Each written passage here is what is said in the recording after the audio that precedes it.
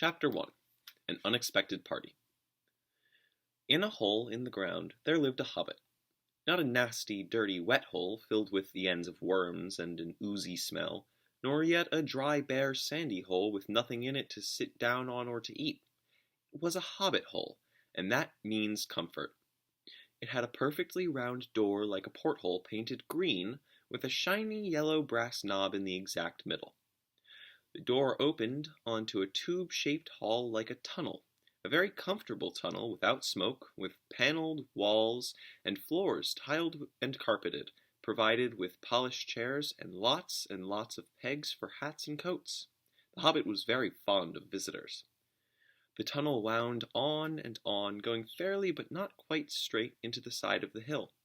The hill, as all the people for many miles round called it, and many little round doors opened out of it, first on one side and then on another. No going upstairs for the hobbit. Bedrooms, bathrooms, cellars, pantries, lots of these. Wardrobes, he had whole rooms devoted to clothes. Kitchens, dining rooms, all were on the same floor, and indeed on the same passage. The best rooms were all on the left-hand side, going in, for these were the only ones to have windows, deep-set round windows, looking over his garden and meadows beyond, sloping down to the river. This hobbit was a very well-to-do hobbit, and his name was Baggins. The Bagginses had lived in the neighborhood of the hill for time out of mind, and the people considered them very respectable, not only because most of them were rich, but also because they never had any adventures or did anything unexpected. You could tell what a Baggins would say on any question without the bother of asking him.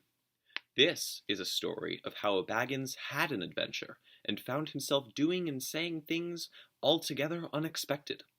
He may have lost the neighbors' respect, but he gained, well, you will see whether he gained anything in the end. The mother of our particular hobbit. What is a hobbit? I suppose hobbits need some description nowadays, since they have become rare and shy of the big people, as they call us. They are, or were, a little people, about half our height, and smaller than the bearded dwarves. Hobbits have no beards. There is little or no magic about them except the ordinary everyday sort, which helps them to disappear quietly and quickly when large stupid folk like you and me come blundering along, making a noise like elephants which they can hear a mile off. They are inclined to be fat in the stomach. They dress in bright colors, chiefly green and yellow, wear no shoes because their feet grow naturally leathery soles and thick, warm brown hair like the stuff on their heads, which is curly. Have long, clever brown fingers, good-natured faces, and laugh deep, fruity laughs, especially after dinner, which they have twice a day when they can get it. Now you know enough to go on with. As I was saying, the mother of this hobbit, of Bilbo Baggins, that is, was the fabulous Belladonna Took, one of the 3 remarkable daughters of the old Took, head of the hobbits who lived across the water, the small river that ran at the foot of the hill. It was often said, in other families, that long ago one of the Took ancestors must have taken a fairy wife. That was, of course, absurd, but certainly there was still something not entirely hobbit-like about them, and once in a while members of the Took clan would go and have adventures. They discreetly disappeared, and the family hushed it up, but the fact remains that the Tooks were not as respectable as the Bagginses, though they were undoubtedly richer. Not that Belladonna Took ever had any adventures after she became Miss Bungo Baggins. Bungo, that was Bilbo's father, built the most luxurious hobbit hole for her, and partly with her money. That was to be found either under the hill, or over the hill, or across the water, and there they remained to the end of their days. Still, it is probable that Bilbo, her only son, although he looked and behaved exactly like a second edition of his solid and comfortable father, got something a bit queer in his make-up from the Took side, something that only waited for a chance to come out. The chance never arrived until Bilbo Baggins was grown up, being about 50 years old or so, and living in the beautiful hobbit hole built by his father, which I have just described to you, until he had in fact apparently settled down immovably.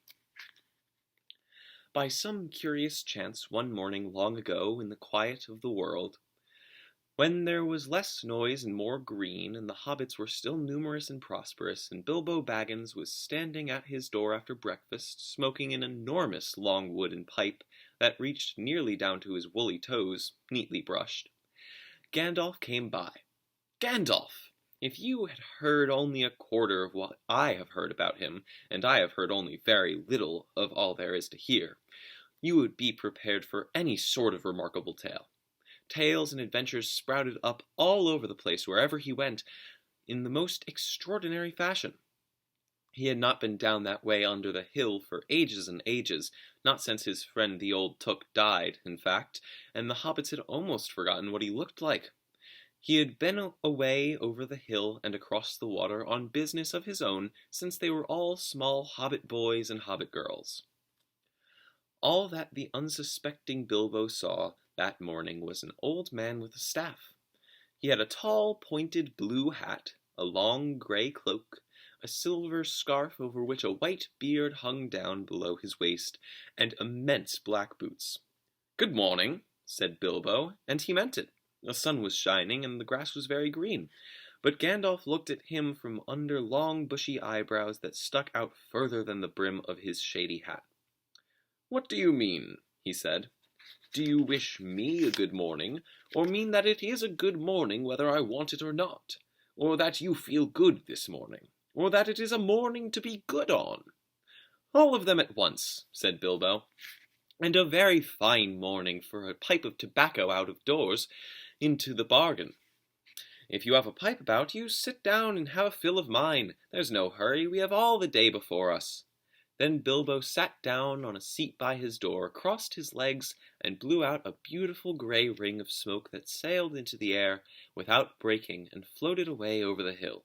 "Very pretty," said Gandalf, "but I have no time to blow smoke rings this morning. I am looking for someone to share in an adventure that I am arranging, and it's very difficult to find anyone." "I should think so in these parts. We are plain, quiet folk, and have no use for adventures, nasty, disturbing, uncomfortable things. Make you late for dinner. I can't think what anybody sees in them," said our Mr. Baggins, and stuck one thumb behind his braces and blew out another even bigger smoke ring. Then he took out his morning letters and began to read, pretending to take no more notice of the old man. He had decided that he was not quite his sort, and wanted him to go away. But the old man did not move. He stood leaning on his stick, gazing at the hobbit without saying anything, till Bilbo got quite uncomfortable and even a little cross. "Good morning," he said at last. "We don't want any adventures here, thank you. You might try over the hill or across the water." By this he meant the conversation was at an end. "What a lot of things you do use good morning for," said Gandalf. "Now you mean that you want to get rid of me, and that it won't be good till I move off." Not at all, my dear sir. Let me see, I don't think I know your name." Yes, my dear sir, and I do know your name, Mr. Bilbo Baggins, and you do know my name, though you don't remember that I belong to it. I am Gandalf, and Gandalf means me. To think that I should have lived to be good morning by Belladonna Took's son, as if I was selling buttons at the door. Gandalf, good gracious me!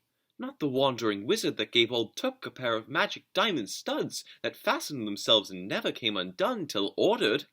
Not the fellow who used to tell such wonderful tales at parties about dragons and goblins and giants, and the rescue of princesses and the unexpected luck of widows' sons. Not the man that used to make such particularly excellent fireworks. I remember those. Old Took used to have them on Midsummer's Eve. Splendid! They used to go up like great lilies and snapdragons and laburnums and fire, and hang in the twilight all evening. You will notice already that Mr. Baggins was not quite so prosy as he liked to believe. Also, that he was very fond of flowers. Dear me, he went on. Not the Gandalf who was responsible for so many quiet lads and lasses going off into the blue for mad adventures. Anything for climbing trees to visiting elves, or sailing in ships, sailing to other shores. Bless me, life used to be quiet You used to upset things badly in these parts once upon a time. I beg your pardon, but I had no idea you were still in business." "Where else should I be?" said the wizard. "All the same, I am pleased to find you remember something about me. You seem to remember my fireworks kindly, at any rate, and that is not without hope. Indeed, your old grandfather took sake. Oh, indeed, for your old grandfather took sake, and for the sake of poor Belladonna, I will give you what you asked for." "I beg your pardon, I haven't asked for anything." "Yes, you have, twice now. My pardon. I give it to you. In fact, I will go so far as to send you on this adventure. Very amusing for me, very good for you, and profitable too, very likely, if you ever get over it." "Sorry, I don't want any adventures, thank you. Not today. Good morning. But please come to tea any time you like. Why not tomorrow? Come tomorrow. Goodbye." With that, the hobbit turned and scuttled inside this round green door, and shut it as quickly as he dared, not to seem rude. Wizards, after all, are wizards. "What on earth did I ask him to tea for?" he said to himself as he went to the pantry. He had only just had breakfast, but he thought a cake or two and a drink of something would do him good after this fright. Gandalf, in the meantime, was still standing outside the door, and laughing long but quietly. After a while he stepped up, and with the spike of his staff, scratched a queer sign on the hobbit's beautiful green front door. Then he strode away just about the time when Bilbo was finishing his second cake and beginning to think that he had escaped adventures very well. The next day he had almost forgotten about Gandalf.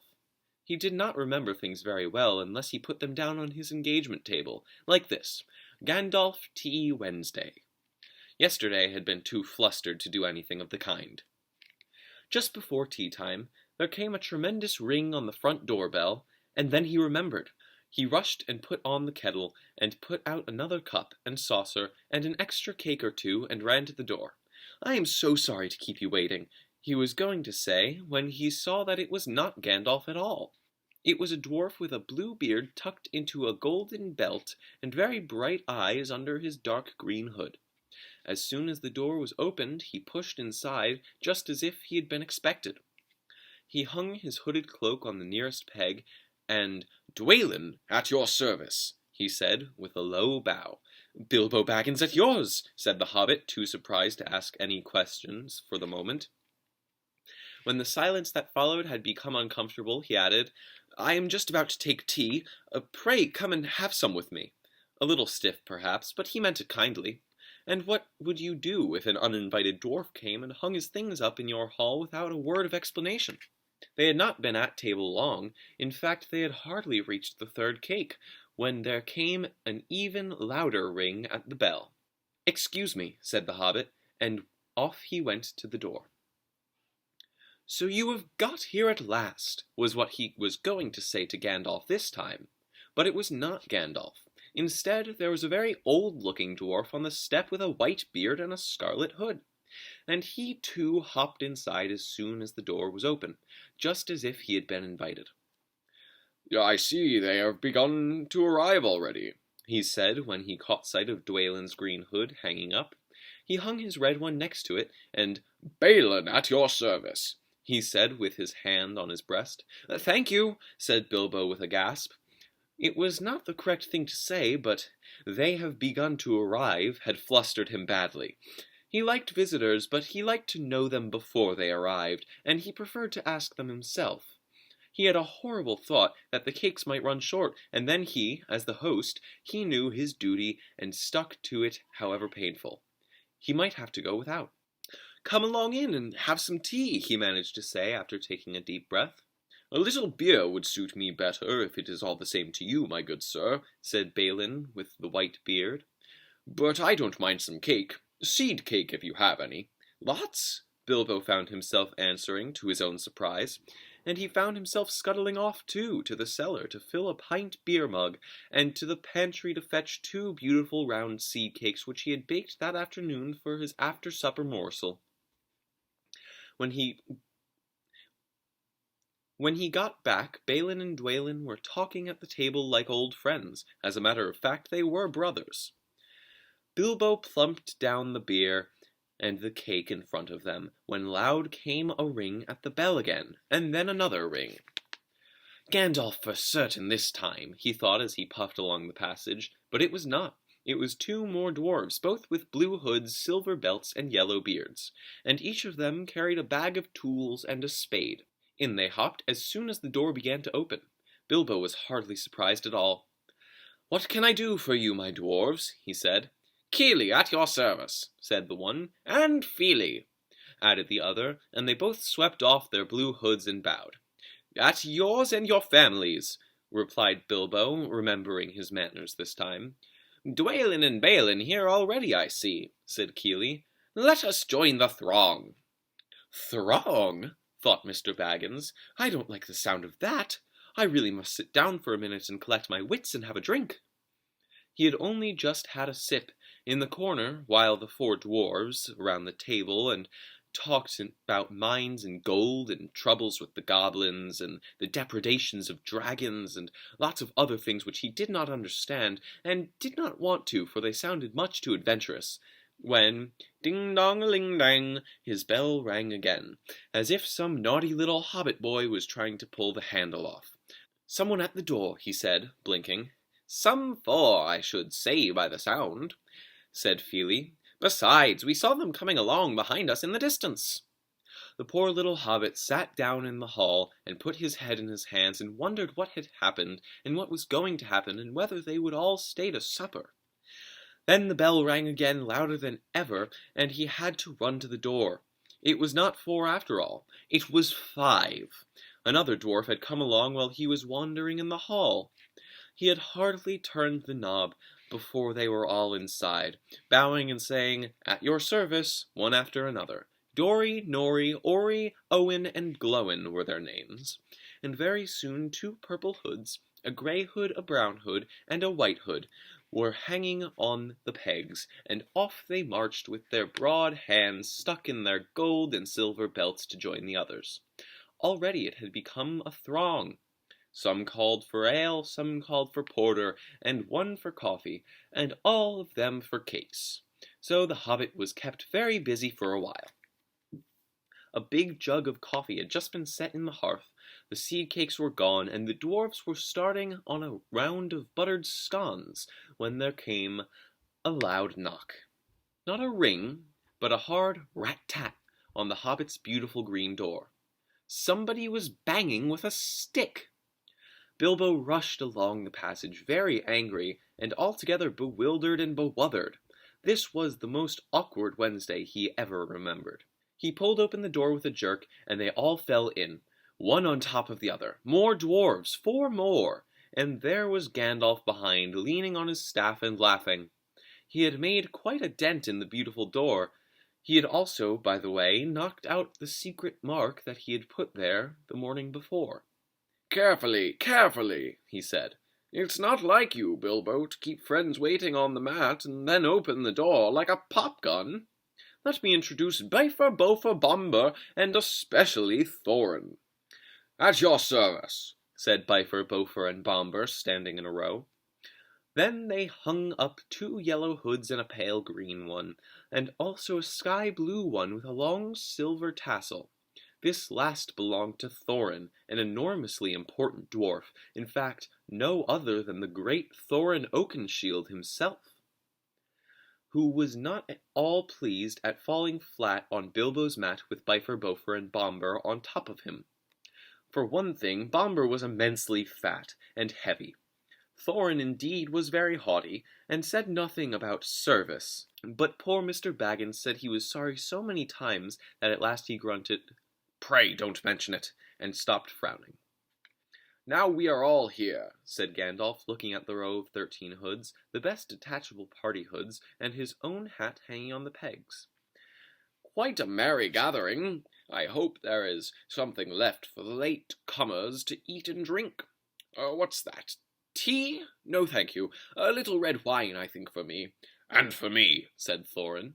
And raspberry jam and apple tart, said Bofur. And mince pies and cheese, said Bifur.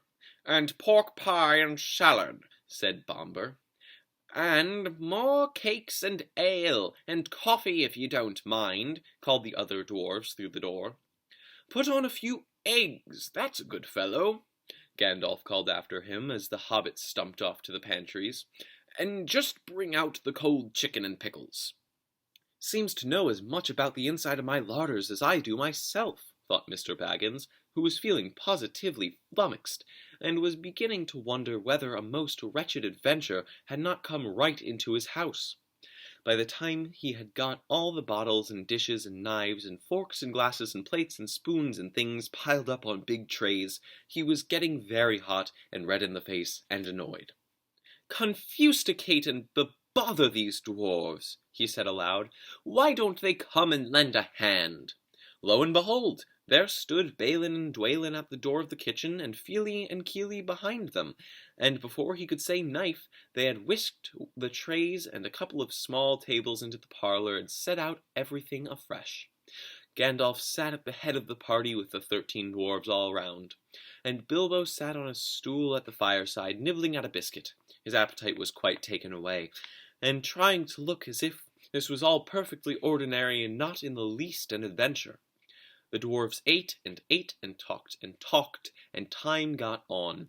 At last they pushed their chairs back, and Bilbo made a move to collect the plates and glasses. I suppose you will all stay to supper, he said in his politest, unpressing tones.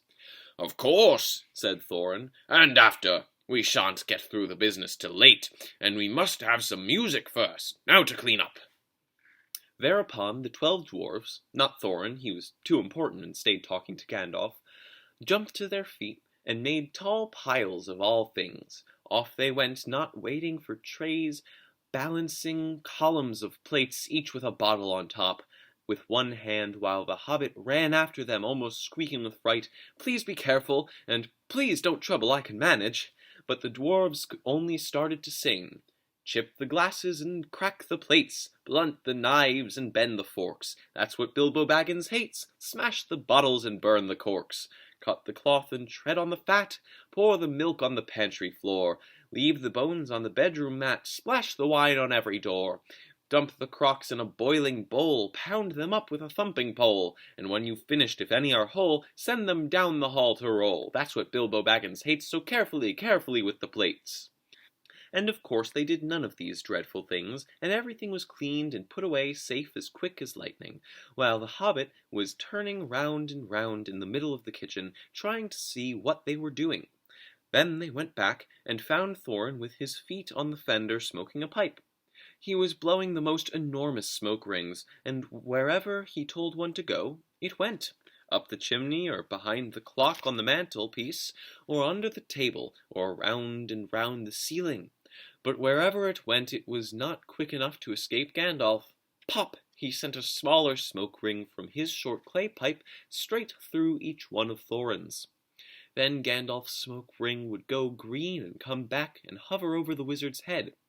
He had quite a cloud of them already, and in the dim light it made him look strange and sorcerous. Bilbo stood still and watched. He loved smoke rings, and then he blushed to think how proud he had been yesterday morning of the smoke rings he had sent up the wind over the hill. Now for some music, said Thorin. Bring out the instruments. Kili and Fili rushed for their bags and brought back little fiddles. Dori, Nori, and Ori brought out flutes from somewhere inside their coats. Bomber produced a drum from the hall. Bifer and Bofer went out too and came back with clarinets that they had left among the walking sticks. Dwalin and Balin said, Excuse me, I left mine in the porch. Just bring mine in with you, said Thorin. They came back with vials as big as themselves, and with Thorin's harp wrapped in a green cloth. It was a beautiful golden harp, and when Thorin struck it, the music began all at once, so sudden and sweet that Bilbo forgot everything else, and was swept away into the dark lands under strange moons far over the water and very far from his hobbit hole under the hill. The dark came into the room from the little window that opened in the side of the hill. The firelight flickered. It was April. And still they played on, while the shadow of Gandalf's beard wagged against the wall. The dark filled all the room, and the fire died down, and the shadows were lost, and still they played on. And suddenly first one and then another began to sing as they played, deep-throated singing of the dwarves in deep places of their ancient homes. And this is like a fragment of their song, if it can be like their song without their music. Far over the misty mountains cold, to dungeons deep and caverns old, we must away ere break of day to seek the pale enchanted gold. The dwarves of yore made mighty spells, while hammers fell like ringing bells, in places deep where dark things sleep in hollow halls beneath the fells. For ancient king and elvish lord, there many a gleaming golden hoard they shaped and wrought, and light they caught to hide in gems on hilt of sword. On silver necklaces they strung, the flowering stars on crowns they hung, the dragon fire in twisted wire they meshed the light of moon and sun. Far over the misty mountains cold, to dungeons deep and caverns old, we must away ere break of day to claim our long forgotten gold. Goblets they carved there for themselves, and harps of gold where no man delves. There lay they long, and many a song was sung unheard by men or elves. The pines were roaring on the height, the winds were moaning in the night, the fire was red in flaming spread, the trees like torches blazed with light. The bells were ringing in the dale, and men looked up with faces pale. The dragon's ire, more fierce than fire, laid low their towers and houses frail. The mountains smoked beneath the moon, the dwarves they heard the tramp of doom. They fled their hall, to dying fall beneath his feet, beneath the moon. Far over the misty mountains grim, to dungeons deep and caverns dim, we must away ere break of day to win our harps and gold from him. As they sang, the hobbit felt the love of beautiful things made by hands and by cunning and by magic moving through him, a fierce and jealous love, the desire of the hearts of dwarves.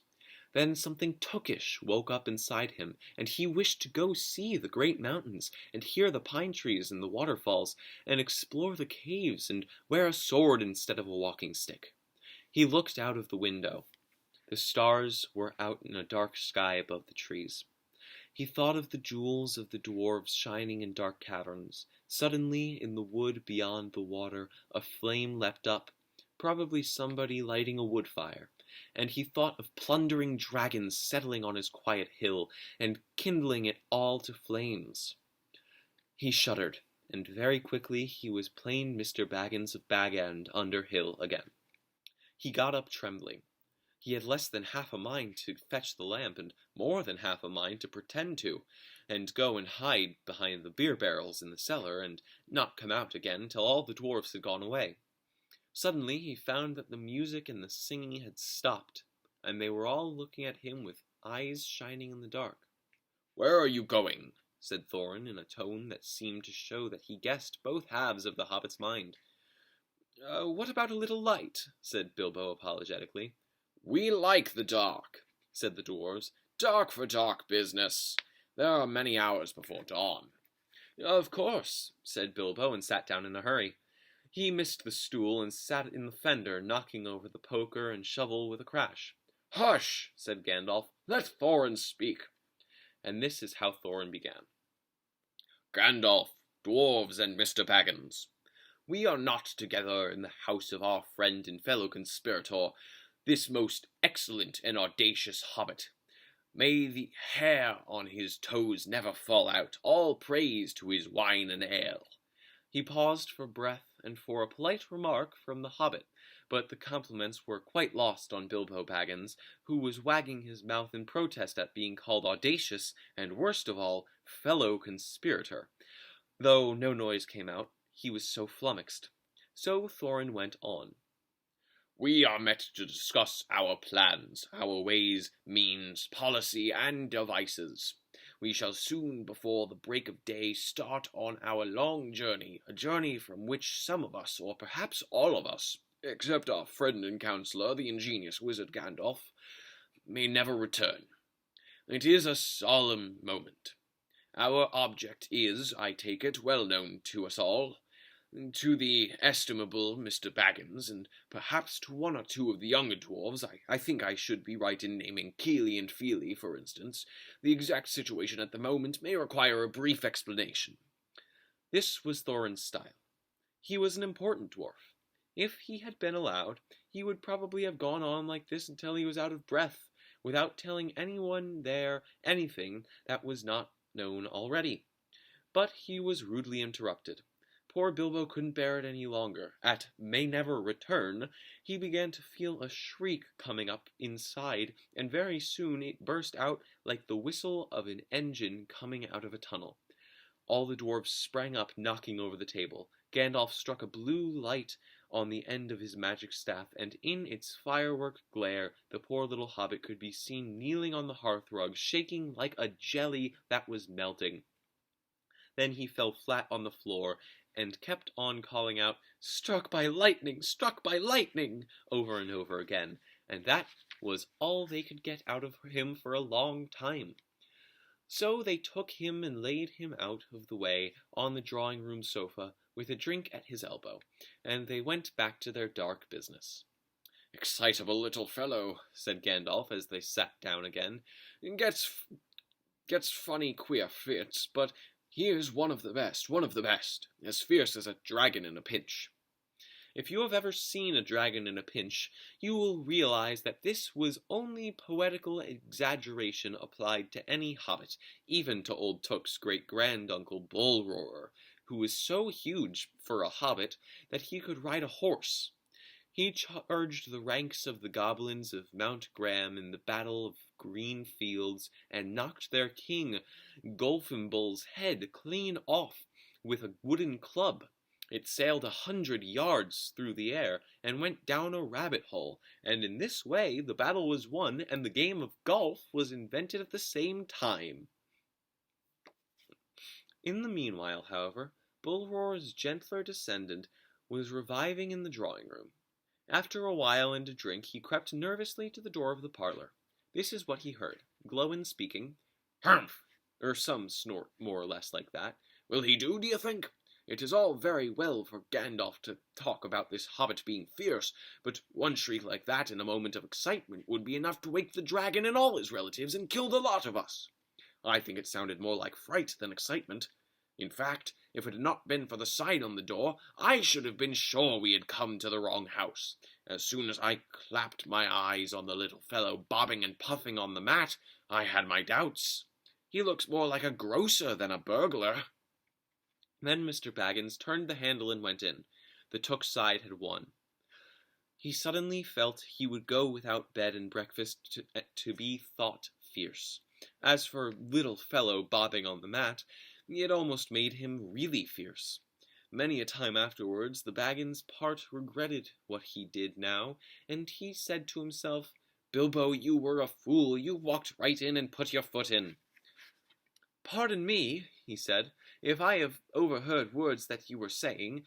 I don't pretend to understand what you are talking about, or your reference to burglars, but I think I am right in believing," this is what he called being on his dignity, "that you think I am no good. I will show you I have no signs on my door. It was painted a week ago, and I am quite sure you have come to the wrong house. As soon as I saw your funny faces on the doorstep, I had my doubts, but treat it as the right one. Tell me what you want done, and I will try it. If I have to walk from here to the east of East and fight the wild werewolves in the last desert. I had a great-great-great-granduncle once, Bullroarer Took, and—" Yes, but that was long ago," said Glowin. "I was talking about you, and I assure you there is a mark on this door, the usual one in the trade, or used to be. Burglar wants a good job, plenty of excitement and reasonable reward. That's how it's usually read. You can say expert treasure hunter instead of burglar if you'd like. Some of them do. It's all the same to us. Gandalf told us that there was a man of the sort in these parts looking for a job at once, and that he had arranged for a meeting here this Wednesday tea time." "Of course there is a mark," said Gandalf. I put it there myself, for very good reasons. You asked me to find the 14th man for your expedition, and I chose Mr. Baggins. Just let anyone say I chose the wrong man or the wrong house, and you can stop at 13 and have all the bad luck you like, or go back to digging coal." He scowled so angrily at Glowin that the dwarf huddled back in his chair, and when Bilbo tried to open his mouth to ask a question, he turned and frowned at him and stuck out his bushy eyebrows, till Bilbo shut his mouth tight with a snap. "That's right," said Gandalf. "Let's have no more argument. I have chosen Mr. Baggins, and that ought to be enough for all of you. If I say he is a burglar he is, or will be when the time comes. There is a lot more in him than you guess, and a deal more than he has any idea of himself. You may possibly all live to thank me yet. Now, Bilbo, my boy, fetch the lamp, and let's have a little light on this." On the table, in the light of a big lamp with a red shade, he spread a piece of parchment rather like a map. "This was made by Thror, your grandfather, Thorin," he said in answer to the dwarves' excited questions. "It is a plan of the mountain." "I don't see that this will help us much," said Thorin disappointedly after a glance. "I remember the mountain well enough and the lands about it, and I know where Mirkwood is, and the withered heath, and where the dragons bred." "There is a dragon marked in red on the mountain," said Balin, "but it will be easy enough to find him without that if we ever arrive." "There is one point that you haven't noticed," said the wizard, "and that is the secret entrance. You see that rune on the west side, and the hand pointing to it from the other runes? That marks a hidden passage on the lower halls." "It may have been a secret once," said Thorin, "but how do we know that it is secret any longer? Old Smaug has lived there long enough now to find out anything there is to know about those caves." "He may, but he can't have used it for years and years." "Why?" "Because it is too small. 5 feet high the door, and 3 may walk abreast, say the runes, but Smaug could not creep into a hole that size, not even when he was a young dragon. Certainly not after devouring so many of the dwarves and men of Dale." "It seems a great big hole to me," squeaked Bilbo, who had no experience of dragons and only of hobbit holes. He was getting excited and interested again, so that he forgot to keep his mouth shut. He loved maps, and in his hall there hung a large one of the country road with all his favorite walks marked on it in red ink. How could such a large door be kept secret from everybody outside, apart from the dragon? He asked. He was only a little hobbit, you must remember. "In lots of ways," said Gandalf. "But in what way this one has been hidden, we don't know without going to see. From what it says on the map, I should guess there is a closed door which was made to look exactly like the side of the mountain. That is the usual dwarf's method. I think that is right, isn't it?" "Quite right," said Thorin. "Also," went on Gandalf, "I forgot to mention that with the map went a key, a small and curious key. Here it is," he said, and handed to Thorin a key with a long barrel and intricate wards made of silver. "Keep it safe." "Indeed I will," said Thorin, and he fastened it upon a fine chain that hung about his neck and under his jacket. "Now things begin to look more hopeful. This news alters them much for the better. So far we have had no clear idea what to do. We thought of going east, as quiet and careful as we could, as far as the Long Lake. After that the trouble would begin. A long time before that, if I know anything about the roads east," interrupted Gandalf. "We might go from there up along the river running," went on Thorin, taking no notice, "and so to the ruins of Dale, the old town in the valley there, under the shadow of the mountain. But we none of us like the idea of the front gate. The river runs right out of it through the great cliff at the south of the mountain. And out of it comes the dragon too, far too often unless he is changed." "That would be no good," said the wizard. not without a mighty warrior or even a hero. I tried to find one, but warriors are busy fighting one another in distant lands, and in this neighborhood heroes are scarce or simply not to be found. Swords in these parts are mostly blunt, and axes are used for trees, and shields as cradles or dish covers. And dragons are comfortably far off, and therefore legendary. That is why I settled on burglary, especially when I remembered the existence of a side door. And here is our little Bilbo Baggins, the burglar, the chosen and selected burglar. So now let's get on and make some plans. Very well then, said Thorin, supposing the burglar expert gives us some ideas or suggestions. He turned with mock politeness to Bilbo. First I should like to know a bit more about these things, he said, feeling all confused and a bit shaky inside, but so far still tookishly determined to go on with things. I mean about the gold and the dragon and all that, and how it got there, and who it belongs to, and so on and further. Bless me, said Thorin, haven't you got a map? And didn't you hear our song? And haven't we been talking about it all this for hours? All the same, I should like it all plain and clear, he said obstinately, putting on his business manner, usually reserved for people who tried to borrow money off of him, and doing his best to appear wise and prudent and professional and live up to Gandalf's recommendation. Also, I should like to know about risks, out-of-pocket expenses, time required and remuneration, and so forth, by which he meant, what am I going to get out of it, and am I going to come back alive? Oh, very well, said Thorin. Long ago, in my grandfather Thror's time, our family was driven out of the far north and came back with all their wealth and their tools to this mountain on the map. It had been discovered by my far ancestor Thrain the Old, but now they mined and they tunneled and they made huger halls and greater workshops, and in addition I believe they found a good deal of gold and many jewels too.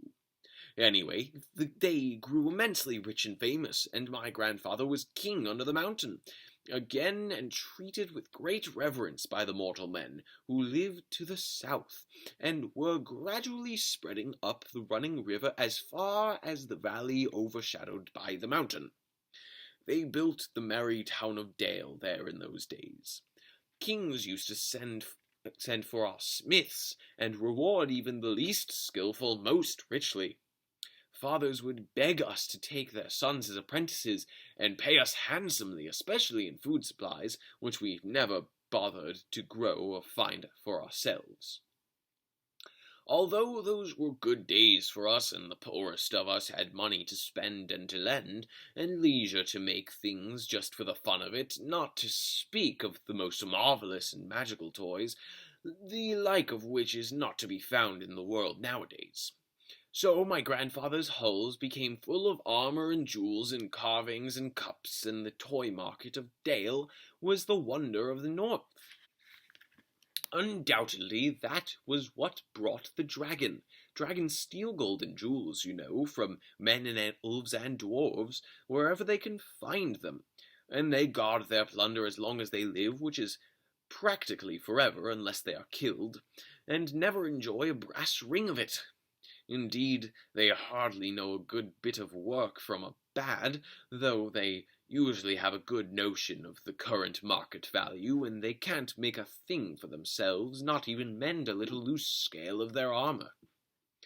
There were lots of dragons in the north in those days, and gold was probably getting scarce up there, with the dwarves flying south or getting killed, and all the general waste and destruction that dragons make going from bad to worse. There was a most specially greedy, strong, and wicked worm called Smaug. One day he flew up into the air and came south. The first we heard of it was a noise like a hurricane coming from the north, and the pine trees on the mountain creaking and cracking in the wind. Some of the dwarves who happened to be outside, I was one, luckily, a fine adventurous lad in those days, always wandering about, and it saved my life that day. Well, from a good way off, we saw the dragon settle on our mountain and a spout of flame. Then he came down the slopes, and when he reached the woods, they all went up in fire. By the time By that time all the bells were ringing in Dale, and the warriors were arming. The dwarves rushed out of their great gate, but there was the dragon waiting for them. None escaped that way.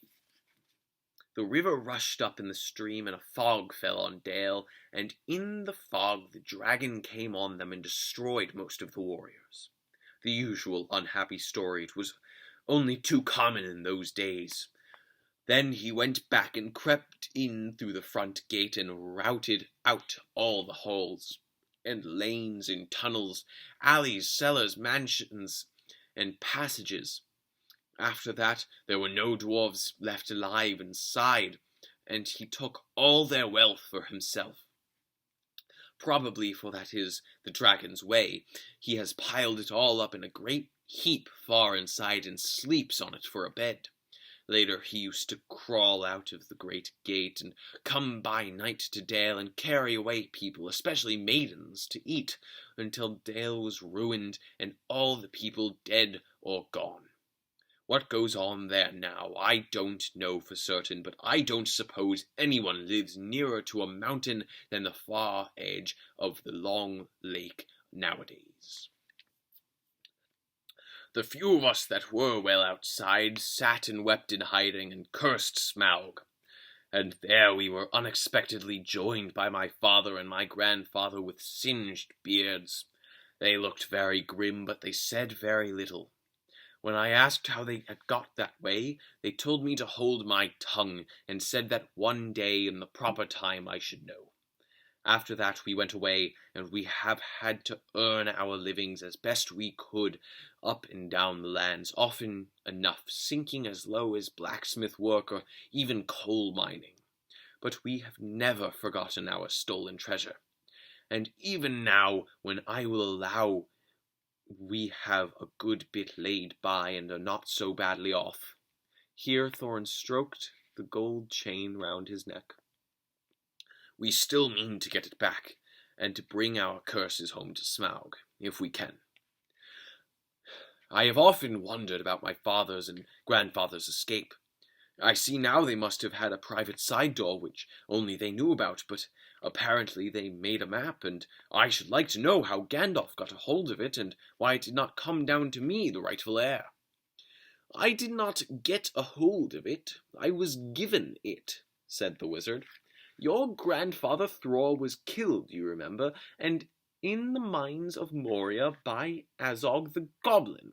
Curse his name, yes, said Thorin. And Thrain, your father, went away on the 21st of April 100 years ago last Thursday, and has never been seen by you since. True, said Thorin. Well, your father gave me this to give to you, and if I have chosen my own time and way of handing it over, you can hardly blame me, considering the trouble I had to find you. Your father could not remember his own name when he gave me the paper, and he never told me yours. So on the whole I think I ought to be praised and thanked. Here it is, said he, handing the map to Thorin. I don't understand, said Thorin, and Bilbo felt he would have liked to say the same. The explanation did not seem to explain. Your grandfather, said the wizard slowly and grimly, gave the map to his son for safety before he went to the mines of Moria. Your father went away to try his luck with the map after your grandfather was killed, and lots of adventures of a most unpleasant sort he had, but he never got near the mountain. How he got there, I don't know, but I found him a prisoner in the dungeons of the necromancer. Whatever were you doing there? Asked Thorin, with a shudder, and all the dwarves shivered. Never you mind, I was finding things out as usual, and a nasty dangerous business it was. Even I, Gandalf, only just escaped. I tried to save your father, but it was too late. He was witless and wandering, and had forgotten almost everything except the map and the key. "We have long ago paid the goblins of Moria," said Thorin. "We must give a thought to the necromancer." "Don't be absurd. He is an enemy quite beyond the powers of the dwarves put together, if they could all be collected again from the four corners of the world. The one thing your father wished was for his son to read the map and use the key. The dragon and the mountain are more than big enough tasks for you." "Hear, hear," said Bilbo, and accidentally said it aloud. "Hear what?" they all said, turning suddenly towards him, and he was so flustered that he answered, "Hear what I have to say." "What's that?" they asked. "Well, I should say that you ought to go east and have a look around. After all, there is the side door, and dragons must leap sometimes, I suppose. If you sit on the doorstep long enough, I dare say you will think of something. And, well, don't you know, I think we have talked long enough for one night, if you see what I mean. What about bed, and an early start and all that? I will give you a good breakfast before you go." "Before we go, I suppose you mean," said Thorin. "Aren't you the burglar? And isn't sitting on the doorstep your job, not to speak of getting inside the door? But I agree about bed and breakfast. I like eggs with my ham when starting on a journey. Fried, not poached, and mind you don't break 'em." After all the others had ordered their breakfasts without so much as a please, which annoyed Bilbo very much, they all got up. The Hobbit had to find room for them all, and filled his spare bedrooms and made beds on chairs and sofas before he got them all stowed and went to his own little bed, very tired and not altogether happy. One thing he did make up his mind about was not to bother to get up very early to cook everybody else's wretched breakfast. The tookishness was wearing off, and he was not now quite so sure that he was going on any journey in the morning. As he lay in bed, he could hear Thorin still humming to himself in the best bedroom next to him. "Far over the misty mountains cold, to dungeons deep and caverns old, we must away ere break of day to find our long-forgotten gold." Bilbo went to sleep with that in his ears, and it gave him very uncomfortable dreams. It was long after the break of day when he woke up. Chapter 2. Roast Mutton. Up jumped Bilbo, and putting on his dressing gown, went into the dining room. There he saw nobody but all the signs of a large and hurried breakfast. There was a fearful mess in the room, and piles of unwashed crocks in the kitchen. Nearly every pot and pan he possessed seemed to have been used.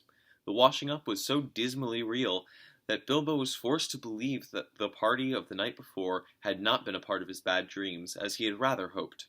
Indeed, he was really relieved after all to think that they had all gone without him, and without bothering to wake him up, but with never a thank you, he thought. And yet, in a way, he could not help feeling just a trifle disappointed. The feeling surprised him. "Don't be a fool, Bilbo Baggins," he said to himself. "Thinking of dragons and all that outlandish nonsense at your age." So he put on an apron, lit fires, boiled water, and washed up. Then he had a nice little breakfast in the kitchen before turning out the dining room. By that time the sun was shining, and the front door was open, letting in a warm spring breeze.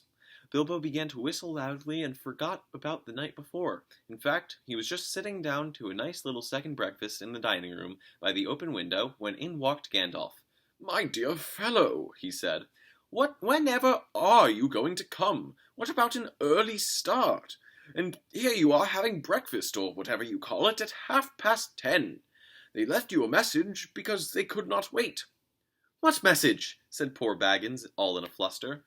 "Great elephants," said Gandalf. "You are not at all yourself this morning. You have never dusted the mantelpiece." "What's that got to do with it? I have had enough to do with washing up for 14.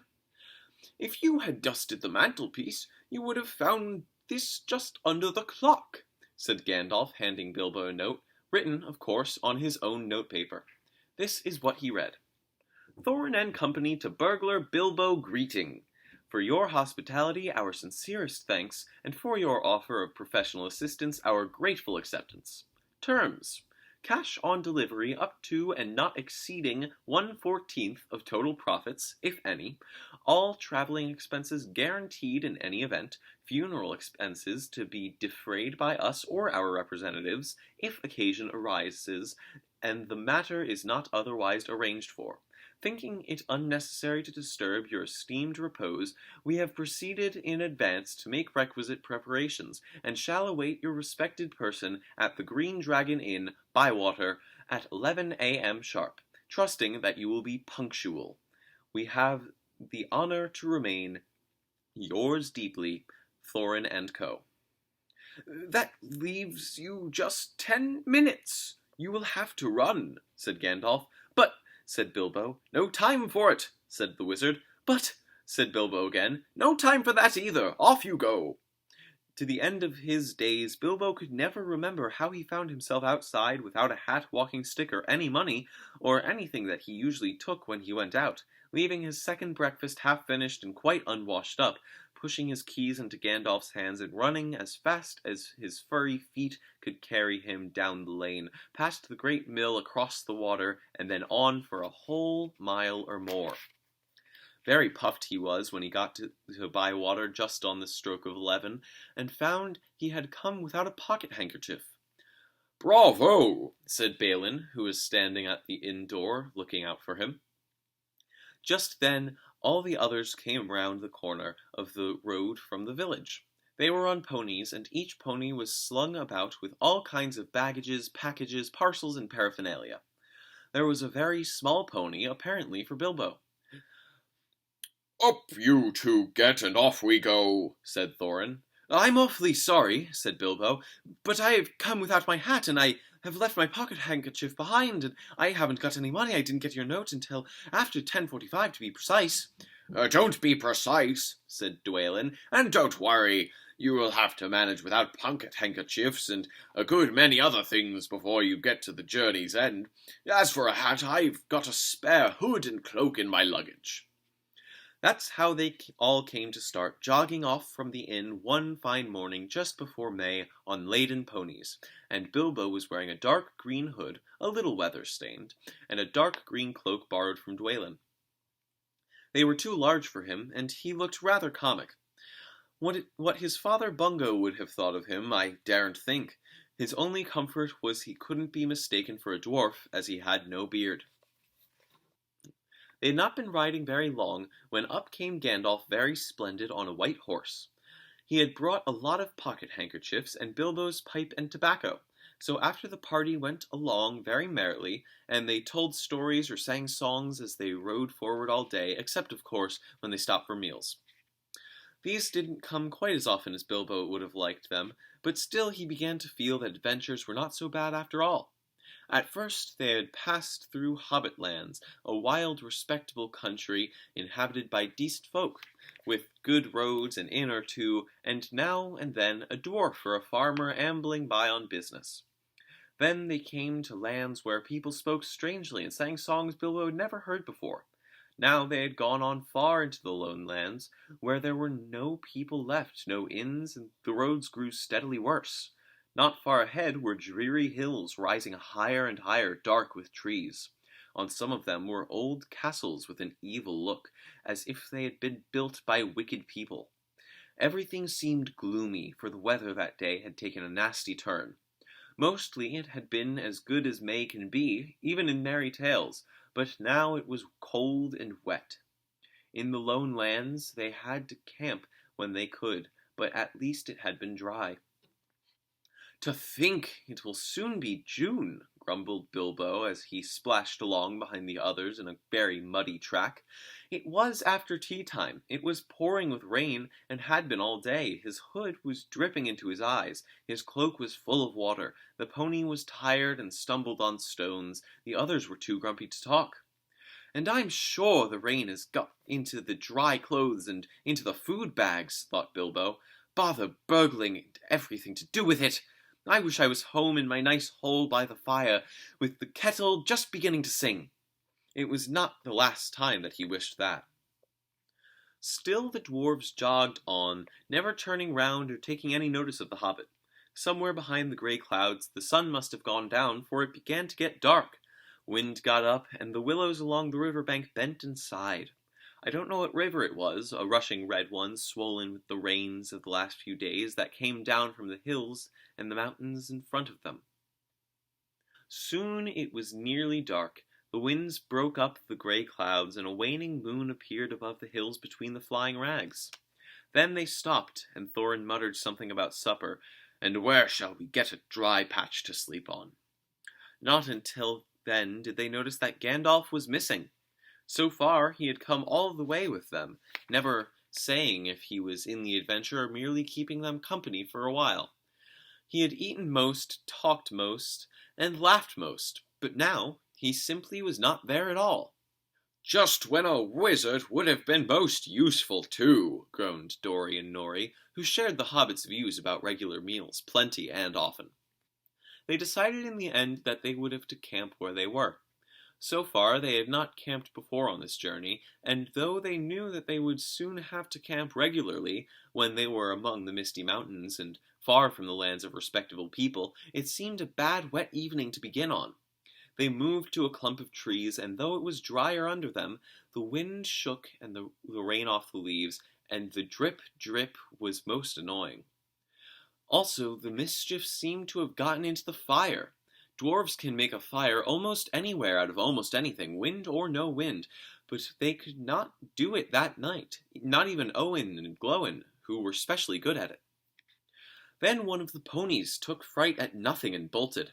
He got into the river before they could catch him, and before they could get him out again, Fili and Kili were nearly drowned, and all the baggage that he carried was washed away off him. Of course it was mostly food, and there was mighty little left for supper and less for breakfast. There they all sat glum and wet and muttering, while Owen and Glóin went on trying to light the fire and quarreling about it. Bilbo was sadly reflecting that adventures are not all pony rides in May sunshine, when Balin, who was always their lookout man, said, "There's a light over there." There was a hill some way off with trees in it, pretty thick in parts. Out of the dark mass of trees, they could now see a light shining, a reddish, comfortable-looking light, as it might be a fire or torches twinkling.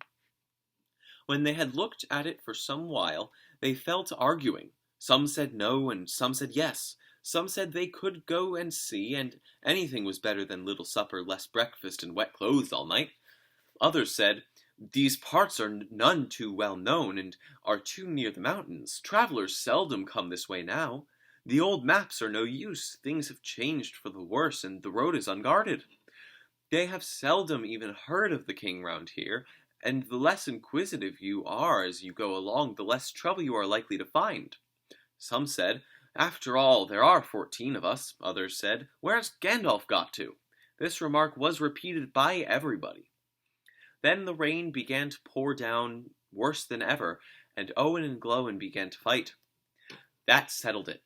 "After all, we have got a burglar with us," they said, and so they made off, leading their ponies, with all due and proper caution, in the direction of light.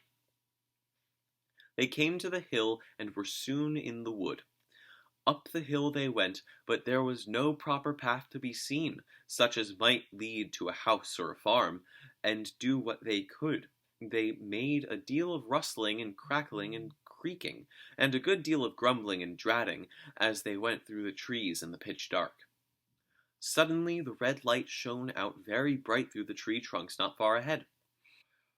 "Now it is the burglar's turn," they said, meaning Bilbo. "You must go on and find out all about that light, and what it is for, and if all is perfectly safe and canny," said Thorin to the hobbit. "Now scuttle off, and come back quick if all is well. If not, come back if you can. If you can't, hoot twice like a barn owl, and once like a screech owl, and we will do what we can." Off Bilbo had to go before he could explain that he could not hoot even once like any kind of owl, any more than fly like a bat. But at any rate, hobbits can move quietly in woods, absolutely quietly. They take a pride in it, and Bilbo had sniffed more than once at what he called all this dwarvish racket as they went along, though I don't suppose you or I would notice anything at all on a windy night, not if the whole cavalcade had passed 2 feet off. As for Bilbo walking primly towards the red light, I don't suppose even a weasel would have stirred a whisker at it. So, naturally, he got right up to the fire, for fire it was, without disturbing anyone. And this is what he saw. 3 very large persons sitting round a very large fire of beech logs. They were toasting mutton on long spits of wood and licking the gravy off their fingers. There was a fine, toothsome smell. Also, there was a barrel of good drink at hand, and they were drinking out of jugs. But they were trolls. Obviously trolls. Even Bilbo, in spite of his sheltered life, could see that, from the great heavy faces of them and their size, and the shape of their legs, not to mention their language, which was not drawing-room fashion at all. Mutton yesterday, mutton today, and blimey if it don't look like mutton again tomorrow, said one of the trolls. Never a blinking bit of man-flesh have we had for long enough, said a second. What the hell William was a-thinking to bring us into these parts, it all beats me. And the drink running short, what's more, he said, jogging the elbow of William, who was taking a pull at his jug. William choked. Shut your mouth, he said as soon as he could. You can't expect folk to stop here forever just to be et by you and Bert. You et a village and a half between you, this since we came down from the mountains. How much more do you want? And time's been up our way when you'd have said, thank you, Bill, for a nice bit of Fat Valley's mutton like that it is. He took a big bite off a sheep's leg he was toasting and wiped his lips on his sleeve. Yes, I am afraid trolls do behave like that, even those with only 1 head each. After hearing all this, Bilbo ought to have done something at once. Either he should have gone back quietly and warned his friends that there were 3 fair-sized trolls at hand in a nasty mood, quite likely to try roast dwarf, or even a pony for a challenge, or else he should have done a bit of good quick burgling. A really first-class and legendary burglar would at this point have picked the trolls' pockets.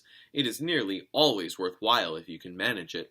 Pinched the very mutton off their spits, purloined the beer, and walked off without their noticing him. Others more practical, but with less professional pride, would perhaps have stuck a dagger into each of them before they observed it. Then the night could have been spent cheerily. Bilbo knew it. He had read of a good many things he had never seen or done. He was very much alarmed as well as disgusted. He wished himself 100 miles away, and yet somehow he could not go straight back to Thorin and Company empty-handed. So he stood and hesitated in the shadows. Of the various burglarious proceedings he had heard of picking the trolls' pockets seemed to be the least difficult, so at last he crept behind a tree just behind William. Bert and Tom went off to the barrel. William was having another drink. Then Bilbo plucked up courage and put his little hand in William's enormous pocket. There was a purse in it, as big as a bag to Bilbo. Ha! Thought he, warming to his new work as he lifted it carefully out. This is a beginning. It was. Trolls' purses are the mischief, and this was no exception. Who are you? It squeaked as it left the pocket, and William turned round at once and grabbed Bilbo by the neck before he could duck behind the tree. Blimey, Bert, look what I've copped, said William. What is it? Said the others, coming up. Lummy if I knows. What are you? Bilbo Baggins, a hobbit, said poor Bilbo, shaking all over and wondering how to make owl noises before they throttled him. A burra hobbit, said they, a bit startled. Trolls are slow in the uptake and mighty suspicious about anything new to them. What's a burra hobbit got to do with my pocket anyways? Said William. And can you cook 'em? Said Tom. You can try, said Bert, picking up the skewer.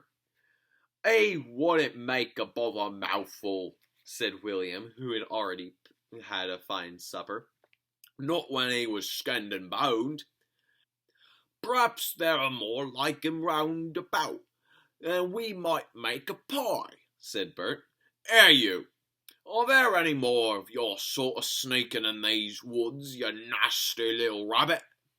Said he, looking at the Hobbit's furry feet, and he picked him up by the toes and shook him. Yes, lots, said Bilbo, before he remembered not to give his friends away. No, none at all, not one, he said immediately afterwards. What do you mean? Said Bert, holding him right away up by the hair this time. What I say, said Bilbo, gasping. And please don't cook me, kind sirs. I am a good cook myself, and cook better than I cook, if you see what I mean. I'll cook beautifully for you, a perfectly beautiful breakfast for you, if only you won't have me for supper. Poor little blighter, said William. He had already had as much supper as he could hold. Also, he had had lots of beer. Poor little blighter, let him go. Not till he says what he means by lots and none at all, said Bert. I don't want to have me throat cut in my sleep. Hold his toes in the fire till he talks. I won't have it, said William. I cut him anyway. You're a fat fool, William, said Bert, as I've said before this evening. And you're a lout, and I won't take that from you, Bill Huggins, said Bert, and puts his fist in William's eye. Then there was a gorgeous row. Bilbo had just enough wits left when Bert dropped him on the ground to scramble out of the way of their feet before they were fighting like dogs, and calling one another all sorts of perfectly true and applicable names in very loud voices. Soon they were locked in one another's arms and rolling nearly into the fire, kicking and thumping, while Tom whacked at them both with a branch to bring them to their senses, and that, of course, only made them madder than ever. That would have been the time for Bilbo to have left, but his poor little feet had been very squashed in Bert's big paw, and he had no breath in his body, and his head was going round, so there he lay for a while panting just outside the circle of firelight. Right in the middle of the fire up came Balin. The dwarves had heard noises from the distance, and after waiting for some time for Bilbo to come back or to hoot like an owl, they started off one by one to creep towards the light as quietly as they could. No sooner did Tom see Balin come to the light than he gave an awful howl. Trolls simply detest the very sight of dwarves uncooked. Bert and Bill stopped fighting immediately, and "A sack, Tom, quick!" they said, before Balin, who was wondering where in all this commotion Bilbo was, knew what was happening. A sack was over his head, and he was down. "There's more to come yet," said Tom, "or I'm mighty mistook. Lots and none at all is," he said. "No burra hobbits, but lots of these here dwarves. That's about the shape of it." "I reckon you're right," said Bert, "and we'd best get out of the light." And so they did. With sacks in their hands that they used for carrying off mutton and other plunder, they waited in the shadows, as each dwarf came up and looked at the fire and the spilled jugs and the gnawed mutton. In surprise, pop! Went a nasty, smelly sack over their head, and he was down. Soon Dwalin lay by Balin, and Fili by Kili together, and Dori and Nori and Ori all in a heap, and Owen and Glowin and Bifur and Bofer and Bomber piled uncomfortably near the fire. "That'll teach 'em," said Tom, for Bifur and Bomber had given a lot of trouble, and fought like mad as dwarves will when concerned. Thorin came last, and he was not caught unawares. He came expecting mischief, and didn't need to see his friend's legs sticking out of sacks to tell him that things were not all well. He stood outside in the shadows some way off and said, "What's all this trouble? Who has been knocking my people about?" "It's trolls," said Bilbo from behind a tree. They had forgotten all about him. "They're hiding in bushes with sacks," said he. "Oh, are they?" said Thorin, and he jumped forward to the fire, before they could leap on him. He caught up a big branch all on fire at one end, and Bert got the end in his eye before he could step aside. That put him out of the battle for a bit. Bilbo did his best. He caught hold of Tom's leg as well as he could. It was thick as a young tree trunk. But he was sent spinning up into the top of some bushes when Tom kicked the sparks up into Thorin's face. Tom got the branch in his teeth for that, and lost one of the front ones. It made him howl, I can tell you, but just at that moment, William came up and popped a sack right over Thorin's head and down to his toes, and so the fight ended.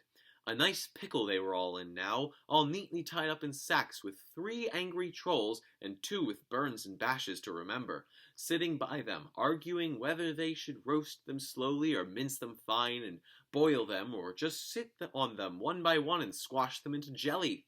And Bilbo up in a bush, with his clothes and his skin torn, not daring to move for fear that they should hear him. It was just then that Gandalf came back, but no one saw him. The trolls had just decided to roast the dwarves and eat them later. That was Bert's idea, and after a lot of argument, they had all agreed with it. "No good roasting 'em now. It'd take all night," said a voice. Bert thought it was William's. "Don't start the argument all over again, Bill," he said, "or it will take all night." "Who's arguing?" said William, who thought it was Bert who had spoke. "You are," said Bert. "You're a liar," said William, and so the argument began all over again. In the end, they decided to mince them fine and boil them. So they got a black pot, and they took out their knives. "No good boiling 'em. We ain't got no water, and it's a long way to the well and all," said a voice. Bert and William thought it was Tom's. "Shut up," said they, "or we'll never have it done. And you can fetch the water yourself if you say any more." "Shut up yourself," said Tom, who thought it was William's voice. "Who's arguing but you, I'd like to know?" "You're a booby," said William. "Booby yourself," said Tom. And so the argument began all over again and went on hotter than ever until at last they decided to sit on the sacks one by one and squash them and boil them next time. "Who shall we sit on first?" said the voice. "Better to sit on the last fellow first," said Bert, whose eye had taken damage by Thorin. He thought Tom was talking. "Don't talk to yourself," said Tom. "But if you wants to sit on the last one, sit on him. Which is he?" "The one with the yellow stockings," said Bert. "Nonsense! The one with the grey stockings," said a voice like William's. "I made sure it was yellow," said Bert. "Yellow it was," said William. "Then what did you say it was grey for?" said Bert. "I never did. Tom said it." "That I never did," said Tom. "It was you." "2 to 1, so shut your mouth," said Bert. "Who are you a-talking to?" said William. "Now stop it," said Tom and Bert together. "The night's getting on, and dawn comes early. Let's get on with it." "Dawn take you all, and be stoned to you," said a voice that sounded like William's, but it wasn't, for just at that moment the light came over the hill, and there was a mighty twitter in the branches. William never spoke, for he stood turned to stone as he stooped, and Bert and Tom were stuck like rocks as they looked at him. And there they stand to this day, all alone unless the birds perch on them, for trolls, as you probably know, must be underground before dawn, or they go back to the stuff of the mountains that they are made of and never move again. That is what happened to Bert and Tom and William. "Excellent," said Gandalf as he stepped down from behind a tree and helped Bilbo to climb out of the thorn bush. Then Bilbo understood.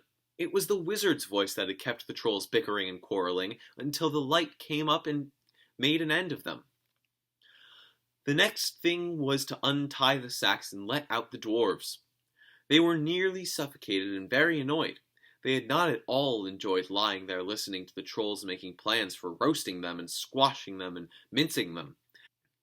They had to hear Bilbo's account of what had happened to him twice over before they were satisfied.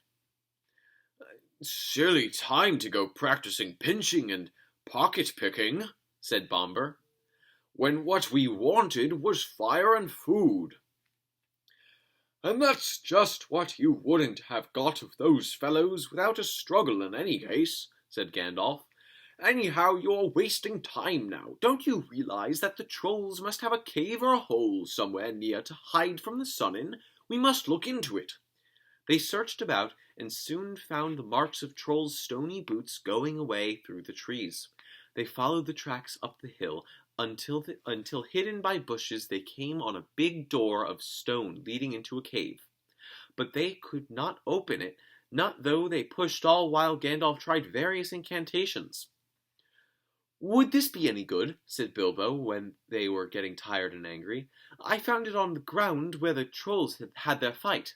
He held out a largish key, though no doubt William had thought it very small and secret. It must have fallen out of his pocket, but very luckily before he was turned to stone. "Why on earth didn't you mention it before?" they cried. Gandalf grabbed it and fitted it into the keyhole.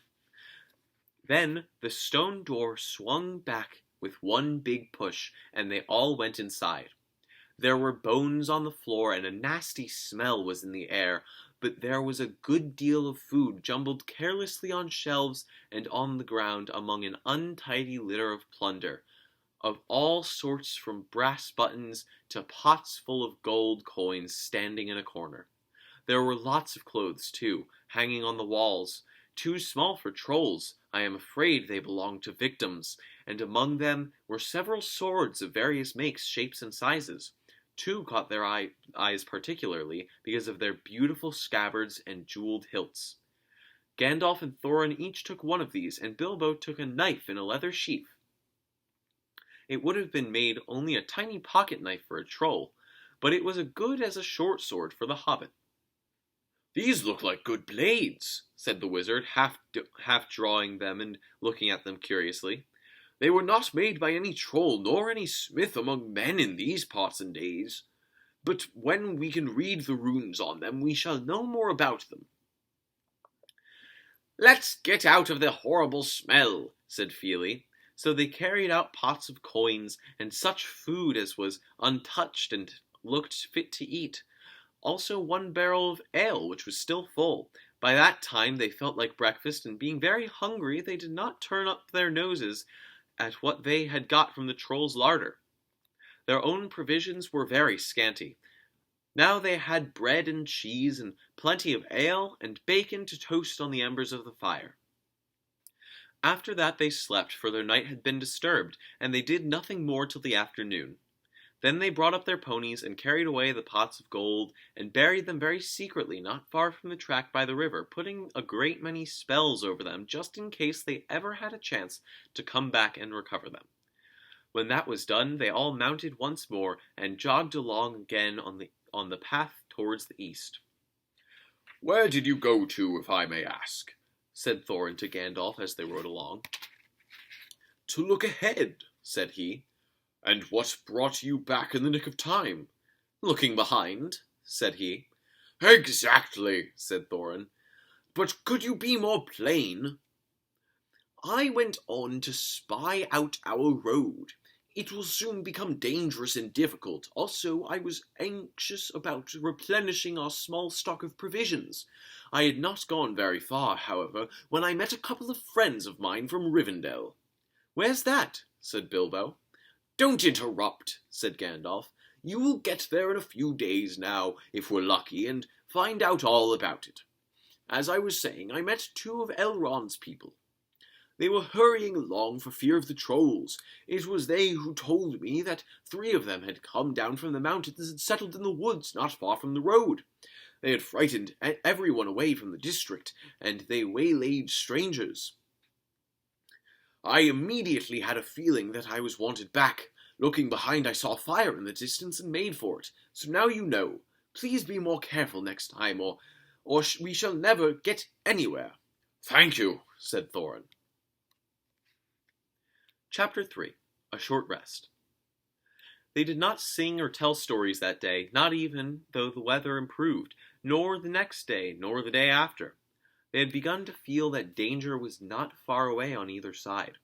They camped under the stars, and their horses had more to eat than they had, for there was plenty of grass, but there was not much in their bags, even with what they had got from the trolls. One morning they forded a river at a wide, shallow place full of the noise of stones and foam. The far bank was steep and slippery.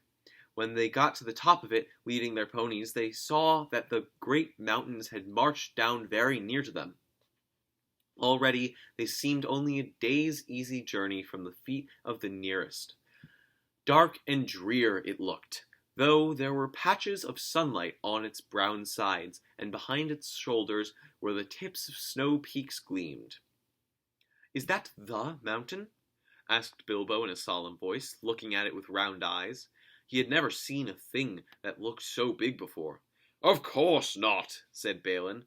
"That is only the beginning of the Misty Mountains, and we have to get through or over or under these somehow before we can come into the Wilderland beyond. And it is a deal of a way, even from the other side of them, to the Lonely Mountain in the east where Smaug lies on our treasure." "Oh!" said Bilbo, and just at that moment he felt more tired than he ever remembered feeling before. He was thinking once again of his comfortable chair before the fire in his favorite sitting room in his hobbit hole, and of the kettle singing. Not for the last time! Now Gandalf led the way. "We must not miss the road, or we shall be done for," he said. "We need food, for one thing, and rest in reasonable safety. Also, it is very necessary to tackle the Misty Mountains by the proper path, or else you will get lost in them, and have to come back and start at the beginning again if you ever get back at all." They asked him where he was making for, and he answered, You are come to the very edge of the wild, as some of you may know. Hidden somewhere ahead of us is the fair valley of Rivendell where Elrond lives, in the last homely home. I sent a message by my friends, and we are expected." That sounded nice and comforting, but they had not got there yet, and it was not so easy as it sounds to find the last homely home west of the mountains.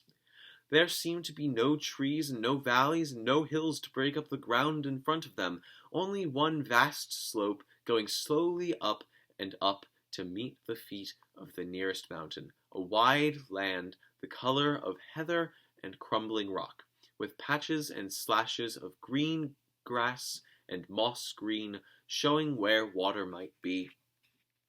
Morning passed, afternoon came, but in all the silent waste there was no sign of any dwelling. They were growing anxious, for they now saw that the house might be hidden almost anywhere between them and the mountains. They came on unexpected valleys, narrow with deep sides that opened suddenly at their feet, and they looked down surprised to see trees below them and running water at the bottom. There were gullies that they could almost leap over, but very deep with waterfalls in them. There were dark ravines that one could neither jump nor climb into.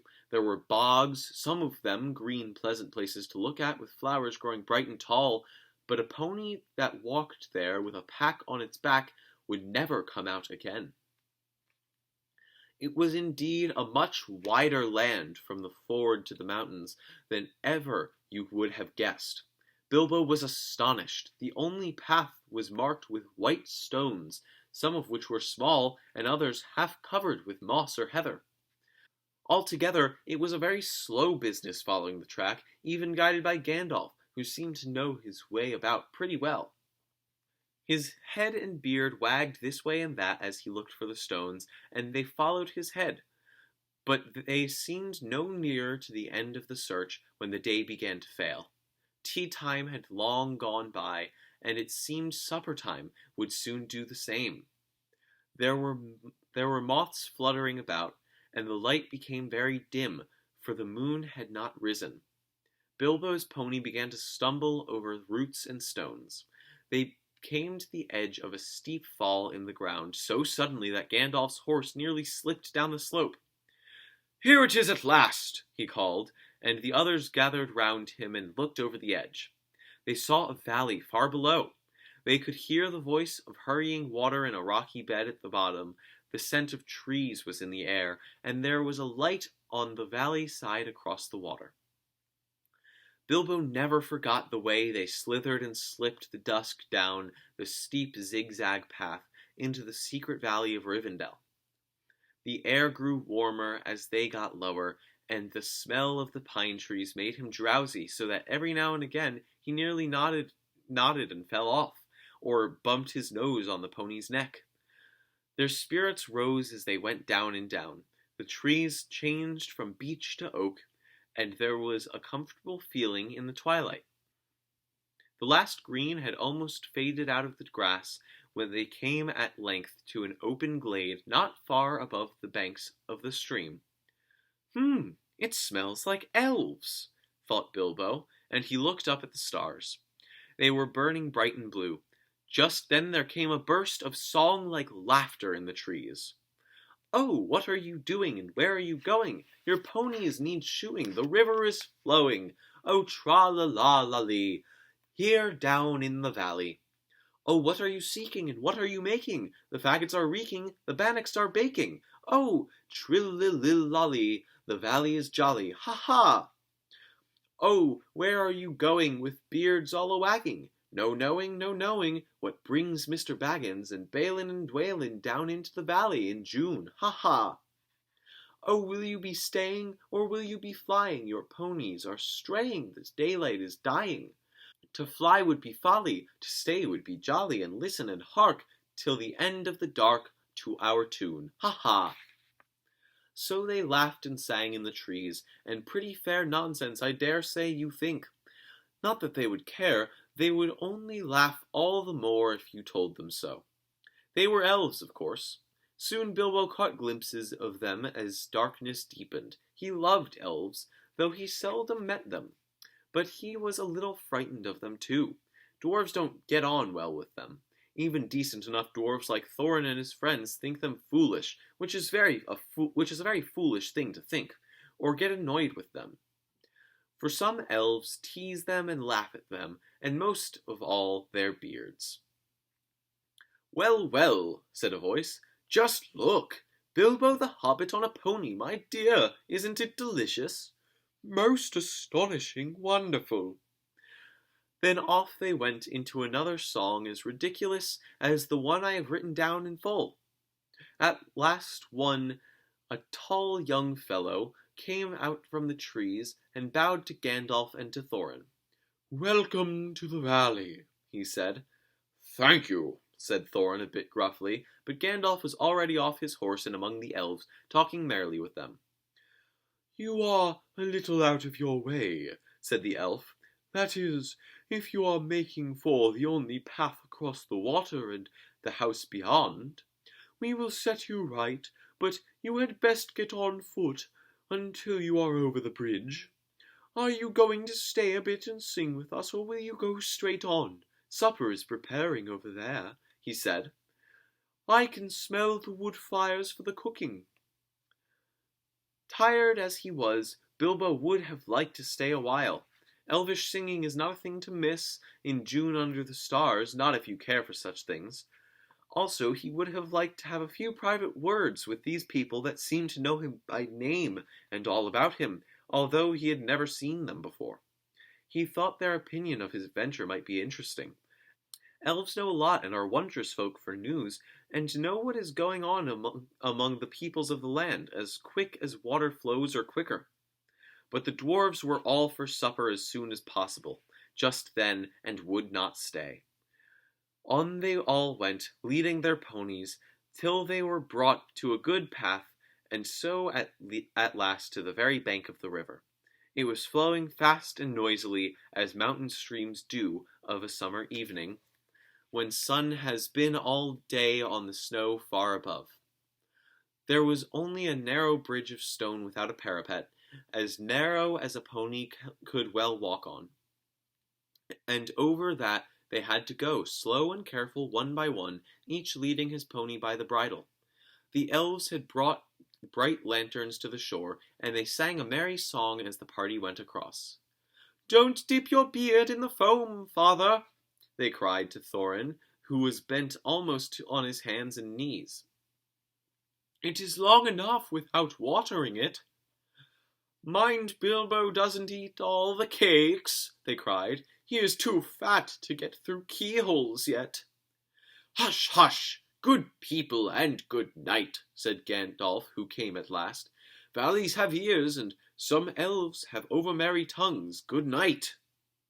And so at last they all came to the last homely house, and found its doors flung wide. Now, it is a strange thing, but things that are good to have and days that are good to spend are soon told about and not much to listen to, while things that are uncomfortable, palpitating, and even gruesome may make a good tale and take a good deal of telling anyway. They stayed long in that good house, 14 days at least, and they found it hard to leave. Bilbo would gladly have stopped there forever and ever, even supposing a wish would have taken him right back to his hobbit hole without trouble. Yet there is little to tell about their stay. The master of the house was an elf friend, one of those people whose fathers came into the strange stories before the beginning of history, the wars of the evil goblins and the elves and the first men in the north. In those days of our tale, there were still some people who had both elves and heroes of the north for ancestors, and Elrond, the master of the house, was their chief. He was as noble and as fair in face as an elf lord, as strong as a warrior, as wise as a wizard, as venerable as a king of dwarves, and as kind as summer. He comes into many tales, but his part in the story of Bilbo's great adventure is only a small one, though important, as you will see, if we ever get to the end of it. His house was perfect, whether you liked food or sleep or work, or storytelling or singing, or just sitting and thinking best, or a pleasant mixture of them all. Evil things did not come into that valley. I wish I had time to tell you even a few of the tales, or one or two of the songs that they had heard in that house. All of them, the ponies as well, grew refreshed and strong in a few days there. Their clothes were mended as well as their bruises, their tempers and their hopes. Their bags were filled with food and provisions light to carry, but strong to bring them over the mountain passes. Their plans were improved with the best advice. So the time came to Midsummer Eve, and they were to go on again with the early sun on midsummer morning. Elrond knew all about the runes of every kind. That day he looked at the swords they had brought from the troll's lair and said, "These are not troll make. They are old swords, very old swords of the high elves of the west, my kin. They were made in Gondolin for the Goblin Wars. They must have come from a dragon's hoard or a goblin plunder, for dragons and goblins destroyed that city many ages ago. This, Thorin, the rune's name Orkist, the goblin cleaver, in the ancient tongue of Gondolin. It was a famous blade. This, Gandalf, is Glamdring, foe hammer that the king of Gondolin once wore. Keep them well." "Whence did the trolls get them, I wonder?" said Thorin, looking at his sword with new interest. "I could not say," said Elrond, "but one may guess that your trolls had plundered other plunders, or come on the remnants of old robberies in some hold in the mountains of the north. I have heard that there are still forgotten treasures of old to be found in the deserted caverns of the mines of Moria since the dwarf and goblin war." Thorin pondered these words. "I will keep this sword in honor," he said. "May it soon cleave goblins once again." "A wish that is likely to be granted as soon enough in the mountains," said Elrond. "But show me now your map." He took it and gazed at it, and he shook his head, for if he did not altogether approve of dwarves and their love of gold, he hated dragons and their cruel wickedness, and he grieved to remember the ruin of the town of Dale and its merry bells, and the burned banks of the bright river running. The moon was shining in a bright silver crescent. He held up the map, and the light and the white light shone through it. "What is this?" he said. "There are moon letters here, beside the plain runes which say 5 feet high the door, and 3 may walk abreast." "What are moon letters?" asked the Hobbit, full of excitement. He loved maps, as I would have told you before, and he also liked runes and letters and cunning handwriting, though when he wrote himself it was a bit thin and spidery. "Moon letters are rune letters, but you cannot see them," said Elrond. "Not when you look straight at them. They can only be seen when the moon shines behind them, and what is more, with the more cunning sort it must be a moon of the same shape and season as the day when they were written. The dwarves invented them, and wrote them with silver pens, as your friends could tell you. These must have been written on a midsummer's eve in the crescent moon a long while ago." "What do they say?" asked Gandalf and Thorin together, a bit vexed, perhaps, that even Elrond should have found this out first, though really there had not been a chance before, and there would not have been another until goodness knows when. "Stand by the grey stone when the thrush knocks," read Elrond, "and the setting sun, with the last light of Durin's day, will shine upon the keyhole." "Durin! Durin!" said Thorin. "He was the father of the fathers of the eldest race of dwarves, the Longbeards, and my first ancestor. I am his heir." "Then what is Durin's day?" asked Elrond. "The first day of the dwarves' new year," said Thorin, "is, as all should know, the first day of the last moon of autumn on the threshold of winter. We still call it Durin's Day when the last moon of autumn and the sun are in the sky together. But this will not help us much, I fear, for it passes our skill in these days to guess when such a time will come again." "That remains to be seen," said Gandalf. "Is there any more writing?" "None to be seen by this moon," said Elrond, and he gave the map back to Thorin, and then they went down to the water to see the elves dance and sing upon the midsummer's eve. The next morning was a midsummer's morning, as fair and fresh as could be dreamed, blue sky and never a cloud, and the sun dancing on the water. Now they rode away amid the songs and farewell and good speed, with their hearts ready for more adventure, and with a knowledge of the road they must follow over the misty mountains to the land beyond. Chapter 4. Overhill and Underhill. There were many paths that led up into those mountains, and many passes over them.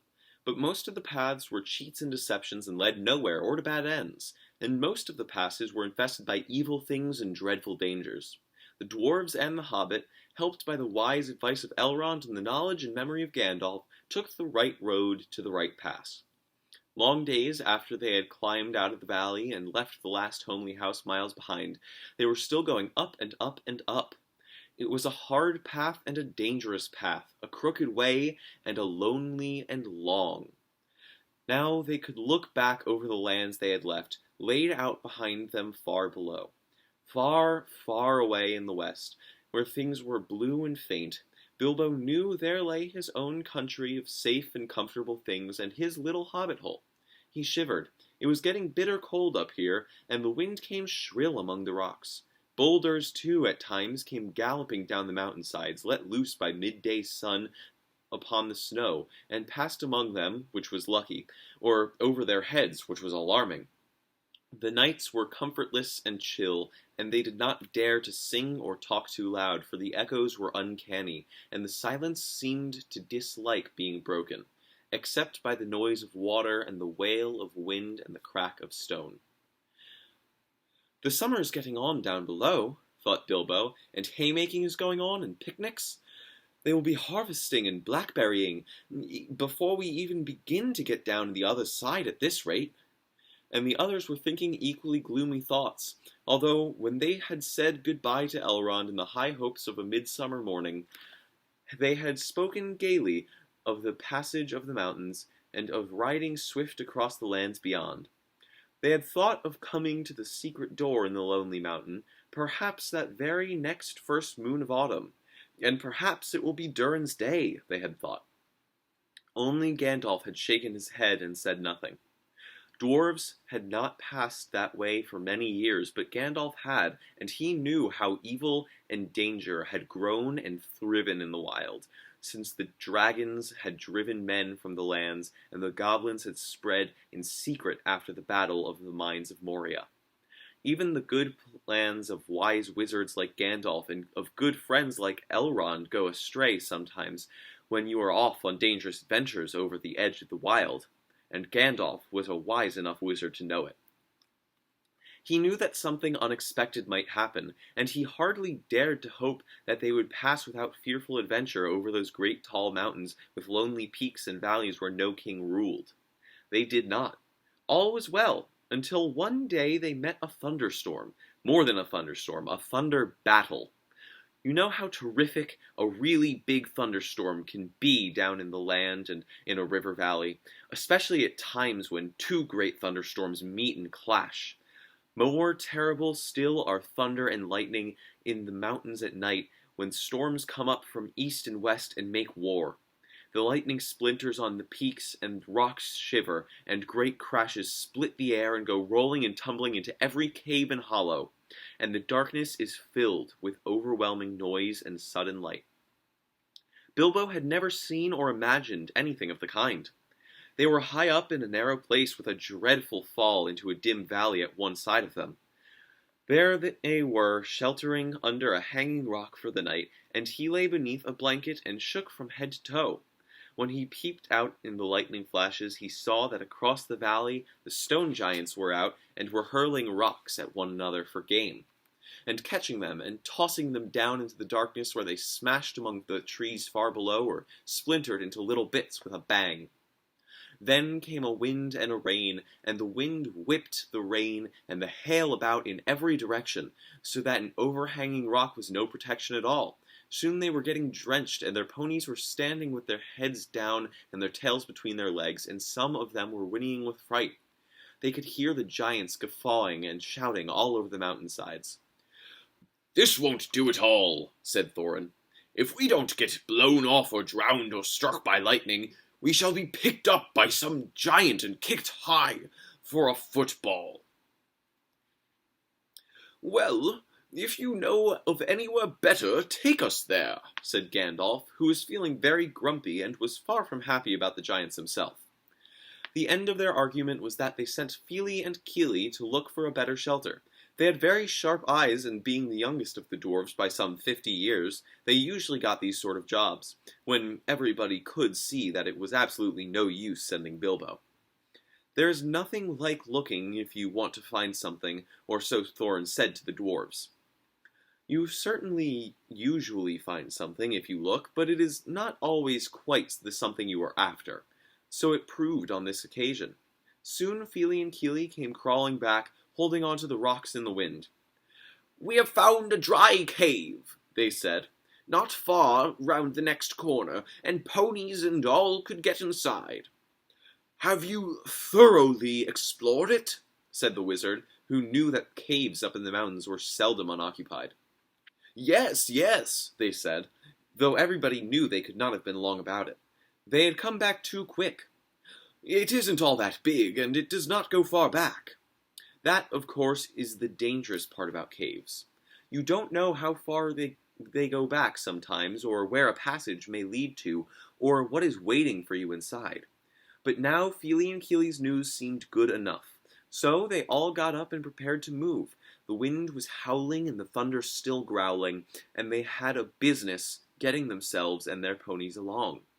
Still, it was not very far to go, and before long they came to a big rock standing out into the path.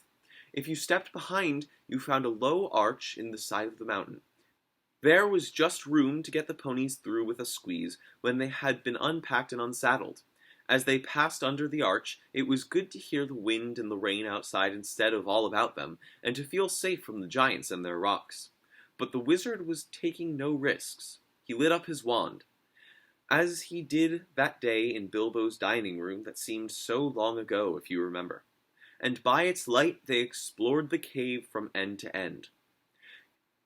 It seemed quite a fair size, but not too large and mysterious. It had a dry floor and some comfortable nooks. At one end there was room for ponies, and there they stood, mighty glad of the change, steaming, and champing in their nose bags. Owen and Glowin wanted to light a fire at the door to dry off their clothes, but Gandalf would not hear of it. So they spread out their wet things on the floor, and got dry ones out of their bundles. Then they made their blankets comfortable, got out their pipes and blew smoke rings, which Gandalf turned into different colors, and sent dancing up by the roof to amuse them. They talked and forgot about the storm, and discussed what each would do with his share of the treasure, when they got it, which, at the moment, did not seem so possible. And so they dropped off to sleep one by one, and that was the last time that they used the ponies, packages, baggages, tools, and paraphernalia that they had brought with them. It turned out a good thing that night that they had brought little Bilbo with them, after all, for somehow he could not go to sleep for a long while, and when he did sleep he had very nasty dreams. He dreamed that a crack in the wall at the back of the cave got bigger and bigger, and opened wider and wider, and he was very afraid, but could not call out or do anything but lie and look. Then he dreamed that the floor of the cave was giving way, and he was slipping, beginning to fall down, down, goodness knows where to. At that he woke up with a horrible start, and found that part of his dream was true. A crack had opened at the back of the cave, and was already a wide passage. He was just in time to see the last of the ponies' tails disappearing into it. Of course, he gave a very loud a yell as a hobbit can give, which is surprising for their size.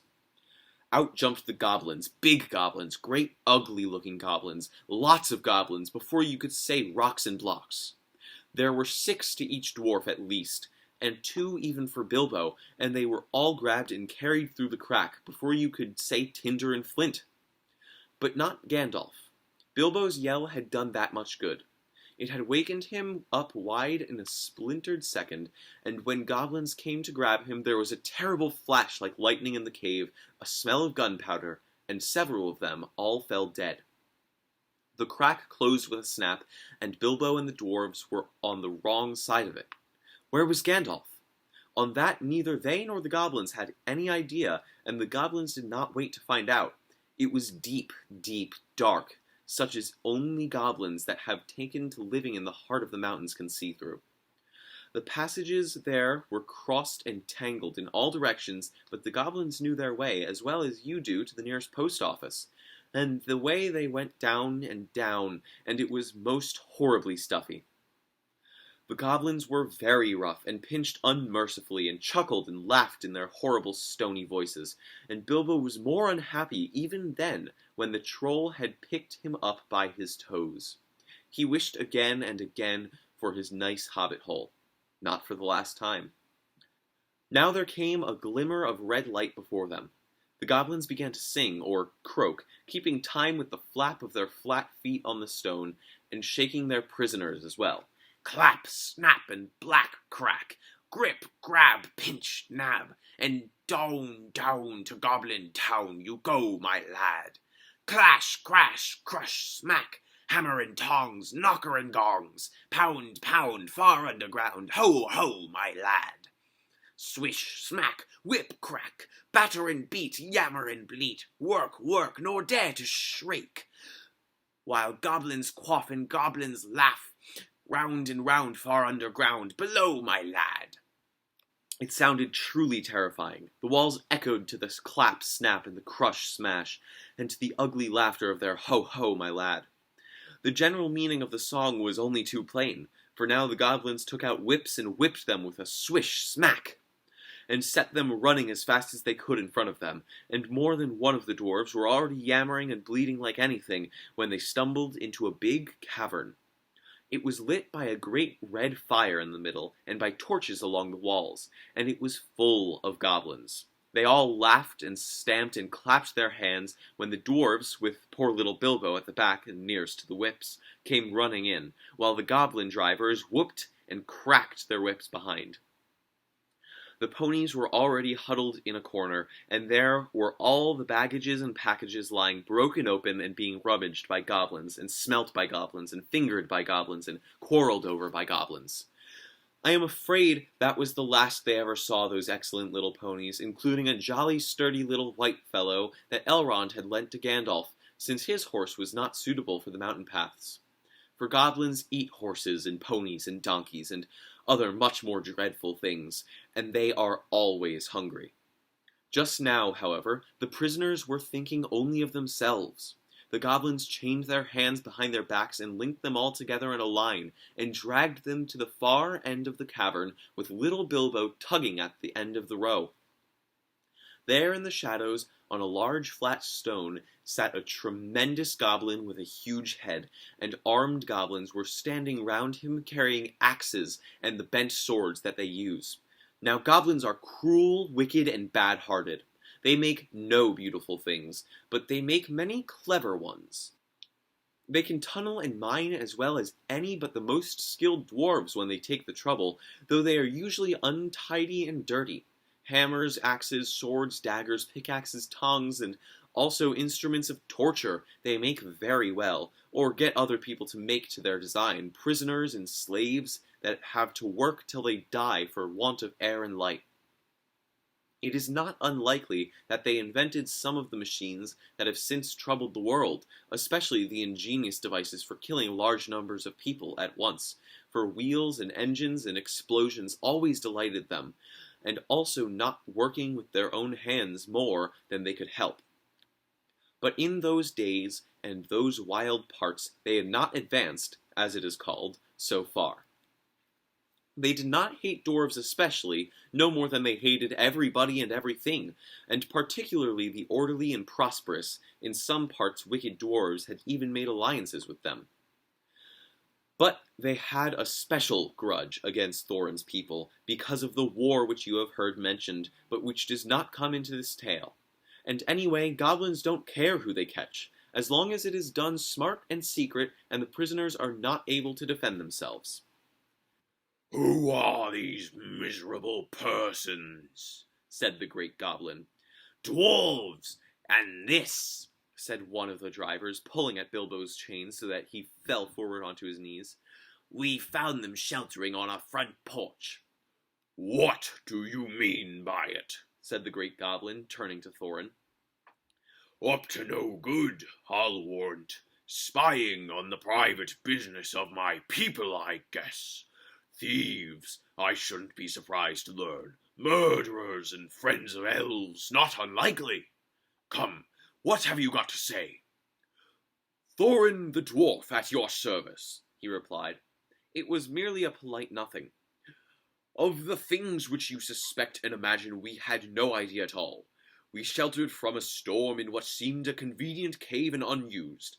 Nothing was further from our thoughts than inconveniencing goblins in any way whatever. That was true enough." Said the great goblin. "So you say. Might I ask what you were doing up in the mountains at all, and where you were coming from, and where you were going to? In fact, I should like to know all about you. Not that it would do you much good, Thorin Oakenshield. I know too much about your folk already. But let's have the truth, or I will prepare something particularly uncomfortable for you." "We were on a journey to visit our relatives, our nephews and nieces, and first, second, and third cousins, and the other descendants of our grandfathers who live on the east side of those truly hospitable mountains," said Thorin, not quite knowing what to say all at once in a moment, when obviously the exact truth would not do at all. "He is a liar, oh truly tremendous one," said one of the drivers. "Several of our people were struck by lightning in the cave when we invited these creatures to come down below, and they are as dead as stones. Also, he has not explained this."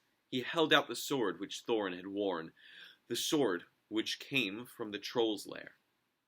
The great goblin gave a truly awful howl of rage when he looked at it, and all his soldiers gnashed their teeth, clashed their shields, and stamped. They knew the sword at once. It had killed hundreds of goblins in its time, when the fair elves of Gondolin hunted them in the hills or did battle before their walls. They had called it Orcrist, Goblin Cleaver, but the goblins called it simply Biter. They hated it, and hated worse anyone that carried it. "Murderers and elf friends!" the great goblin shouted. "Slash them, beat them, bite them, gnash them! Take them away to dark holes full of snakes, and never let them see the light again." He was in such a rage that he jumped off his seat himself and rushed at Thorin with his mouth open. Just at that moment, all the lights in the cavern went out, and the great fire went off, poof, into a tower of blue glowing smoke, right up from the roof, that scattered piercing white sparks all among the goblins. The yells and yammering, croaking, gibbering and jabbering, howls and growls and curses, shrieking and shrieking that followed were beyond description. Several hundred wild cats and wolves being roasted slowly alive together would not have compared with it. The sparks were burning holes in the goblins, and the smoke that now fell from the roof made the air too thick for even their eyes to see through.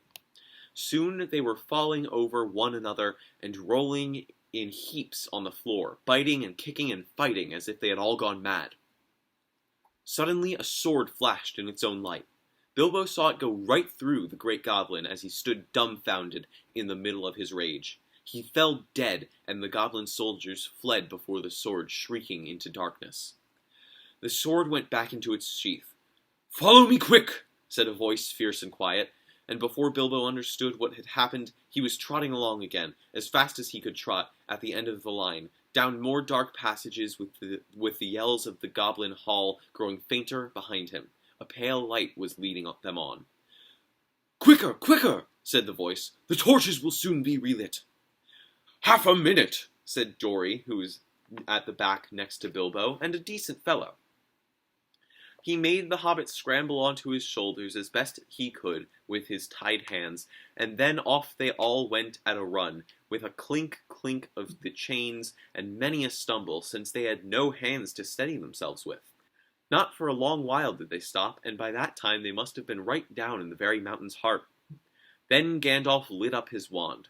Of course it was Gandalf, but just then they were too busy to ask how he got there.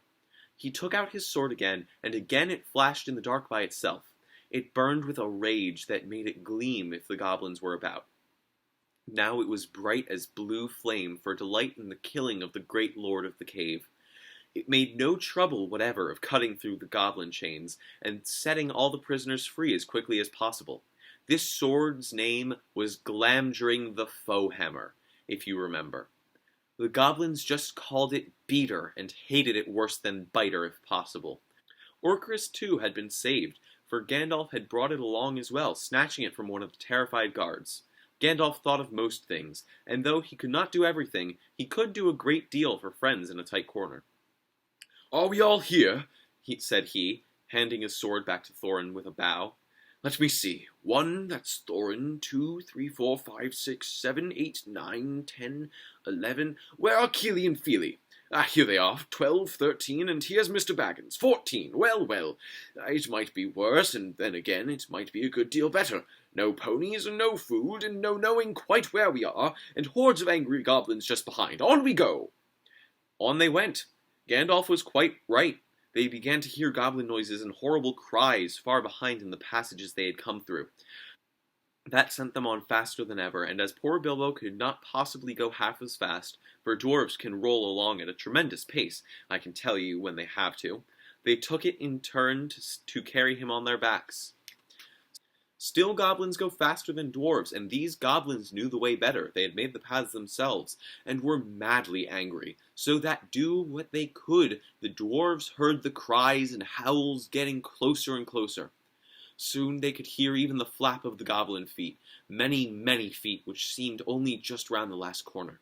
The blink of red torches could be seen behind them in the tunnel they were following, and they were getting deadly tired. "Why, oh why did I ever leave my hobbit hole?" said poor Mr. Baggins, jumping up and down on Bomber's back. "Why, oh why did I ever bring a wretched little hobbit on a treasure hunt?" said poor Bomber, who was fat, and staggered along with the sweat dripping down his nose in his heat and terror.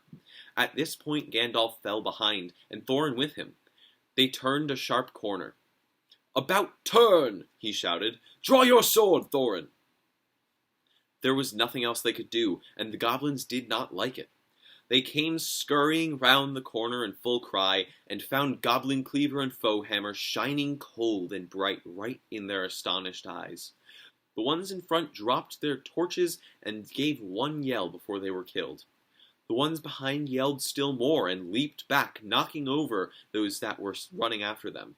"Bite her and beat her!" they shrieked, and soon they were all in confusion, and most of them were hustling back the way they had come. It was quite a long while before any of them dared to turn that corner. By that time the dwarves had gone on again, a long, long way into the dark tunnels of the goblins' realm. When the goblins discovered that, they put out their torches and they slipped on soft shoes, and they chose out their very quickest runners with the sharpest ears and eyes. These ran forward as swift as weasels in the dark, and with hardly any more noise than bats. That is why neither Bilbo nor the dwarves nor even Gandalf heard them coming. Nor did they see them, but they were seen by the goblins that ran silently up behind, for Gandalf was letting his wand give out a faint light to help the dwarves as they went along. Quite suddenly, Dori, now at the back again carrying Bilbo, was grabbed from behind in the dark.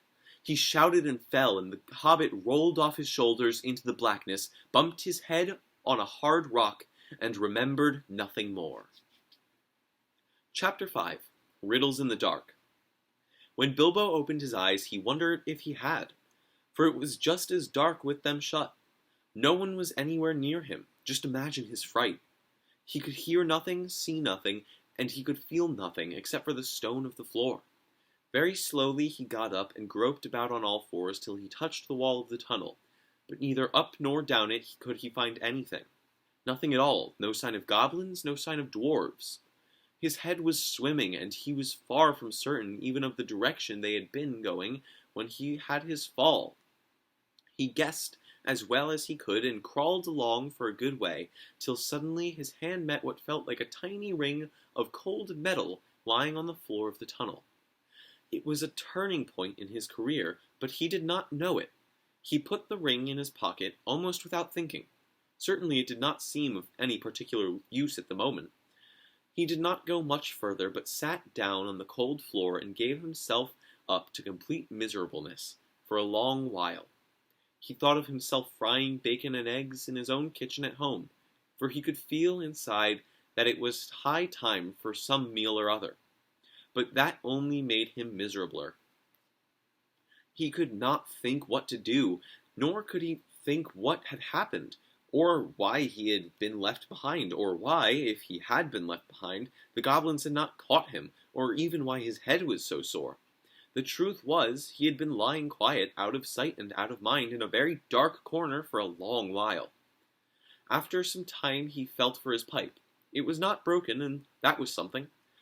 Then he felt for his pouch, and there was some tobacco in it, and that was something more.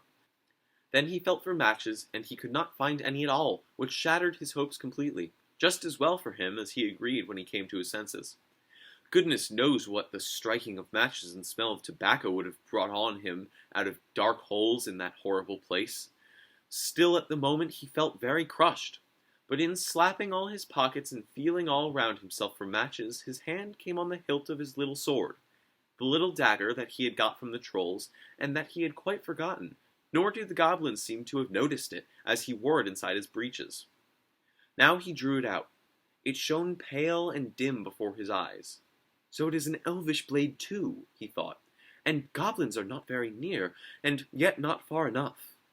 But somehow he was comforted. It was rather splendid to be wearing a blade made in Gondolin for the Goblin Wars, of which so many songs had sung, and also he had noticed that such weapons made a great impression on goblins that came upon them suddenly. Go back, he thought. No good at all. Go sideways? Impossible. Go forward? Only one thing to do. On we go. So up he got, and trotted along with his little sword held out in front of him, and one hand feeling the wall, and his heart all of a patter and a pitter. Now certainly Bilbo was in what is called a tight place, but you must remember it was not quite so tight for him as it would have been for you or me. Hobbits are not quite like ordinary people, and after all, if their holes are nice cheery places and properly aired, quite different from the tunnels of the goblins, still they are more used to tunneling than we are, and they do not easily lose their sense of direction underground, not when their heads have recovered from being bumped. Also, they can move very quietly and hide easily and recover wonderfully from falls and bruises, and they have a fund of wisdom and wise sayings that men have mostly never heard or have forgotten long ago. I should not have liked to have been in Mr. Baggins' place all the same. The tunnel seemed to have no end. All he knew was that it was still going down pretty steadily and keeping in the same direction in spite of a twist and a turn or two. There were passages leading off to the side every now and then, as he knew by the glimmer of his sword, or could feel with his hand on the wall. Of these he took no notice, except to hurry past for fear of goblins or half-imagined dark things coming out of them. On and on he went, and down, and still he heard no sound of anything except the occasional whir of a bat by his ears, which startled him at first, till it became too frequent to bother about. I do not know how long he kept on like this, hating to go on, not daring to stop, on, until he was tireder than tired. It seemed like all the way to tomorrow and over it to the days beyond. Suddenly, without any warning, he trotted splash into water. Ugh! It was icy cold. That pulled him up sharp and short. He did not know whether it was just a pool in the path, or the edge of an underground stream that crossed the passage, or the brink of a deep, dark subterranean lake. The sword was hardly shining at all. He stopped, and he could hear, when he listened hard, the drops dripping from an unseen roof into water below. But there seemed no other sort of sound. So it is a pool or a lake, and not an underground river, he thought. Still he did not dare to wade out into the darkness. He could not swim, and he thought too of nasty slimy things with big bulging blind eyes wriggling in the water. There are strange things living in pools and lakes in the hearts of mountains. Fish whose fathers swam in, goodness only knows how many years ago, and never swam out again, while their eyes grew bigger and bigger from trying to see in the blackness. Also there are other things more slimy than fish. Even in the tunnels and caves the goblins have made for themselves, there are other things living unbeknown to them that have sneaked in from outside to lie up in the dark. Some of these caves, too, go back in their beginnings to ages before the goblins, who only widened them and joined them up with passages, and the original owners are still there in odd corners, slinking and nosing about. Deep down here by the water lived an old golem, a slimy, small creature. I don't know where he came from, nor who or what he was. He was Gollum, as dark as darkness, except for two big, round, pale eyes in his thin face. He had a little boat, and he rowed about quite quietly on the lake, for lake it was, wide and deep and deadly cold. He paddled it with large feet dangling over the side, but never a ripple did he make. Not he. He was looking out of his pale lamp-like eyes for blind fish, which he grabbed with his long fingers as quick as thinking. He liked meat, too. Goblin he thought good, when he could get it, but he took care they never found him out. He just throttled them from behind if they ever came down alone, anywhere near the edge of the water, while he was prowling about. They very seldom did, for they had a feeling that something unpleasant was lurking down there, down at the very roots of the mountain. They had come on the lake when they were tunneling down long ago, and they found they could go no further.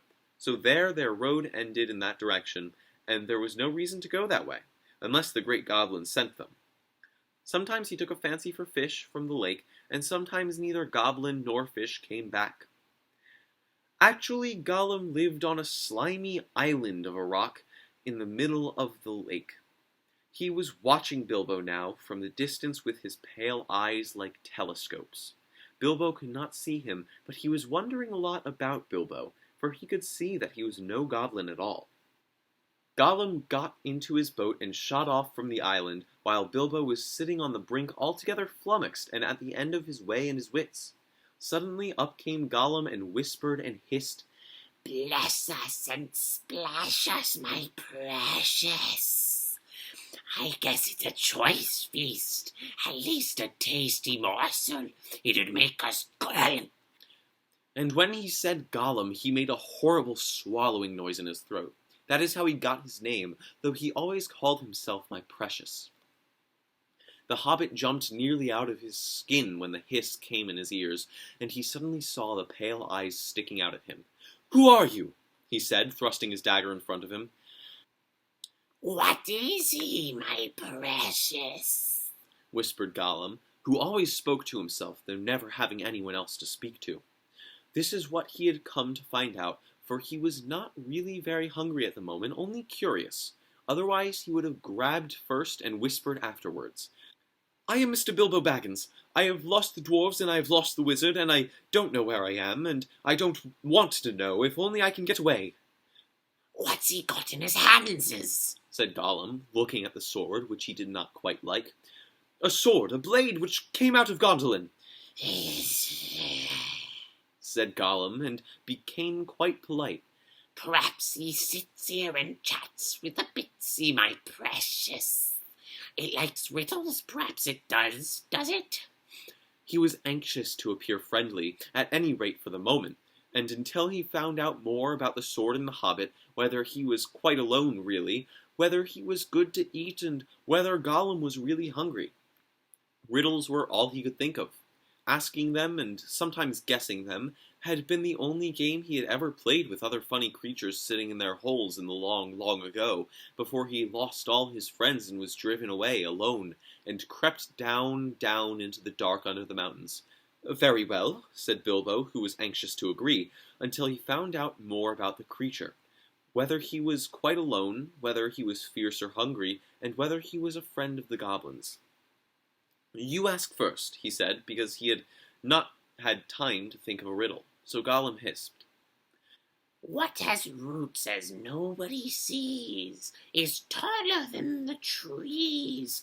Up, up it goes, and yet never grows. "Easy," said Bilbo. "Mountain, I suppose." Does it guess easy? It must have a competition with us, my precious.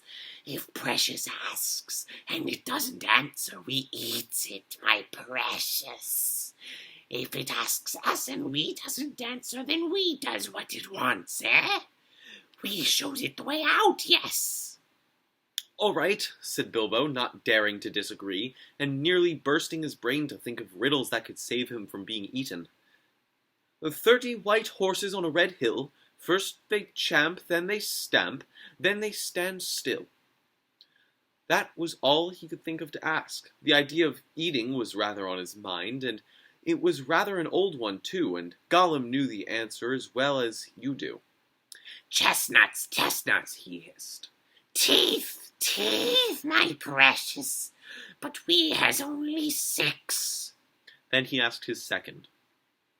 Voiceless it cries, wingless flutters, toothless bites, mouthless mutters. "Half a moment," cried Bilbo, who was still thinking uncomfortably about eating. Fortunately, he had once heard something rather like this before, and getting his wits back, he thought of the answer. "Wind, wind, of course," he said, and he was so pleased that he made up one on the spot. "This'll puzzle the nasty little underground creature," he thought. "An eye in a blue face saw an eye in a green face. That eye is like to this eye," said the first eye, "but in low place, not in high place." Said Gollum. He had been underground a long time and was forgetting this sort of thing. But just as Bilbo was beginning to hope that the wretch would not be able to answer, Gollum brought up his memories of ages and ages and ages before, when he had lived with his grandmother in a hole in a bank by a river. Yes, my precious, he said. Sun on the daisies, it means, it does. But these ordinary above-ground everyday sort of riddles were tiring for him. Also, they reminded him of days when he had been less lonely and sneaky and nasty, and that put him out of temper. What is more, they made him hungry, so this time he tried something a bit more difficult and more unpleasant. It cannot be seen, cannot be felt, cannot be heard, cannot be smelt. It lies behind stars and under hills, and empty holes it fills. It comes first and follows after, ends life, kills laughter. Unfortunately for Gollum, Bilbo had heard that sort of thing before, and the answer was all around him anyway. "Dark," he said, without even scratching his head or putting on his thinking cap. "A box without hinges, key, or lid, yet golden treasure inside is hid," he asked to gain time until he could think of a really hard one. This he thought a dreadfully easy chestnut, though he had not asked it in the usual words. But it proved a nasty poser for Gollum. He hissed to himself, and still he did not answer. He whispered and spluttered. After some time, Bilbo became impatient. "Well, what is it?" he said. "The answer's not a kettle boiling over, as you seem to think from the noise you are making." Give us a chance. Let it give us a chance, my precious. "Well," said Bilbo, after giving him a long chance, "what about your guess?" But suddenly Gollum remembered thieving from nests long ago, and sitting under the river bank teaching his grandmother to suck. Eggs, he hissed. Eggs it is. Then he asked, Alive without breath, as cold as death, never thirsty, ever drinking, all in mail, never clinking. He also in his turn thought this was a dreadfully easy one, because he was always thinking of the answer. But he could not remember anything better at the moment, and he was so flustered by the egg question. All the same, it was a poser for poor Bilbo, who never had anything to do with the water if he could help it. I imagine you know the answer, of course, or can guess it as easy as winking, since you are sitting comfortably at home and have not the danger of being eaten to disturb your thinking. Bilbo sat and cleared his throat once or twice, but no answer came. After a while, Gollum began to hiss with pleasure to himself. Is it nice, my precious? Is it juicy? Is it scrumptiously crunchable? He began to peer at Bilbo out of the darkness. "Have a moment," said the hobbit, shivering. "I gave you a good long chance just now." It must make haste, haste, said Gollum, beginning to climb out of his boat onto the shore to get to Bilbo. But when he put his long webby foot on the water, a fish jumped out in a fright and fell to Bilbo's toes. "Ugh," he said, "it is cold and clammy." And so he guessed. "Fish! Fish!" he cried. "It is fish!" Gollum was dreadfully disappointed, but Bilbo asked another riddle as quick as ever he could, so that Gollum had to get back into his boat and think. "No legs lay on one leg, 2 legs sat near on 3 legs, 4 legs got some." It was not really the right time for this riddle, but Bilbo was in a hurry. Gollum might have had some trouble guessing it if he had asked it at another time. As it was, talking of fish, no legs was not so very difficult, and after that the rest was easy. Fish on the little table, man sitting on the stool, the cat has its bones. That, of course, is the answer, and Gollum soon gave it.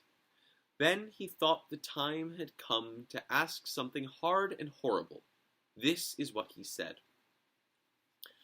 This thing all things devours, birds and beasts, trees and flowers, gnaws iron, bites steel, grinds hard stones to meal, slays kings, ruins towns, and beats high mountain down. Poor Bilbo sat in the dark thinking of all horrible names of all the giants and ogres he had ever heard told in the tales, but not one of them had done all of these things. He had a feeling that the answer was quite different, and that he knew he ought to know it, but he could not think of it. He began to get frightened, and that is bad for thinking. Gollum began to get out of his boat. He flapped into the water and paddled to the bank. Bilbo could see his eyes coming towards him. His tongue seemed to stick in his mouth. He wanted to shout out, "Give me more time! Give me time!" But all that came out was a sudden squeal, "Time! Time!" Bilbo was saved by pure luck, for that, of course, was the answer. Gollum was disappointed once more, and now he was getting angry, and also tired of the game. It had made him very hungry indeed. This time he did not go back to the boat. He sat down in the dark by Bilbo. That made the hobbit most dreadfully uncomfortable and scattered his wits. It's got to ask us a question, my precious. Yes, yes, yes. Just one more question to guess. Yes, yes, said Gollum. But Bilbo simply could not think of any question with that nasty, wet, cold thing sitting next to him, and pawing and poking him. He scratched himself, he pinched himself. Still he could not think of anything. Ask us, said Gollum. Bilbo pinched himself and slapped himself. He gripped on his little sword. He even felt in his pocket with his other hand. There he found the ring he had picked up in the passage and had forgotten about. "What have I got in my pocket?" he said aloud. He was talking to himself, but Gollum thought it was a riddle, and he was frightfully upset. Not fair, he hissed. It isn't fair, my precious, is it, to ask us what it's got in its nasty little pockets? Bilbo, seeing what had happened and having nothing better to ask, stuck to his question. "What have I got in my pocket?" he said louder. Hissed Gollum. It must give us 3 guesses, my precious, 3 guesses. "Very well. Guess away," said Bilbo. "Hanses," said Gollum. "Wrong," said Bilbo, who had luckily just taken his hand out of his pocket. "Guess again," said Gollum, more upset than ever. He thought of all the things he kept in his own pockets. Fish bones, goblins' teeth, wet shells, a bit of bat wing, a sharp stone to sharpen his fangs on, and other nasty things. He tried to think what other people kept in their pockets. "Knife," he said at last. "Wrong," said Bilbo, who had lost his some time ago. "Last guess." Now Gollum was in a much worse state than when Bilbo had asked him the egg question. He hissed and spluttered and rocked himself backwards and forwards and slapped his feet on the floor and wriggled and squirmed, but still he did not dare to waste his last guess. "Come on," said Bilbo. "I am waiting." He tried to sound bold and cheerful, but he did not feel at all sure how the game was going to end, whether Gollum guessed right or wrong. "Time's up," he said. "String or nothing," shrieked Gollum, who was not quite fair, working in 2 guesses at once. "Both wrong," cried Bilbo, very much relieved, and he jumped at once to his feet, put his back to the nearest wall, and held out his little sword. He knew, of course, that the riddle game was sacred and of immense antiquity, and even wicked creatures were afraid to cheat when they played at it. But he felt he could not trust this slimy thing to keep any promise at a pinch. Any excuse would do for him to slide out of it. And after all, that last question had not been a genuine riddle according to the ancient laws. But at any rate, Gollum did not at once attack him. He could see the sword in Bilbo's hand. He sat still, shivering and whispering. At last Bilbo could wait no longer. "Well," he said, "what about your promise? I want to go. You must show me the way." "Did we say so, precious? Show the nasty little baggins the way out, yes, yes. But what has it got in its pockets, Not string, precious, but not nothing.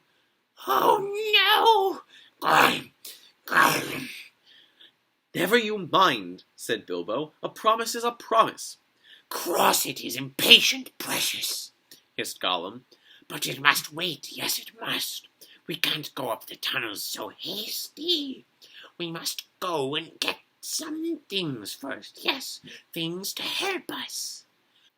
"Well, hurry up," said Bilbo, relieved to think of Gollum going away. He thought he was just making an excuse and did not mean to come back.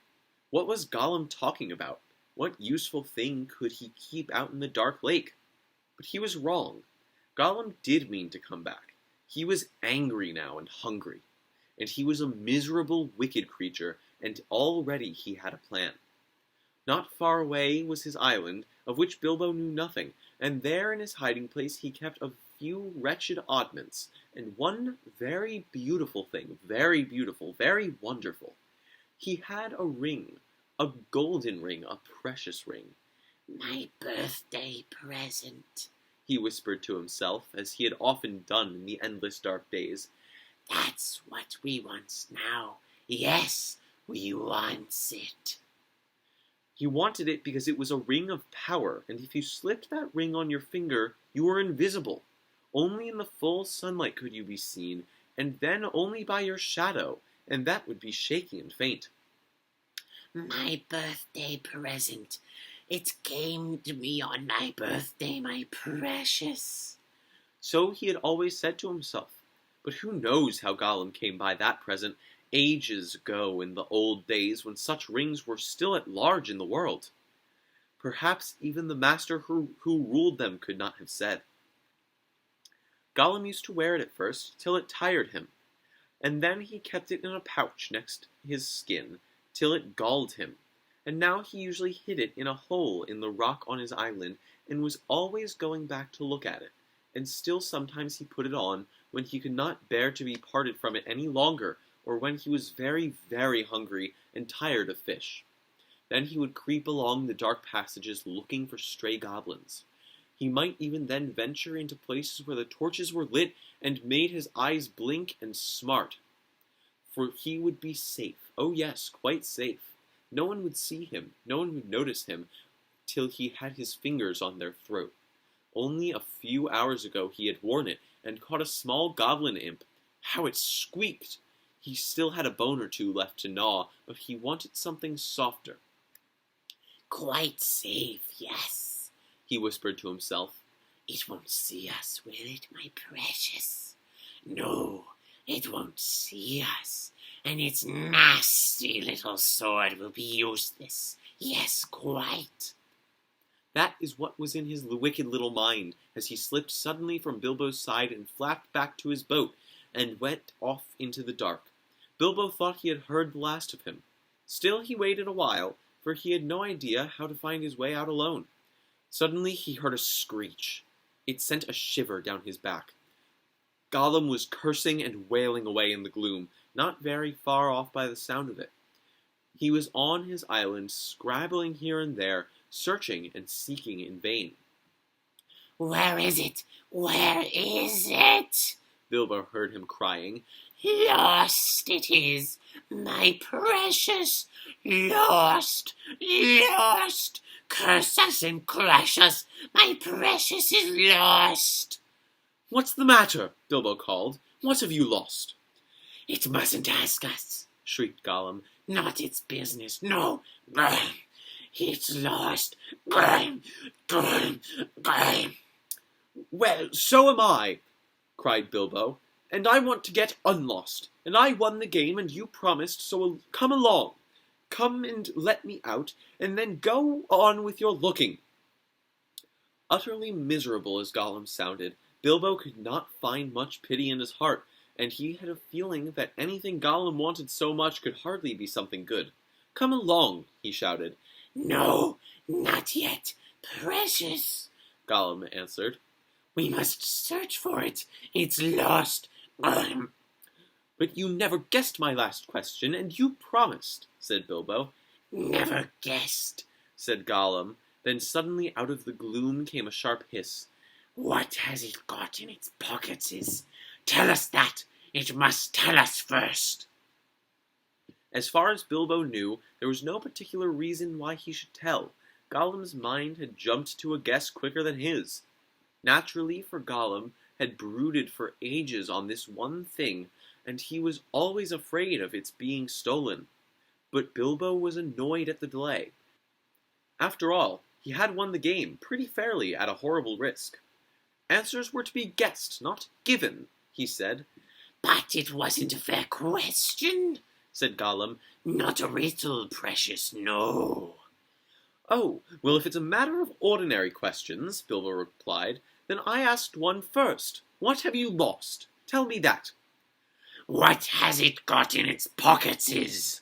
The sound came hissing louder and sharper, and as he looked towards it, to his alarm, Bilbo now saw two small points of light peering at him. As suspicion grew in Gollum's mind, the light of his eyes burned with a pale flame. What have you lost? Bilbo persisted. But now the light in Gollum's eyes had become a green fire, and it was coming swiftly nearer. Gollum was in his boat again, paddling wildly back to the dark shore, and such a rage of loss and suspicion was in his heart that no sword had any more terror for him. Bilbo could not guess what maddened the wretched creature, but he saw that all was up, and that Gollum meant to murder him at any rate. Just in time, he turned and ran blindly back up the dark passage down which he had come, keeping close to the walls and feeling it with his left hand. What has it got in its pockets? He heard the loud hiss behind him, and the splash as Gollum leapt from his boat. What have I wonder? He said to himself, as he panted and stumbled along. He put his left hand in his pocket. The ring felt very cold as it quietly slipped onto his groping forefinger. The hiss was close behind. He turned now and saw Gollum's eyes like small green lamps coming up the slope. Terrified, he tried to run faster, but suddenly he struck his toes on a snag in the floor and fell flat with his little sword under him. In a moment, Gollum was on him, but before Bilbo could do anything, recover his breath, pick himself up, or wave his sword, Gollum passed by, taking no notice of him, cursing and whispering as he ran. What could it mean? Gollum could see in the dark. Bilbo could see the light of his eyes palely shining even from behind. Painfully he got up and sheathed his sword, which was now glowing faintly again. Then very cautiously he followed. There seemed nothing else to do. It was no good crawling back down to Gollum's water. Perhaps if he followed him, Gollum might lead him to some way of escape without meaning to. Curse it! Curse it! Curse it! Hissed Gollum. Curse the Baggins! It's gone! What has it got in its pockets? Oh, we guess, my precious! He's found it! Yes, he must have it! My birthday present! Bilbo picked up his ears. He was at last beginning to guess himself. He hurried a little, getting as close as he dared behind Gollum, who was still going quickly, not looking back, but turning his head from side to side, as Bilbo could see from the faint glimmer on the walls. My birthday present! Curse it! How did we lose it? My precious! Yes, that's it! When we came this way last, when we twisted that nasty young squeaker. That's it! Curse it! It slipped from us. After all these ages and ages, it's gone! Gollum! Suddenly Gollum sat down and began to weep, a whistling and gurgling sound horrible to listen to. Bilbo halted and flattened himself against the tunnel wall. After a while, Gollum stopped weeping and began to talk. He seemed to be having an argument with himself. It's no good going back there to search. We doesn't remember all the places we visited. And it's no use. The Baggins has got it in his pockets. The nasty noser has found it, we says. We guesses, precious, only guesses. We can't know till he find the nasty creature and squeezes it. But it doesn't know what the present can do, does it? It'll just keep it in its pockets. It doesn't know, and it can't go far. It's lost itself, the nasty, nosy thing. It doesn't know the way out. It said so. It said so, yes, but it's tricksy. It doesn't say what it means. It won't say what it's got in its pockets. It knows. It knows a way in. It must know a way out. Yes, it's off to the back door. To the back door, that's it. The goblins will catch it then. It can't get out that way, precious. Goblins. Yes, but if it's got the present, our precious present, then goblins will get it. They'll find it. They'll find out what it does. We shan't ever be safe again. Never. Gollum, what if the goblins will put it on, and then no one will see him? He'll be there, but not seen. Not ever our clever eyes will notice him, and he'll come creepsy and tricksy and catch us. Gollum, Gollum. Then let's stop talking, precious, and make haste. If the Baggins is gone that way, we must go quick and see. Go! Not far now, make haste! With a spring, Gollum got up and started shambling off at a great pace. Bilbo hurried after him, still cautiously, though his chief fear now was of tripping on another snag and falling with a noise. His head was in a whirl of hope and wonder. It seemed that the ring he had was a magic ring. It made you invisible.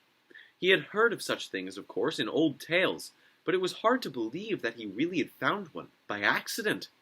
Still, there it was. Gollum with his bright eyes had passed by him only a yard to one side. On they went, Gollum flip-flapping ahead, hissing and cursing, Bilbo behind, going as softly as a hobbit can.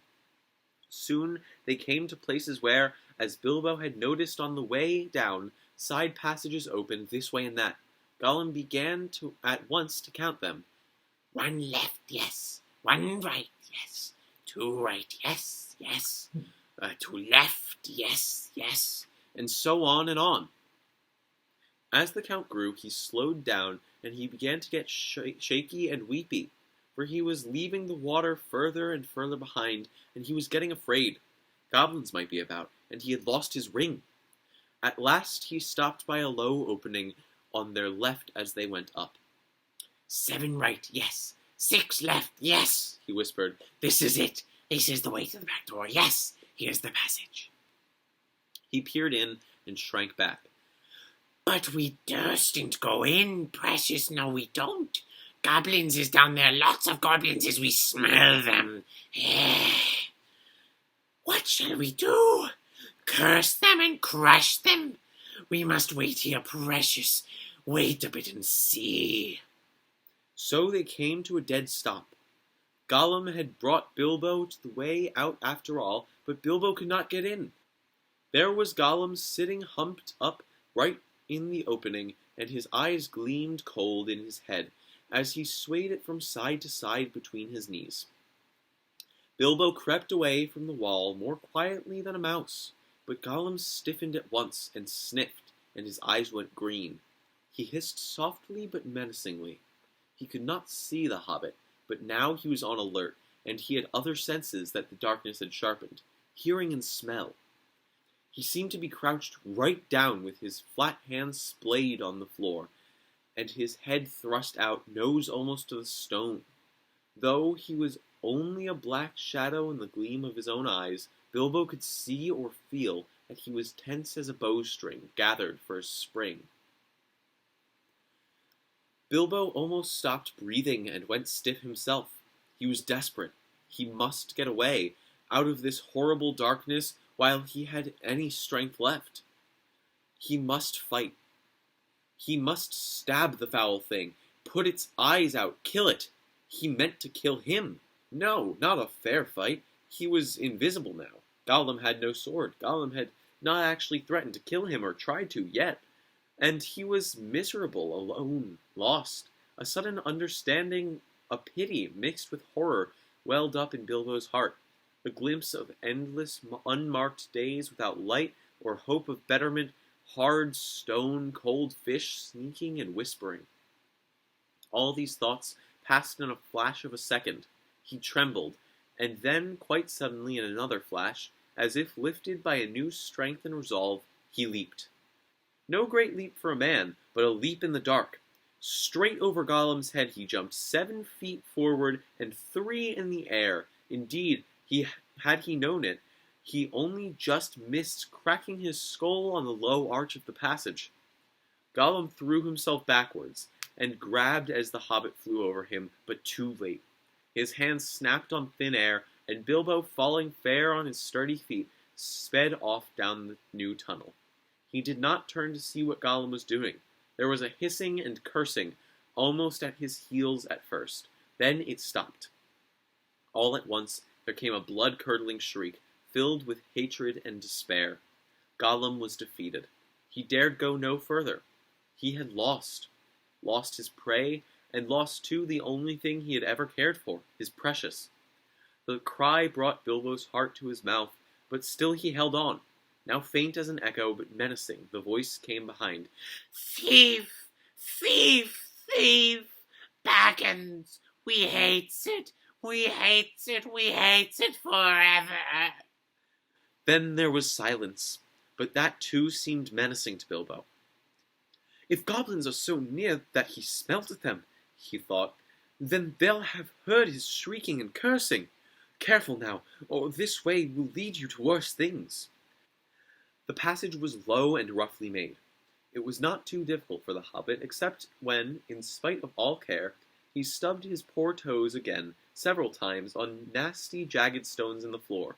A bit low for goblins, at least for the big ones, thought Bilbo, not knowing that even the big ones, the orcs of the mountains, go along at a great speed, stooping low with their hands almost on the ground. Soon the passage that had been sloping down began to go up again, and after a while it climbed steeply. That slowed Bilbo down. But at last the slope stopped, the passage turned a corner and dipped down again, and there, at the bottom of a short incline, he saw, filtering round another corner, a glimpse of light. Not red light, as of fire or lantern, but a pale, out-of-doors sort of light. Then Bilbo began to run. Scuttling as fast as his legs would carry him, he turned the last corner and came suddenly right into an open space, where the light, after all that time in the dark, seemed dazzlingly bright. Really it was only a leak of sunshine in through a doorway, where a great door, a stone door, left standing open. Bilbo blinked, and then suddenly he saw the goblins. Goblins in full armor, with drawn swords, sitting just inside the door, and watching it with wide eyes, and watching the passage that led to it. They were aroused, alert, ready for anything. They saw him sooner than he saw them. Yes, they saw him! Whether it was an accident, or a last trick of the ring before it took a new master, it was not on his finger. With yells of delight, the goblins rushed upon him. A pang of fear and loss, like an echo of Gollum's misery, smote Bilbo, and forgetting even to draw his sword, he struck his hands into his pockets. And there was the ring still, in his left pocket, and it slipped on his finger. The goblins stopped short. They could not see a sign of him. He had vanished. They yelled twice as loud as before, but not so delightedly. "Where is it?" they cried. Go back up the passage, some shouted. This way! This way! Some yelled. That way! Others yelled. "Look out for the door!" bellowed the captain. Whistles blew, armor clashed, swords rattled, goblins cursed and swore, and ran hither and thither, falling over one another and getting very angry. There was a terrible outcry to do and disturbance. Bilbo was dreadfully frightened, but he had the sense to understand what had happened and to sneak behind a big barrel which held drink for the goblin guards, and so get out of the way and avoid being bumped into, trampled to death, or caught by feel. "I must get to the door, I must get to the door," he kept on saying to himself, but it was a long time before he ventured to try. Then it was like a horrible game of blind man's bluff. The place was full of goblins running about, and the poor little hobbit dodged this way and that, was knocked over by a goblin who could not make out what he had bumped into, scrambled away on all fours, slipped between the legs of the captain just in time, got up, and ran for the door. It was still ajar, but a goblin had pushed it nearly to. Bilbo struggled, but he could not move it. He tried to squeeze through the crack. He squeezed, and he stuck. It was awful. His buttons had got wedged on the edge of the door and the doorpost. He could see outside into the open air. There were a few steps running down into the narrow valley between the tall mountains. The sun came out from behind a cloud and shone bright on the outside of the door, but he could not get through. Suddenly one of the goblins inside shouted, "There is a shadow by the door! Something is outside!" Bilbo's heart jumped into his mouth. He gave a terrific squirm. Buttons burst off in all directions. He was through, with a torn coat and waistcoat, leaping down the steps like a goat, while bewildered goblins were still picking up his nice brass buttons on the doorstep. Of course they soon came down after him, hooting and hallooing and hunting among the trees. But they don't like the sun. It makes their legs wobble and their heads giddy. They could not find Bilbo with the ring on, slipping in and out of the shadow of the trees, running quick and quiet and keeping out of the sun. So soon they went back grumbling and cursing to guard the door. Bilbo had escaped. Chapter 6. Out of the frying pan into the fire. Bilbo had escaped the goblins, but he did not know where he was. He had lost hood, cloak, food, pony, his buttons, and his friends.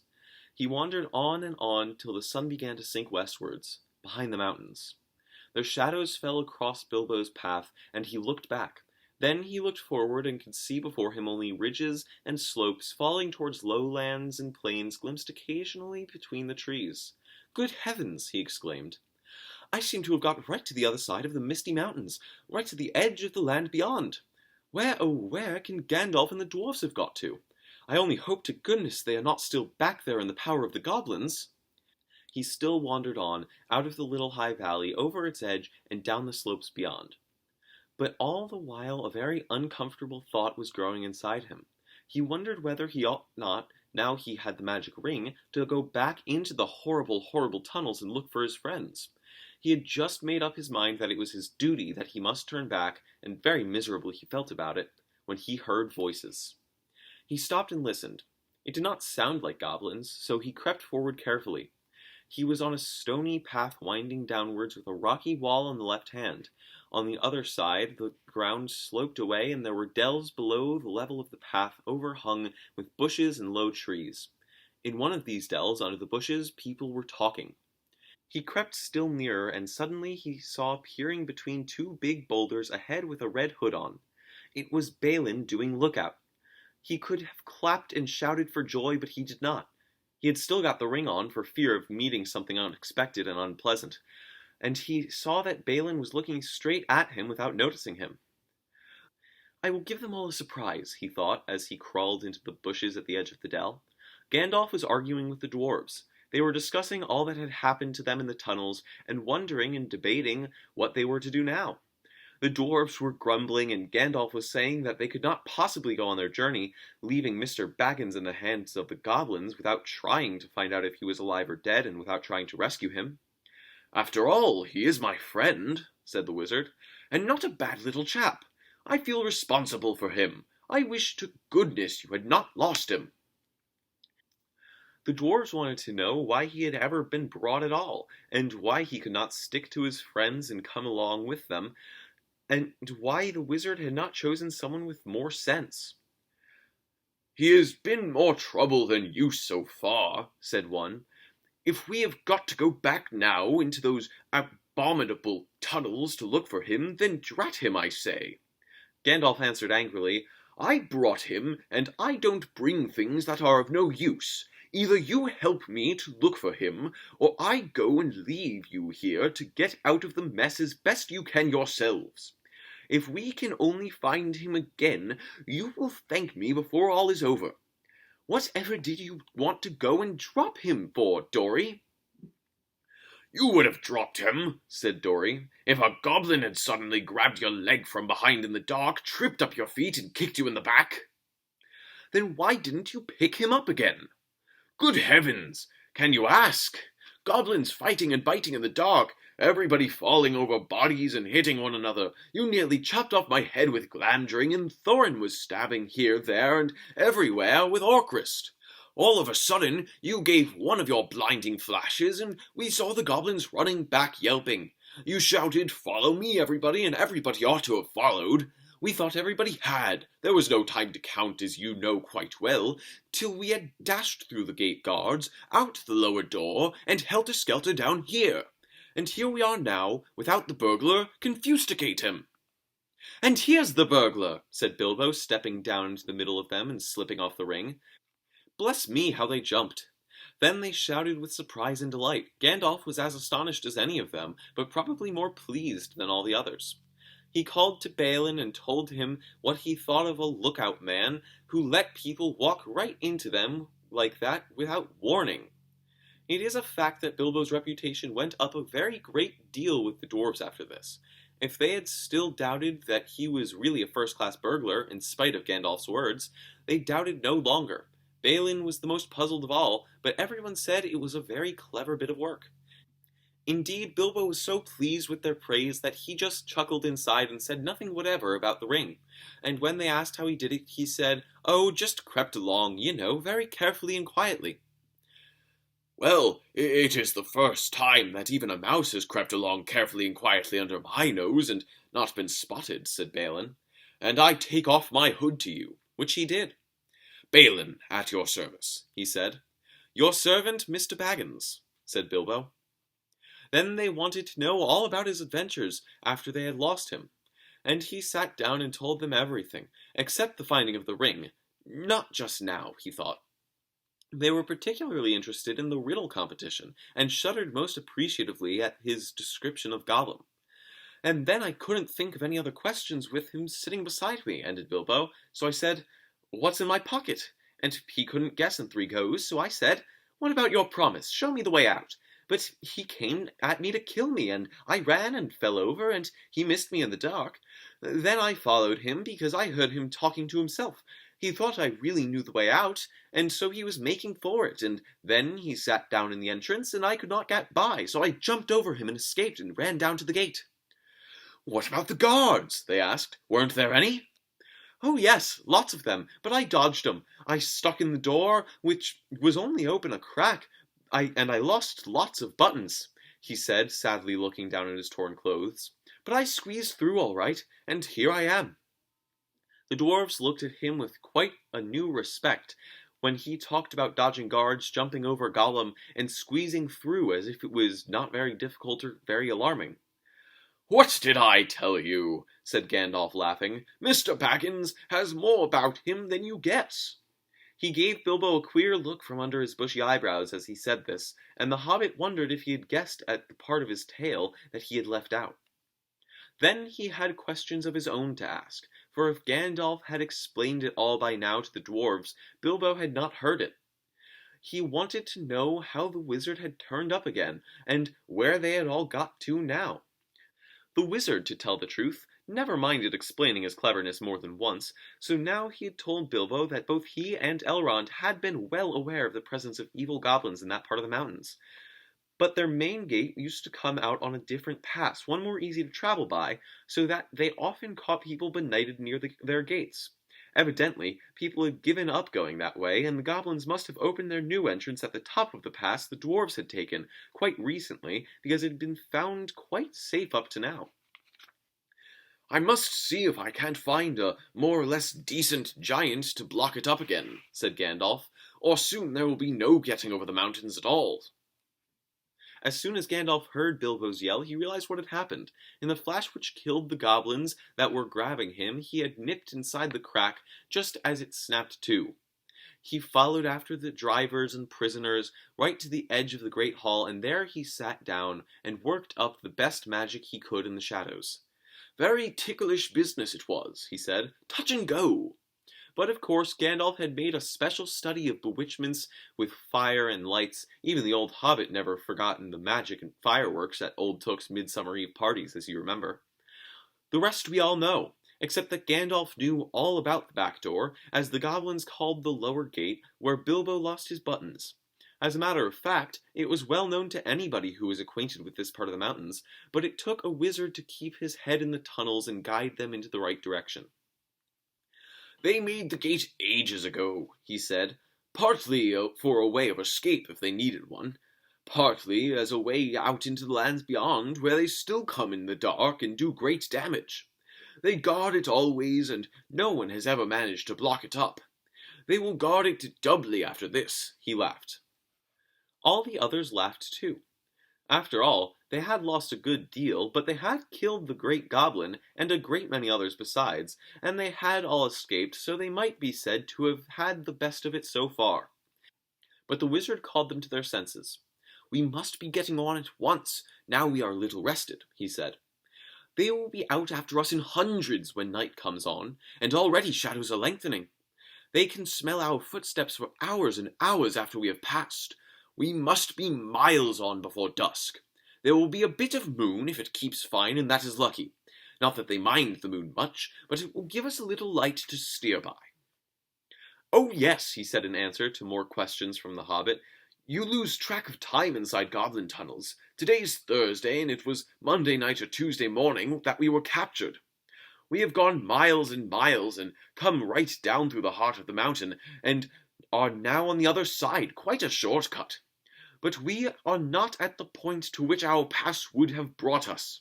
We are too far to the north, and have come awkward country ahead. And we are still pretty high up. Let's get on." "I am so dreadfully hungry," groaned Bilbo, who was suddenly aware that he had not had a meal since the night before last.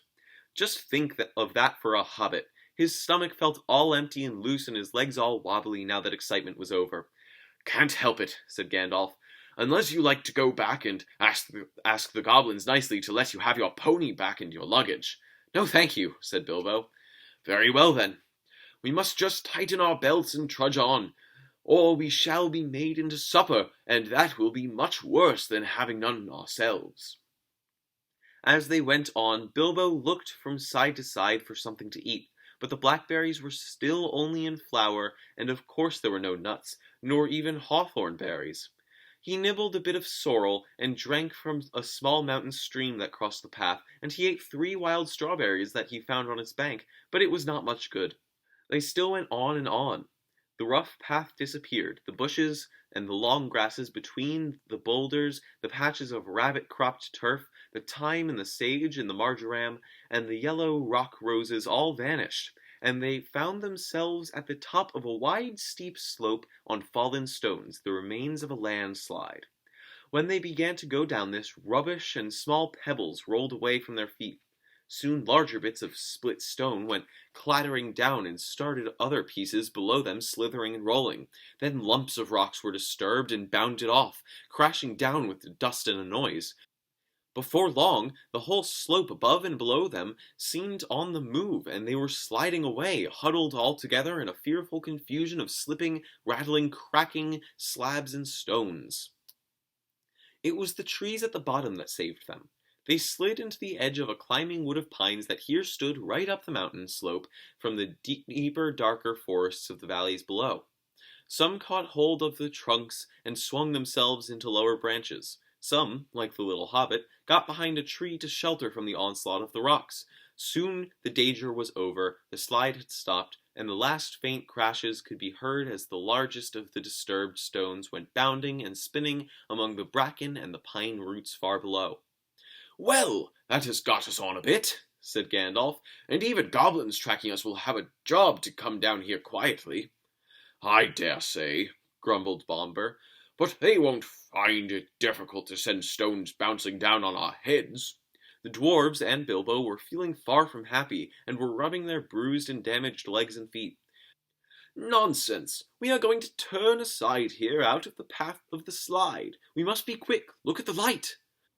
The sun had long gone behind the mountains.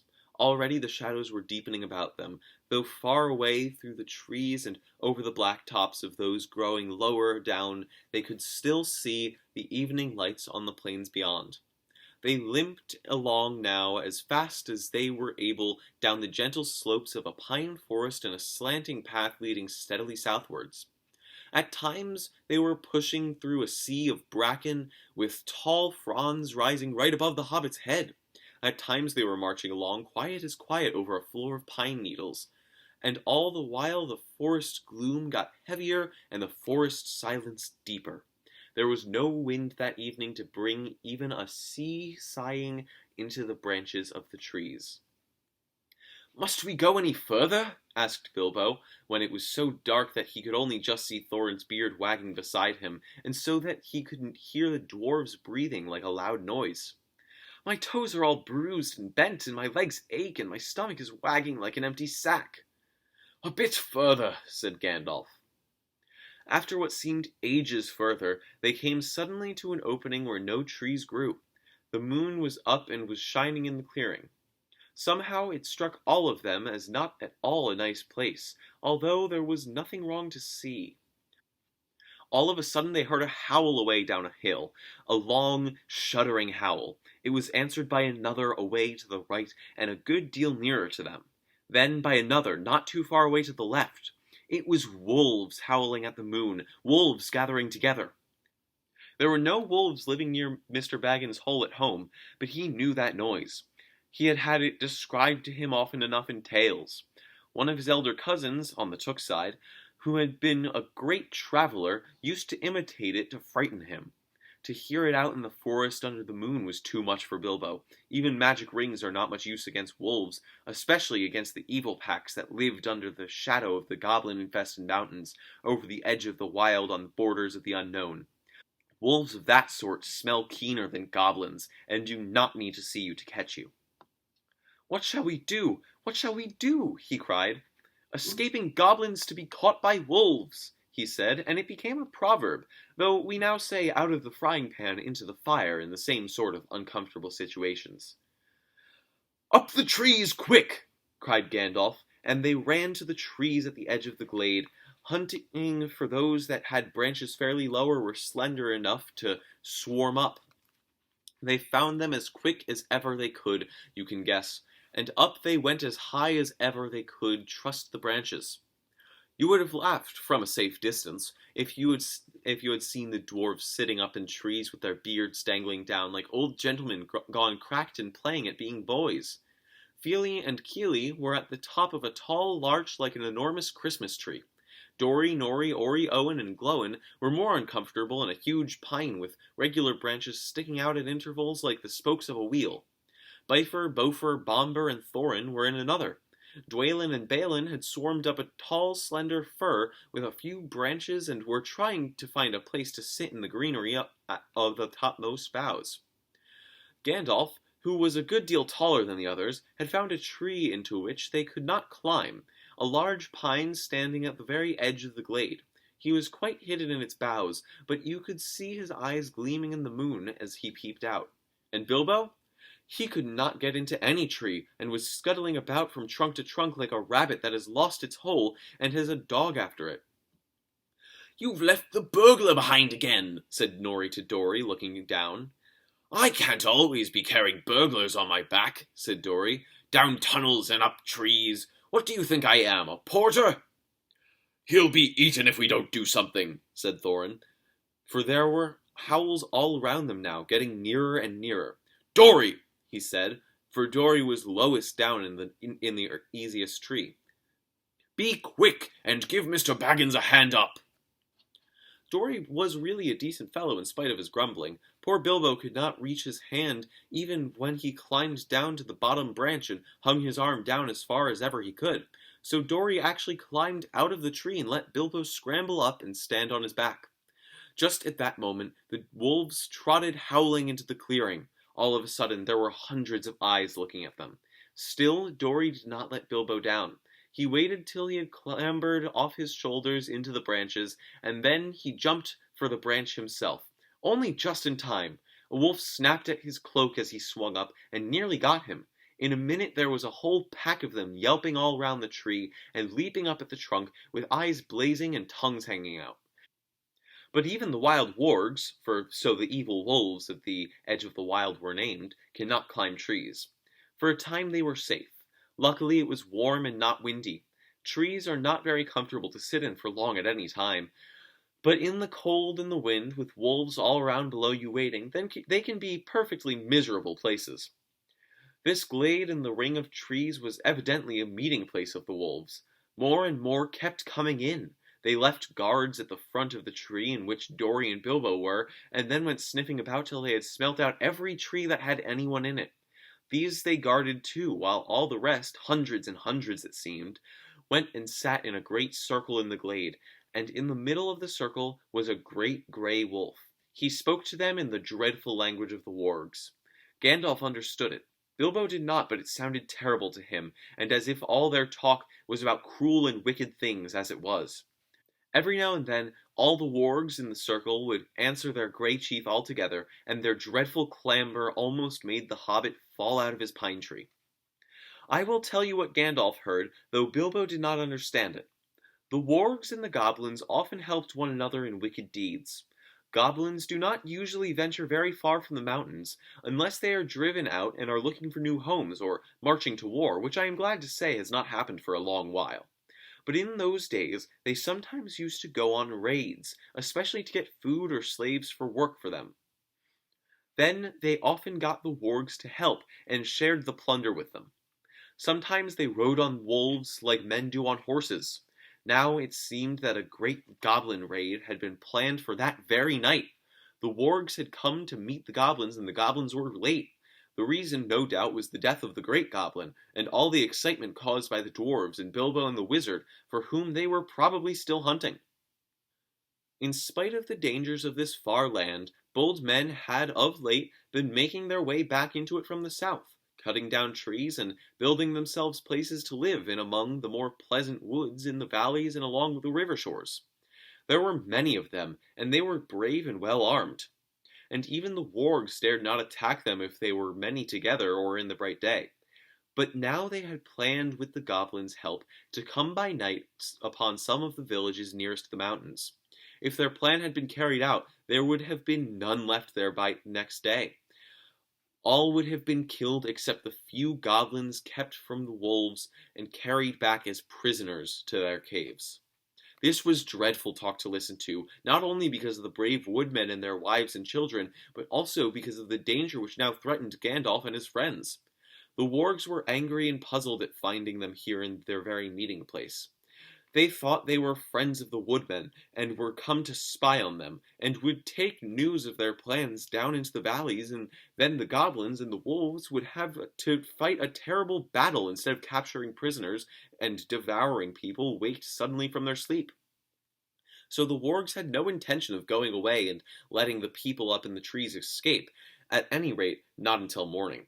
And long before that, they said goblin soldiers would be coming down from the mountains, and goblins can climb trees or cut them down. Now you can understand why Gandalf, listening to their growling and yelping, began to be dreadfully afraid, wizard though he was, and to feel that they were in a very bad place, and had not yet escaped at all. All the same, he was not going to let them have it all their own way, though he could not do very much stuck up in a tall tree with wolves all round on the ground below. He gathered the huge pine cones from the branches of his tree, then he set one alight with bright blue fire, and threw it whizzing down among the circle of the wolves.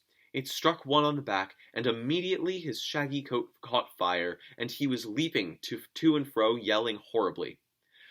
Then another came, and another, one in blue flames, one in red, another in green.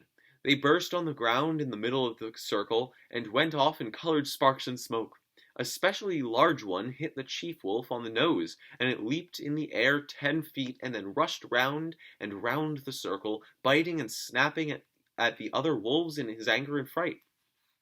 The dwarves and Bilbo shouted and cheered. The rage of the wolves was terrible to see, and the commotion they made filled the forest. Wolves are afraid of fire at all times, but this was a most horrible and uncanny fire. If a spark got in their coats, it stuck and burned into them, and unless they rolled over quick, they were soon all in flames. Very soon, all about the glade, wolves were rolling over and over to put out the sparks on their backs, while those that were burning and running about howling and setting others alight, till their own friends chased them away, and they fled off down the slopes crying and yammering and looking for water. "What's all this uproar in the forest tonight?" said the Lord of the Eagles. He was sitting, black in the moonlight, on top of a lonely pinnacle of rock at the eastern edge of the mountains. "I hear wolves' voices. Are the goblins at mischief in the woods?" He swept up into the air, and immediately 2 of his guards from the rocks at either hand leaped up to follow him. They circled up in the sky and looked down upon the ring of wargs, a tiny spot far, far below. But eagles have keen eyes and can see small things at a great distance. The Lord of the Eagles of the Misty Mountains had eyes that could look at the sun unblinking, and could see a rabbit moving on the ground a mile below, even in the moonlight. So though he could not see the people in the trees, he could make out the commotion among the wolves and see the tiny flashes of fire, and hear the howling and yelping come up faint and far beneath him. Also, he could see the glint of the moon on goblin spears and helmets, as long lines of the wicked folk crept down the hillsides from their gate and wound into the wood. Eagles are not kindly birds. Some are cowardly and cruel, but the ancient race of the northern mountains were the greatest of all birds. They were proud and strong and noble-hearted. They did not love goblins or fear them. When they took any notice of them at all, which was seldom, for they did not eat such creatures, they swooped on them and drove them shrieking back into their caves, and stopped whatever wickedness they were doing. The goblins hated the eagles and feared them, but could not reach their lofty seats or drive them from the mountains. Tonight, the Lord of the Eagles was filled with curiosity to know what was afoot, so he summoned many other eagles to him, and they flew away from the mountains, and slowly circling over round and round they came down, down towards the ring of the wolves and the meeting place of the goblins. A very good thing, too. Dreadful things had been going on down there. The wolves that had caught fire and fled into the forest had set it alight in several places. It was high summer, and on this eastern side of the mountains there had been little rain for some time. Yellowing bracken, falling branches, deep piled pine needles, and here and there dead trees were soon in flames. All round the clearing of the wargs fire was leaping, but the wolf guards did not leave the trees. Maddened and angry, they were leaping and howling round the trunks, and cursing the dwarves in their horrible language, with their tongues hanging out, and their eyes shining as red and fierce as the flames. Then suddenly goblins came running up and yelling. They thought a battle with the woodmen was going on, but they soon learned what had really happened. Some of them actually sat down and laughed. Others waved their spears and clashed their shafts against their shields. Goblins are not afraid of fire, and they soon had a plan which seemed to them most amusing. Some got all the wolves together in a pack. Some stacked fern and brushwood round the tree trunks. Others rushed round and stamped and beat and stamped until nearly all the flames were put out. But they did not put out the fire nearest to the trees where the dwarves were. That fire they fed with leaves and dead branches and bracken. Soon they had a ring of smoke and flame all around the dwarves, a ring which they kept from spreading outwards, but it closed slowly in, till the running fire was licking the fuel piled under the trees. Smoke was in Bilbo's eyes, and he could feel the heat of the flames, and through the reek he could see the goblins dancing round and round in a circle, like people round a midsummer bonfire. Outside the ring of dancing warriors with spears and axes stood the wolves at a respectful distance, watching and waiting. He could hear the goblins beginning a horrible song. 15 birds in 5 fir trees, their feathers were fanned in a fiery breeze. But funny little birds, they had no wings. Oh, what shall we do with the funny little things? Roast them alive or stew them in a pot, fry them, boil them, and eat them hot. Then they stopped and shouted out, Fly away, little birds, fly away if you can. Come down, little birds, or will you get roasted in your nests? Sing, sing, little birds, why don't you sing? Go away, little boys, shouted Gandalf in answer. It isn't bird nesting time. Also naughty little boys that play with fire get punished. He said it to make them angry, and to show them that he was not frightened of them, though of course he was, wizard though he was. But they took no notice, and they went on singing. Burn, burn, tree and fern, shrivel and scorch a fizzling torch, to light the night for our delight, yah-hey!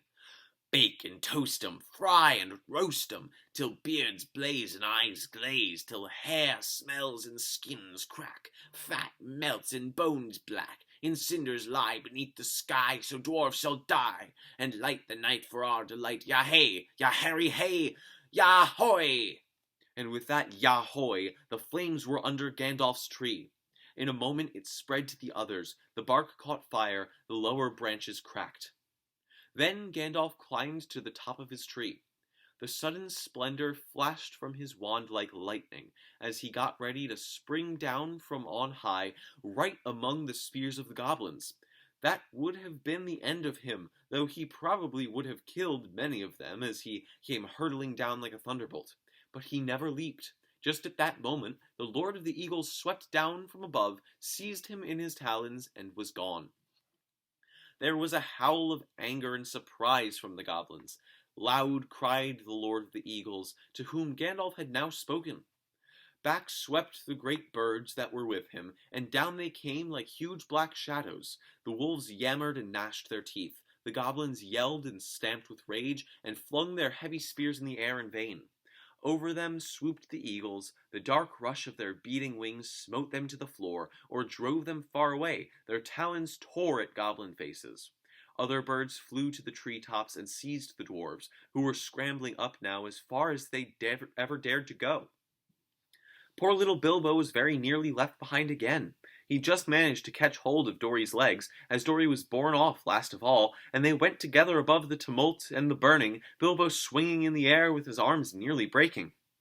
Now far below, the goblins and the wolves were scattering far and wide in the woods. A few eagles were still circling and sweeping above the battleground.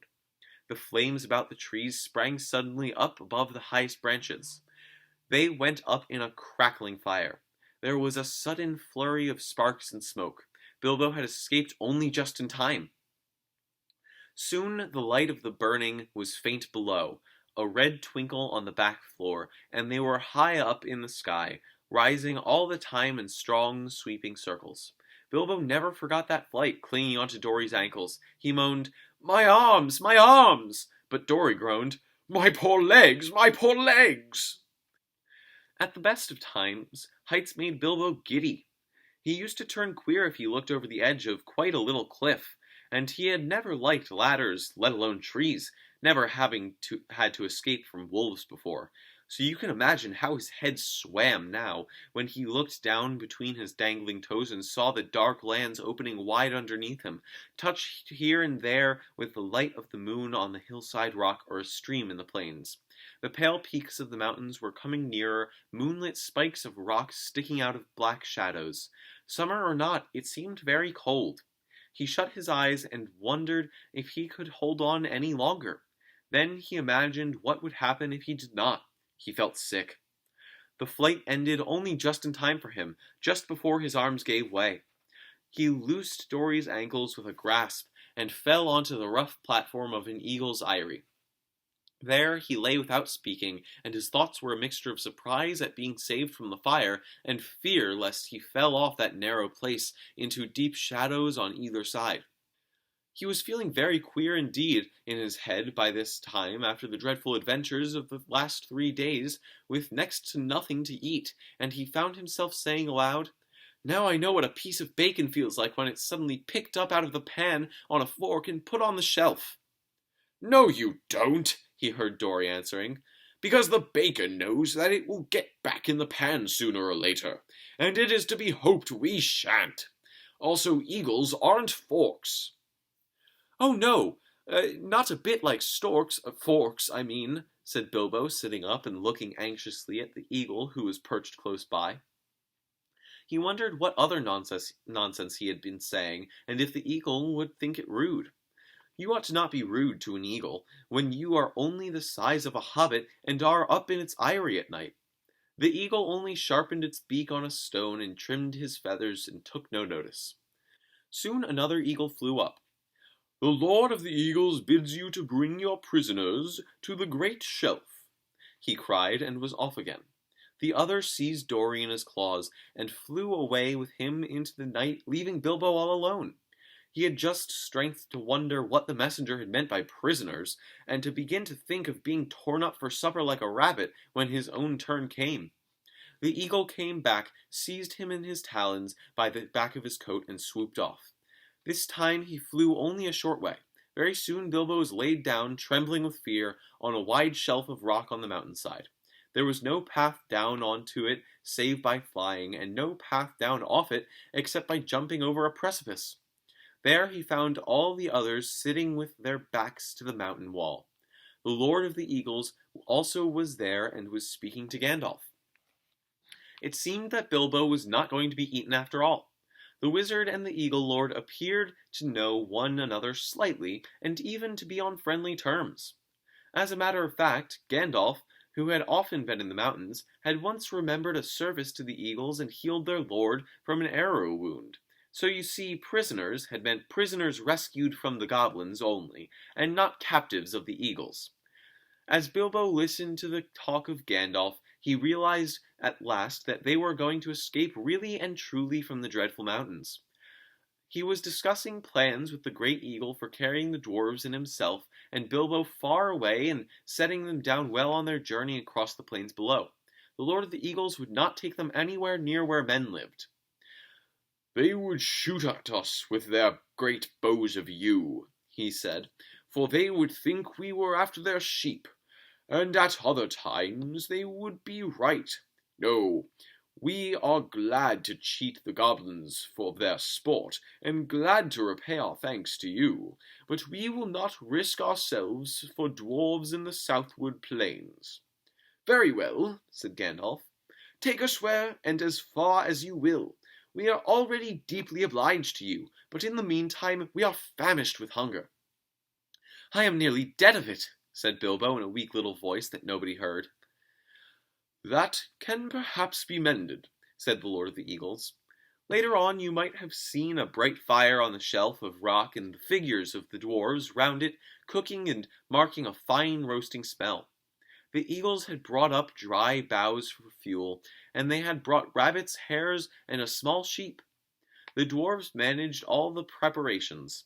Bilbo was too weak to help, and anyway he was not much good at skinning rabbits or cutting up meat, being used to having it delivered by the butcher all ready to cook. Gandalf, too, was lying down after doing his part in setting the fire going, since Owen and Glóin had lost their tinderboxes.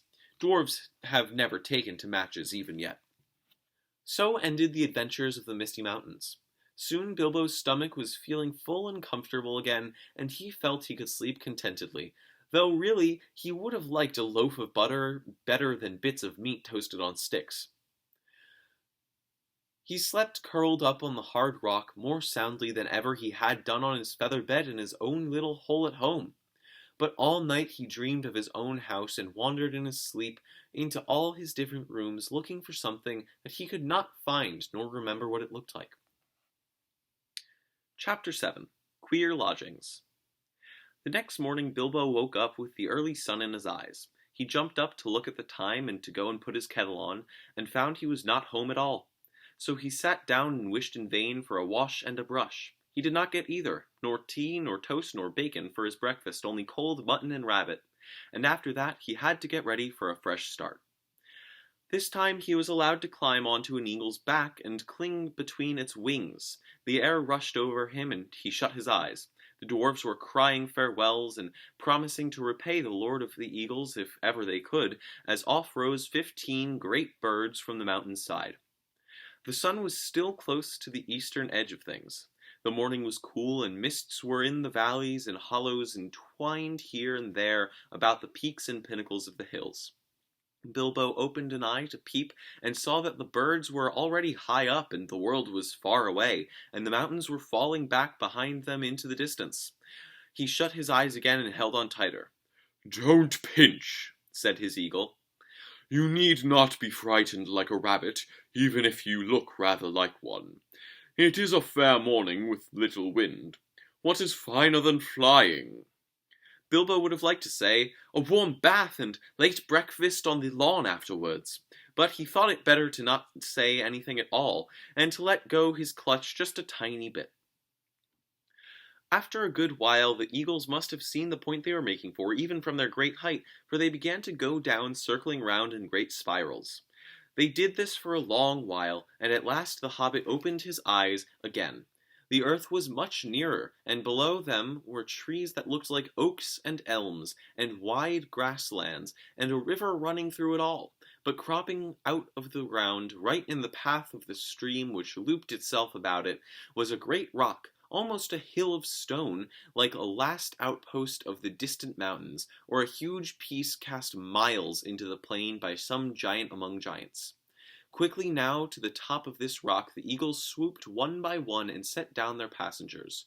"Farewell," they cried, "wherever you fare, till your eyries receive you at the journey's end." That is the polite thing to say among eagles. "May the wind under your wings bear you where the sun sails and the moon walks," answered Gandalf, who knew the correct reply. And so they parted. And though the Lord of the Eagles became in after days the king of all birds, and wore a golden crown and his 15 chieftains gold collars made of the gold that the dwarves gave them, Bilbo never saw them again, except high and far off in the Battle of 5 Armies. But as that comes in at the end of this tale, we will say no more about it just now. There was a flat space on the top of the hill of stone, and a well-worn path with many steps leading down to the river, across which a ford of huge flat stones led to a grassland beyond the stream. There was a little cave, a wholesome one with a pebbly floor, at the foot of the steps and near the end of the stony ford. Here the party gathered and discussed what was to be done. "I always meant to see you all safe if possible over the mountains," said the wizard, "and now by good management and good luck I've done it. Indeed, we are now a good deal further east than I ever meant to come with you, for after all this is not my adventure. I may look in on it again before it is all over, but meanwhile I have some other pressing business to attend to." The dwarves groaned and looked most distressed, and Bilbo wept. They had begun to think Gandalf was going to come all the way and would always be there to help them out of difficulties. "I am not going to disappear this very instant," he said. "I can give you a day or two more. Probably I can give you out of your present plight, and I need a little help myself. We have no food, and no baggage, and no ponies to ride, and you don't know where you are. Now I can tell you that. You are still some miles north of the path which we should have been following, if we had not left the mountain pass in a hurry. Very few people live in these parts, unless they have come here since I was last down this way, which was some years ago, but there is somebody that I know of, who lives not far away. That somebody made the steps on the great rock, the Carrick, I believe he calls it. He does not come here often, certainly not in the daytime, and it is no good waiting for him. In fact, it would only be very dangerous. We must go and find him, and if all goes well at our meeting, I think I shall be off and wish you, like the eagles, farewell wherever you fare." They begged him not to leave them. They offered him dragon gold and silver and jewels, but he would not change his mind. We shall see," he said, "and I think I have earned already some of your dragon gold, when you have got it." After that they stopped pleading. Then they took off their clothes and bathed in the river, which was shallow and clear and stony at the ford. When they had dried in the sun, which was now strong and warm, they were refreshed, if still sore and a little hungry. Soon they crossed the ford, carrying the Hobbit, and then began to march through the long green grass and down the lines of the wide-armed oaks and the tall elms. "And why is it called the Carrick?" asked Bilbo, as he went along at the wizard's side. "He called it the Carrick because Carrick is the word for it. He calls things like that Carricks, and this one is the Carrick because it is the only one near his home, and he knows it well." "Who calls it? Who knows it?" "The somebody that I spoke of, a very great person. You must all be very polite when I introduce you. I shall introduce you slowly, 2 by 2, I think, and you must be careful not to annoy him, or heavens knows what will happen. He can be appalling when he is angry, though he is kind enough if humored. Still, I warn you, he gets angry easily." The dwarves all gathered round when they heard the wizard talking like this to Bilbo. "Is that the person you are talking us to now?" they asked. "Couldn't you find someone more easy-tempered? Hadn't you better explain it all a bit clearer?" and so on. "Yes, it certainly is. No, I could not. And I was explaining very carefully," answered the wizard crossly. "If you must know, his name is Beorn. He is very strong, and he is a skin changer." What? A furrier? A man that calls rabbits conies when he doesn't turn their skins into squirrels? Asked Bilbo. Good gracious heavens, no, no, no, no, said Gandalf. Don't be a fool, Mr. Baggins, if you can help it. And in the name of all wonder, don't mention the word furrier again, as long as you are within 100 miles of his house, nor rug, cape, tippet, muff, nor any other such unfortunate word. He is a skin changer. He changes his skin. Sometimes he is a huge black bear. Sometimes he is a great strong black-haired man with huge arms and a great beard. I cannot tell you much more, though that ought to be enough. Some say that he is a bear descended from the great and ancient bears of the mountains that lived there before the giants came. Others say that he is a man descended from the first men who lived before Smaug or the other dragons came into this part of the world, and before the goblins came into the hills out of the north. I cannot say, though. I fancy the last is the true tale. He is not the sort of person to ask questions of. At any rate, he is under no enchantment but his own. He lives in an oak wood, and has a great wooden house, and as a man he keeps cattle and horses, which are nearly as marvellous as himself. They work for him and talk to him. He does not eat them, neither does he hunt or eat wild animals. He keeps hives and hives of great fierce bees, and lives most on cream and honey. As a bear he ranges far and wide. I once saw him sitting all alone at the top of the Carrack at night watching the moon sinking towards the misty mountains, and I heard him growl in the tongue of the bears. The day will come when they will perish and I shall go back. That is why I believe he once came from the mountains himself. Bilbo and the dwarves had now plenty to think about, and they asked no more questions. They still had a long way to walk before them. Up slope and down dale they plodded. It grew very hot. Sometimes they rested under the trees, and then Bilbo felt so hungry that he could have eaten acorns, if they had been ripe enough yet to have fallen to the ground. It was the middle of the afternoon before they noticed that great patches of flowers had begun to spring up, all the same kinds growing together as if they had been planted. Especially there were clover, waving patches of coxcomb clover and purple clover, and wide stretches of short white sheet honey-smelling clover. There was a buzzing and a whirring and droning in the air. Bees were busy everywhere, and such bees! Bilbo had never seen anything like them. If one was to sting me, he thought, I should swell up as big again as I am. They were bigger than hornets. The drones were bigger than your thumb a good deal, and the bands of yellow on their deep black bodies shone like fiery gold. We are getting near, said Gandalf. We are on the edge of his bee pastures. After a while they came to a belt of tall and very ancient oaks, and beyond these to a high thorn hedge, through which you could neither see nor scramble. You had better wait here, said the wizard to the dwarves, and when I call or whistle, begin to come after me. You will see the way I go, but only in pairs, mind, about 5 minutes between each pair of you. Bomber's fattest, and will do for 2. He had better come alone and last. Come, Mr. Baggins, there is a gate somewhere round here. And with that he went off alone the hedge, taking the frightened hobbit with him.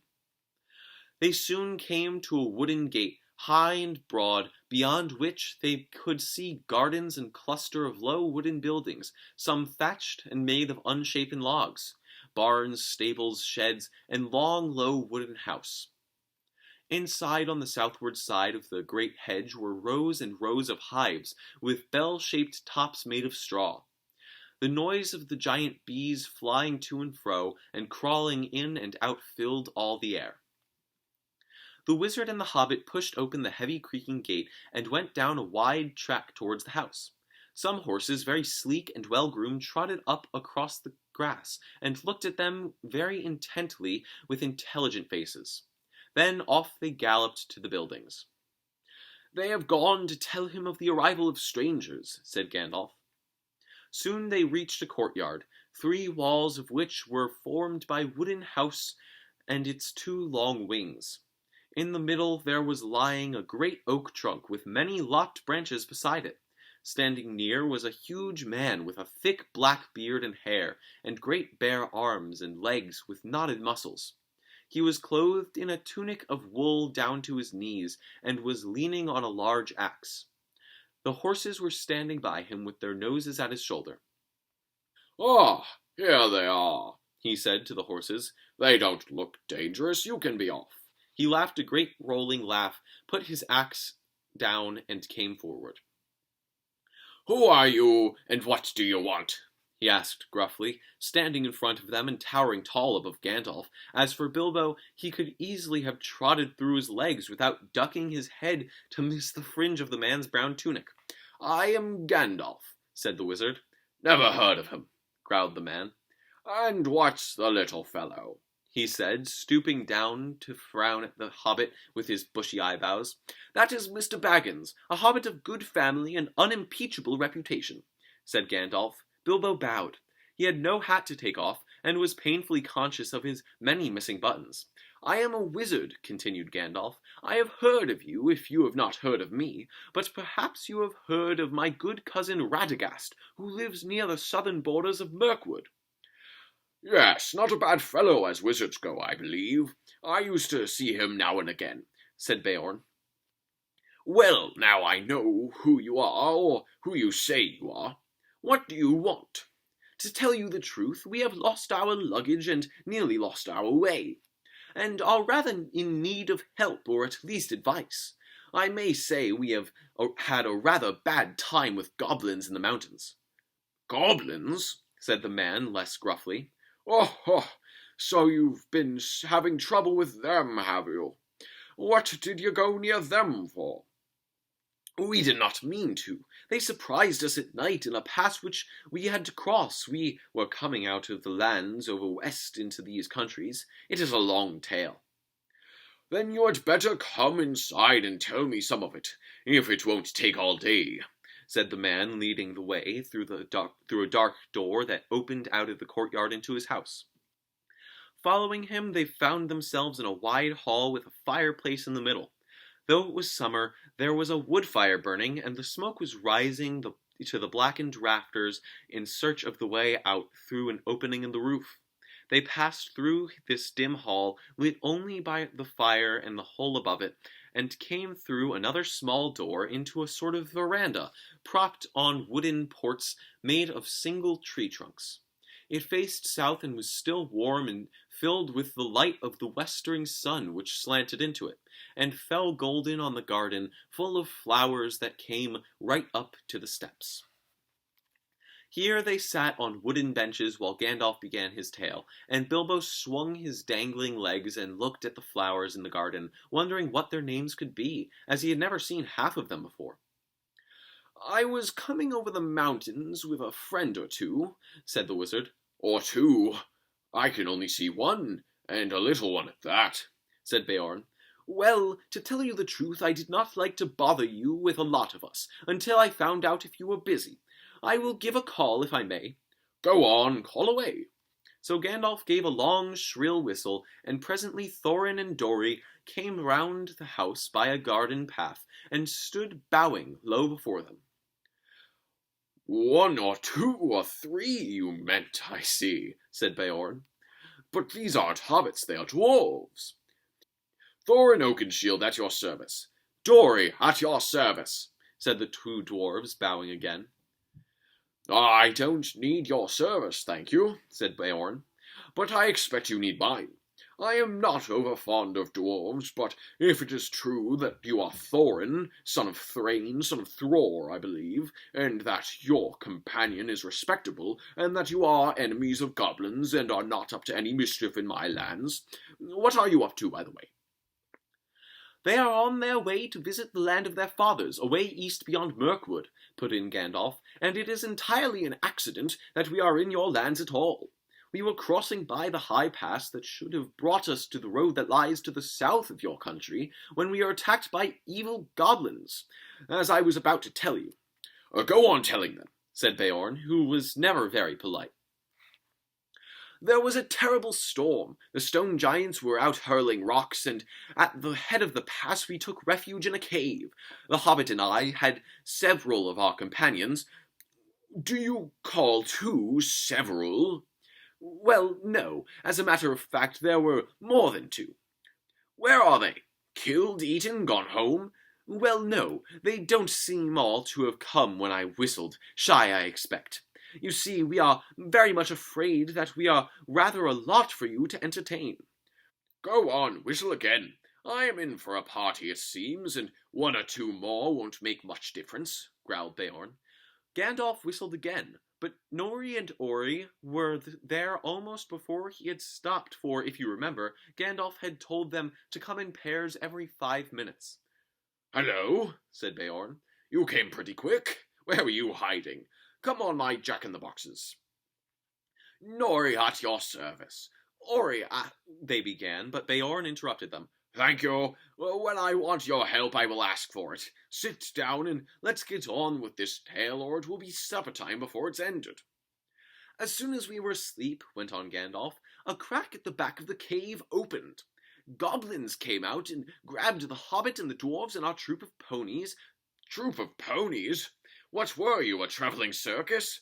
Or were you carrying lots of goods, or do you always call 6 a troop? Oh, no, as a matter of fact, there were more than 6 ponies, for there were more than 6 of us. And, well, here are 2 more. Just at that moment, Balin and Dwalin appeared, and bowed so low that their beards swept the stone floor. The big man was frowning at first, but they did their very best to be frightfully polite, and kept on nodding and bending and bowing and waving their hoods before their knees in proper dwarf fashion, till he stopped frowning, and burst into a chuckling laugh. They looked so comical. Troop was right, he said. A fine comic one. Come in, my merry men, and what are your names? I don't want your service just now, only your names, and then sit down and stop wagging. Balin and Dwalin, they said, not daring to be offended, and sat flop on the floor, looking rather surprised. Now go on again, said Beorn to the wizard. Where was I? Oh, yes, I was not grabbed. I killed a goblin or 2 with a flash. Good, growled Beorn. It is some good being a wizard, then. And I slipped inside the crack before it was closed. I followed down into the main hall, which was crowded with goblins. The great goblin was there with 30 or 40 armed guards. I thought to myself, even if they were not all chained together, what can a dozen do against so many? A dozen? That's the first time I've heard 8 called a dozen.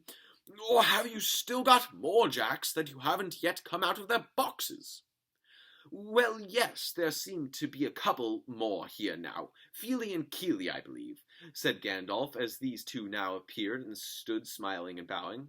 That's enough, said Beorn. Sit down and be quiet. Now go on, Gandalf. So Gandalf went on with the tale until he came to the fight in the dark, the discovery of the lower gate, and their horror when they found that Mr. Baggins had been mislaid. We counted ourselves and found that there was no Hobbit. There were only 14 of us left. 14? That's the first I've heard one from 10 leave 14. You mean 9, or else you haven't told me yet all the names of your party. Well, of course, you haven't seen Owen and Glóin yet, and bless me, here they are. I hope you will forgive them for bothering you. Oh, let them all come. Hurry up. Come along, you 2, and sit down. But look here, Gandalf.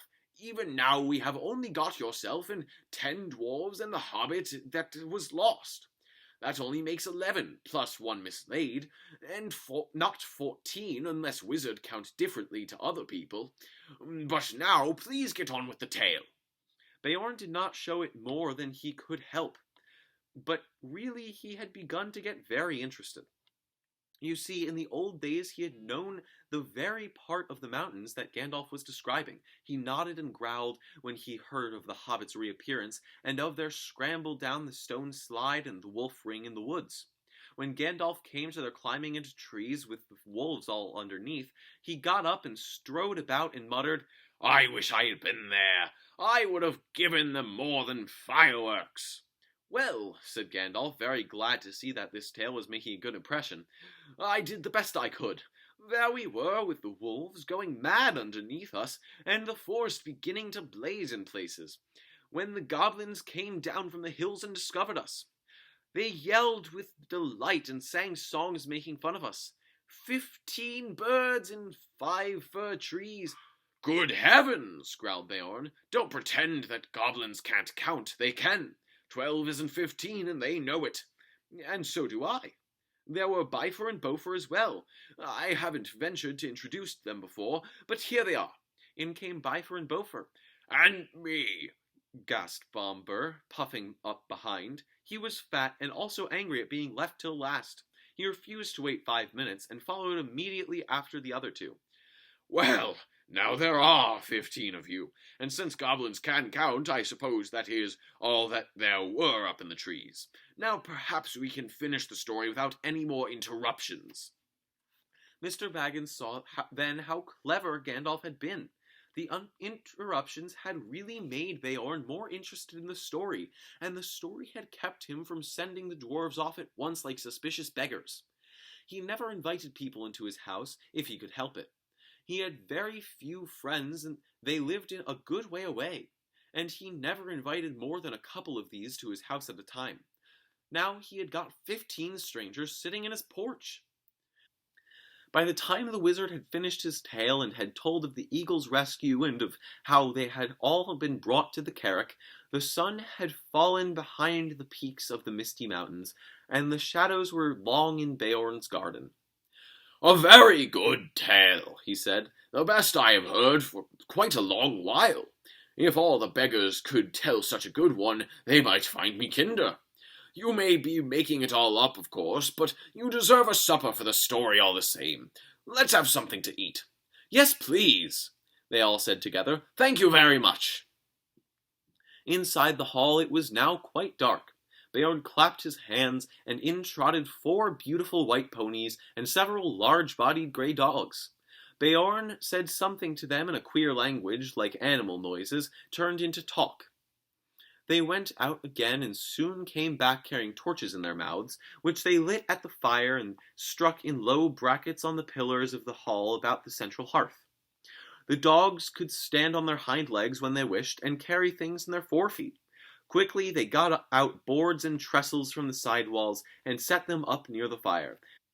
Then "Ba! Ba! Ba!" was heard, and in came some snow-white sheep led by a large coal-black ram. One bore a white cloth embroidered at the edges with figures of animals. Others bore on their broad backs trays with bowls and platters and knives and wooden spoons, which the dogs took and quickly laid on the trestle tables. These were very low enough for even Bilbo to sit at comfortably. Besides them, a pony pushed 2 low-seated benches with wide rush bottoms and a little short, thick legs for Gandalf and Thorin, while at the far end he put Beorn's big black chair of the same sort, in which he sat with his great legs stuck far out under the table. These were all the chairs he had in his hall, and he probably had them low like the tables for the convenience of the wonderful animals that had waited on him. What did the rest sit on? They were not forgotten. The other ponies came in, rolling round drum-shaped sections of logs, smoothed and polished, and low enough even for Bilbo, so soon they were all seated at Beorn's table, and the hall had not seen such a gathering for many a year. There they had a supper, or a dinner such as they had not had since they left the last homely house in the west and said good-bye to Elrond. The light of the torches in the fire flickered about them, and on the table were 2 tall red beeswax candles.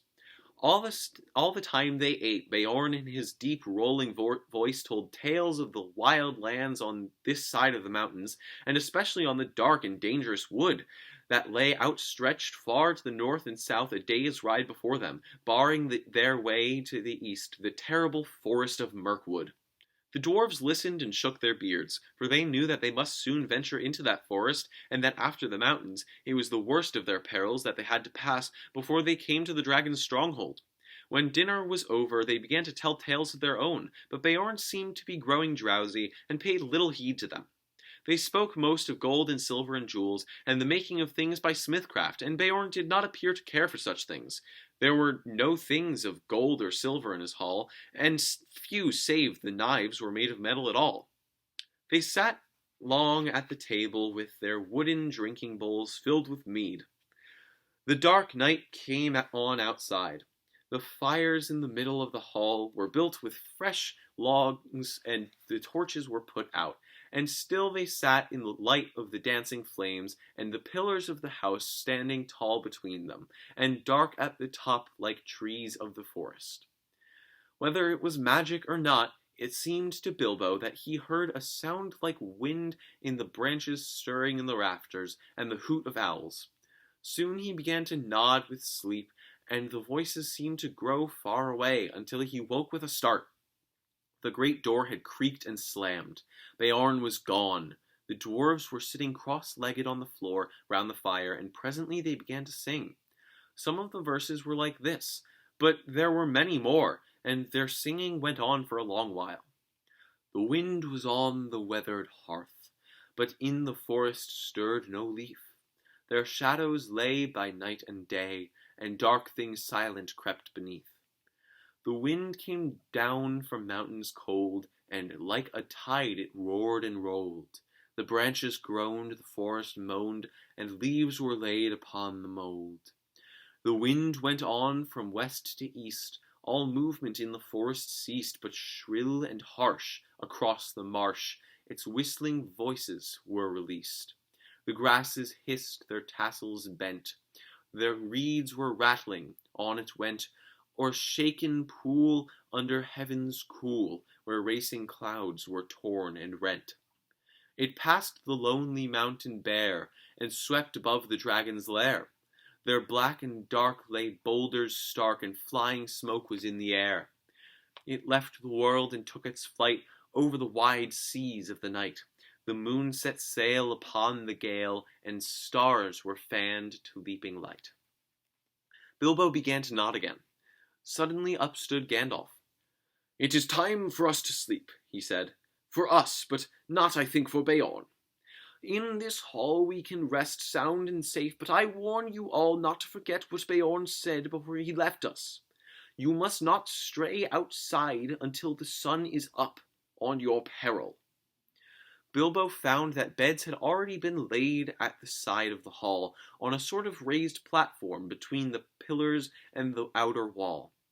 For him there was a little mattress of straw and woolen blankets. He snuggled into them very gladly, summertime though it was. The fire burned low, and he fell asleep, yet in the night he woke. The fire had now sunk to a few embers. The dwarves and Gandalf all asleep to judge by their breathing. A splash of white on the floor came from the high moon, which was peering down through the smoke hole in the roof. There was a growling sound outside, and a great noise of some great animal scuffling at the door. Bilbo wondered what it was, and whether it could be Beorn in enchanted shape, and if he would come in as a bear and kill him. He dived under the blankets and hid his head, and fell asleep again at last in spite of his fears. It was full morning when he awoke. One of the dwarves had fallen over him in the shadows where he lay, and had rolled down with a bump from the platform onto the floor. It was Bofur, and he was grumbling about it when Bilbo opened his eyes. "Get up, lazy bones," he said, "or there will be no breakfast for you." Up jumped Bilbo. "Breakfast!" he cried. "Where is breakfast?" "Mostly inside us," answered the other dwarves, who were moving around the hall, "but what is left is out on the veranda. We have been about looking for Beorn ever since the sun got up, but there is no sign of him anywhere, though we found breakfast laid as soon as we went out." "Where is Gandalf?" asked Bilbo, moving off to find something he could eat as quick as he could. "Oh, out and about somewhere," they told him. But he saw no sign of the wizard all that day until the evening. Just before the sun set, he walked into the hall where the Hobbit and the dwarves were having supper, waited on by Beorn's wonderful animals, as they had been all day. Of Beorn they had seen and heard nothing since the night before, and they were getting puzzled. "Where is our host, and where have you been all day yourself?" they all cried. "One question at a time, and none till after supper. I haven't had a bite since breakfast." At last Gandalf pushed away his plate and jug. He had eaten 2 whole loaves with masses of butter and honey and clotted cream, and drunk at least a quart of mead, and he took out his pipe. "I will answer the second question first," he said, "but bless me, This is a splendid place for smoke rings." Indeed, for a long time they could get nothing more out of him. He was so busy sending smoke rings dodging round the pillars of the hall, changing them into all sorts of different shapes and colors, and setting them at last chasing one another out of the hole in the roof. They must have looked very queer from outside, popping out into the air, one after another, green, blue, red, silver, gray, yellow, white, big ones, little ones dodging through big ones, and joining into figure eights, and going off like a flock of birds into the distance. "I've been picking out bear tracks," he said at last. "There must have been a regular bears meeting outside here last night. I soon saw that Beorn could not have made them at all. There were far too many of them, and they were of various sizes too. I should say there were little bears, large bears, ordinary bears, and gigantic big bears, all dancing outside from dark to nearly dawn. They came from almost every direction, except from the west over the river from the mountains. In that direction only one set footprints led. None coming, only ones going away from here. I followed these as far as the Carrick. There they soon disappeared into the river, but the water was too deep and strong beyond the rock for me to cross. It is easy enough, as you remember, to get this bank to the Carrick by the ford, but on the other side is a cliff standing up from a swirling channel. I had to walk miles before I had found a place where the river was wide and shallow enough for me to wade and swim, and then miles back again to pick up the tracks again. By that time it was too late for me to follow them far. They went straight off into the direction of the pine woods on the east side of the Misty Mountains, where we had our pleasant little party with the wargs the night before last. And now I think I have answered your first question too," ended Gandalf, and he sat a long while silent. Bilbo thought he knew what the wizard meant. "What shall we do?" he cried. "If he leads all the wargs and the goblins down here? We shall all be caught and killed. I thought you said he was not a friend of theirs." "So I did. And don't be silly. You had better go to bed. Your wits are sleepy." The hobbit felt quite crushed, and as there seemed nothing else to do, he did go to bed, and while the dwarves were still singing songs, he dropped asleep, still puzzling his little head about Beorn, till he dreamed a dream of hundreds of black bears dancing slow, heavy dances round and round in the moonlight in the courtyard. Then he woke up when everyone else was asleep, and he heard the same scraping, scuffling, snuffling, and growling as before. Next, they were all awakened by Beorn himself. "So here you all still are," he said. He picked up the hobbit and laughed. "Not eaten by wargs or goblins or wicked bears yet, I see." And he poked Mr. Baggett's waistcoat most disrespectfully. "Little Bunny is getting nice and fat again on bread and honey," he chuckled. "Come and have some more." So they all went to breakfast with him.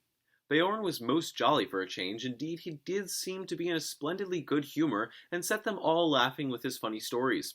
Nor did they have to wonder long where he had been or why he was so nice to them, for he told them himself. He had been over the river and right back up into the mountains, from which you can guess that he could travel quickly, in a bear's shape at any rate. From the burnt wolf glade he had soon found out that part of their story was true, but he had found more than that. He had caught a warg and a goblin wandering in the woods. From these he had gotten news. The goblin patrols were still hunting with wargs for the dwarves, and they were fiercely angry because of the death of the great goblin, and also because of the burning of the chief wolf's nose and the death of the wizard's fire of many of the chief's servants. So much they told him when he forced them, but he guessed there was more wickedness than this afoot, and that a great raid of the whole goblin army with their wolf allies into the lands shadowed by the mountains might soon be made to find the dwarves, or to take vengeance on the men and creatures that lived there, and who they thought must be sheltering them. "It was a good story, that of yours," said Beorn, "but I like it still better now that I am sure it is true. You must forgive my not taking your word. If you lived near the edge of Mirkwood, you would take the word of no one that you did not know as well as your brother or better." As it is, I can only say that I have hurried home as fast as I could to see that you are safe, and to offer you any help that I can. I shall think more kindly of dwarves after this. Killed the great goblin! Killed the great goblin! He chuckled fiercely to himself. What did you do with the goblin and the warg? Asked Bilbo suddenly. Come and see, said Beorn, and they followed round the house. A goblin's head was stuck outside the gate, and a warg skin was nailed to the tree just beyond. Beorn was a fierce enemy, but now he was their friend, and Gandalf thought it wise to tell him their whole story and the reason of their journey, so that they could get the most help he could offer. This is what he promised to do for them. He would provide ponies for each of them, and a horse for Gandalf for their journey to the forest, and he would lade them with food to last them for weeks with care, and packed so as to be as easy as possible to carry, nuts, flour, sealed jars of dried fruits, and red earthenware pots of honey, and twice-baked cakes that would keep good a long time, and on a little of which they could march for. The making of these was one of his secrets, but honey was in them, as in most of his foods, and they were good to eat, though they made one thirsty. Water, he said, they would not need to carry this side of the forest, for there were streams and springs along the road. But your way through Mirkwood is dark, dangerous, and difficult, he said. Water is not easy to find there, nor food. The time is not yet come for nuts, though it may be past and gone indeed before you get to the other side, and nuts are about all that grows there fit for food. In there the wild things are dark, queer, and savage. I will provide you with skins for carrying water, and I will give you some bows and arrows, but I doubt very much whether anything you find in Mirkwood will be wholesome to eat or to drink. There is one stream there, I know, black and strong, which crosses the path. That you should neither drink of nor bathe in. For I have heard that it carries an enchantment and a great drowsiness and forgetfulness. And in the dim shadows of that place I don't think you will shoot anything, wholesome or unwholesome, without straying from the path. That you must not do for any reason. This is all advice I can give you. Beyond the edge of the forest I cannot help you much. You must depend on your luck and your courage and the food I send with you. At the gate of the forest I must ask you to send back my horses and ponies. But I wish you all speed, and my house is open to you, if you ever come back this way again. They thanked him, of course, with many bows and sweepings of their hoods, and with many "At your service, O master of the wide wooden hills." But their spirits sank at his grave words, and they all felt that the adventure was far more dangerous than they had thought, while all the time, even if they passed all the perils of the road, the dragon was waiting at the end. All that morning they were very busy with preparations.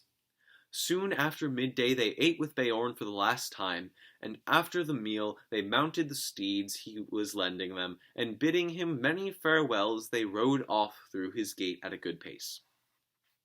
As soon as they left his high hedges at the east of his fenced lands, they turned north and then bore to the northwest. By his advance, they were no longer making for the main forest road to the south of his land. Had they followed their path would have led them down the stream from the mountains that joined the river great miles south of the Carrick. At that point there was a great deep ford, which they might have passed if they still had their ponies, and beyond that a track led to the skirts of the wood and to the entrance of the old forest road. But Beorn had warned them that that way had now often been used by the goblins, while the forest road itself, he had heard, was overgrown and disused at the eastern end and led to impassable marshes, where the paths had long been lost. Its eastern opening had also always been far to the south of the lonely mountain, and would have left them still with a long and difficult northward march when they got to the other side. North of the Carrick, the edge of Mirkwood drew closer to the borders of the great river, and though here the mountains too drew down nearer, Beorn advised them to take this way, For at a place a few days' ride due north of the Carrick was the gate of a little-known pathway through Mirkwood that led almost straight towards the Lonely Mountain. "The goblins," Beorn had said, "will not dare to cross the great river for 100 miles north of the Carrick, nor to come near my house. It is well protected at night. But I should ride fast, for if they make their raid soon, they will cross the river to the south and scour all the edge of the forest so as to cut you off, and wargs run swifter than ponies. Still, you are safer going north, even though you seem to be going back nearer to the strongholds, for that is what they will least expect, and they will have the stronger ride to catch you. Be off now as quick as you may." That is why they were now riding in silence, galloping wherever the ground was grassy and smooth, with the mountains dark on their left, and in the distance the line of the river with its trees drawing ever closer. The sun had only just turned west when they started, and till evening it lay golden on the land about them. It was difficult to think of pursuing goblins behind, and when they had put many miles between them and Beorn's house, they began to talk and to sing again, and to forget the dark forest path that lay in front. But in the evening, when the dusk came on and the peaks of the mountains glowered against the sunset, they made a camp and set guard, and most of them slept uneasily with dreams in which there came the howl of hunting wolves and the cries of goblins. Still, the next morning dawned bright and fair again. There was an autumn-like mist white upon the ground, and the air was chill, but soon the sun rose red in the east, and the mists vanished, and while the shadows were still long, they were off again. So they rode now for 2 more days, and all the while they saw nothing save grass and flowers and birds and scattered trees, and occasionally small herds of red deer browsing or sitting at noon in the shade. Sometimes Bilbo saw the horns of the harts sticking up out of the long grass, and at first he thought they were the dead branches of trees.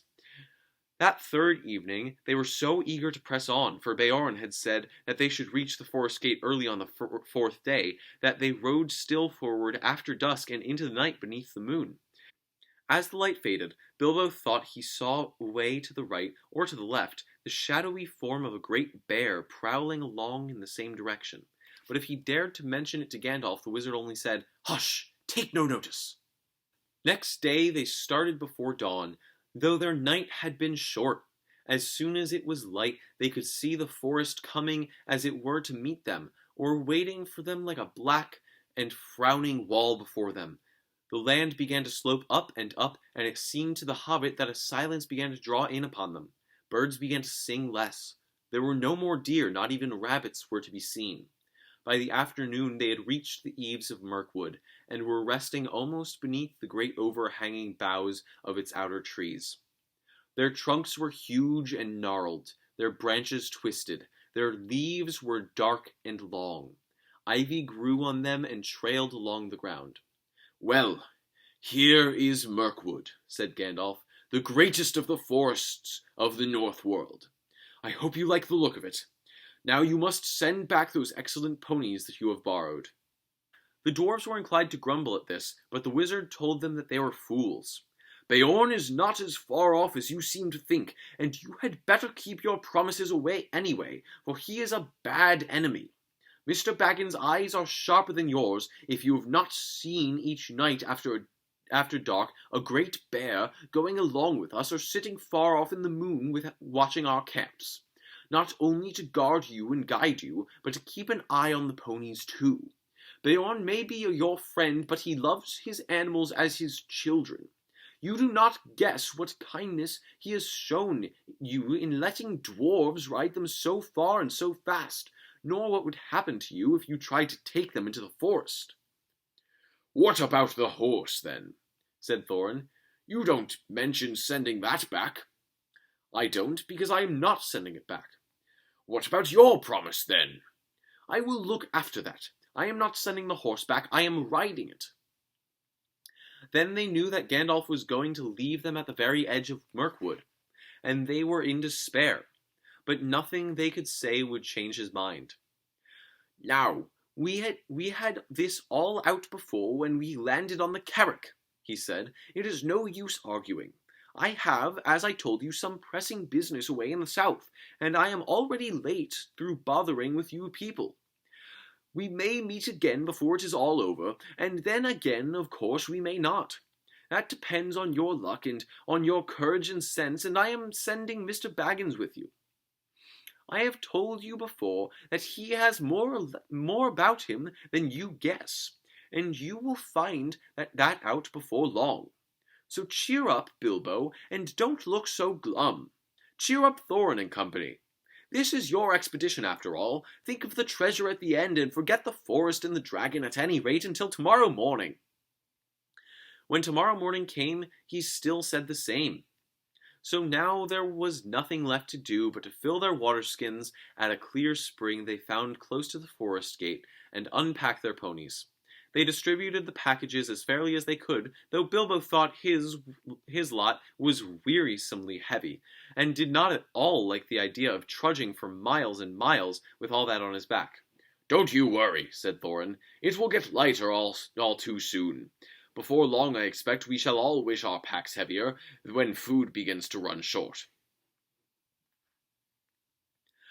Then at last they said goodbye to their ponies and turned their heads for home.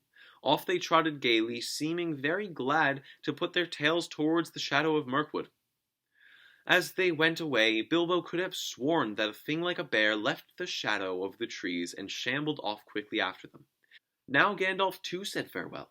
Bilbo sat on the ground, feeling very unhappy and wishing he was beside the wizard on his tall horse.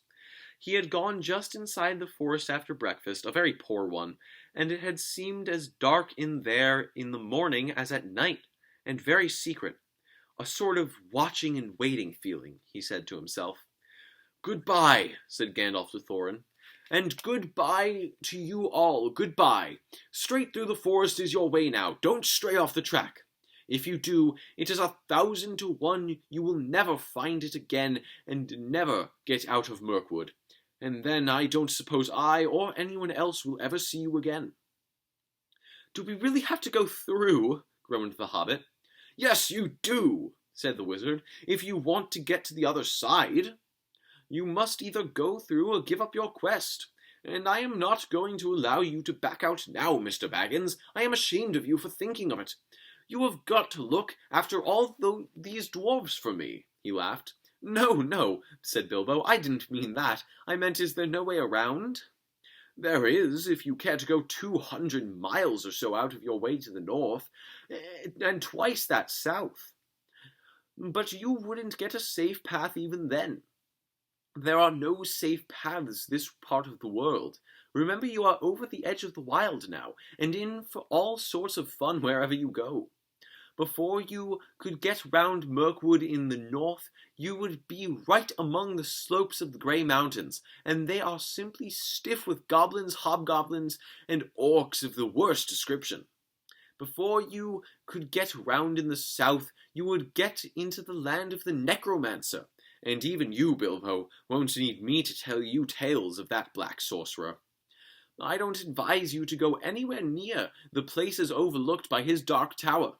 Stick to the forest track, keep your spirits up, hope for the best, and with a tremendous slice of luck, you may come out one day and see the long marshes lying below you, and beyond them, high in the east, the lonely mountain where dear old Smaug lives, though I hope he is not expecting you." "Very comforting you are, to be sure," growled Thorin. "Goodbye. If you won't come with us, you had better get off without any more talk." "Goodbye, then, and really goodbye," said Gandalf, and he turned his horse and rode down into the west. But he could not resist the temptation to have the last word. Before he had passed quite out of hearing, he turned and put his hands to his mouth and called to them. They heard his voice come faintly. "Goodbye! Be good, take care of yourselves, and don't leave the path!" Then he galloped away and was soon lost to sight. "Oh, goodbye and go away," grunted the dwarves, all the more angry because they were really filled with dismay at losing him. Now began the most dangerous part of all their journey. They each shouldered the heavy pack and water skin which was their share, and turned from the light that lay on the lands outside and plunged into the forest. Chapter 8. Flies and Spiders. They walked in single file. The entrance to the path was like a sort of arch, leading into a gloomy tunnel made by two great trees that leaned together, too old and strangled with ivy and hung with lichen to bear more than a few blackened leaves. The path itself was narrow and wound in and out among the trunks. Soon the light at the gate was like a little bright hole far behind, and the quiet was so deep that their feet seemed to thump along while all the trees leaned over them and listened. As their eyes became used to the dimness, they could see a little way to either side in a sort of darkened green glimmer. Occasionally a slender beam of sun that had the luck to slip in through some opening in the leaves far above, and still more luck in not being caught in the tangled boughs and matted twigs beneath, stabbed down thin and bright before them. But this was seldom, and it soon ceased altogether. There were black squirrels in the wood.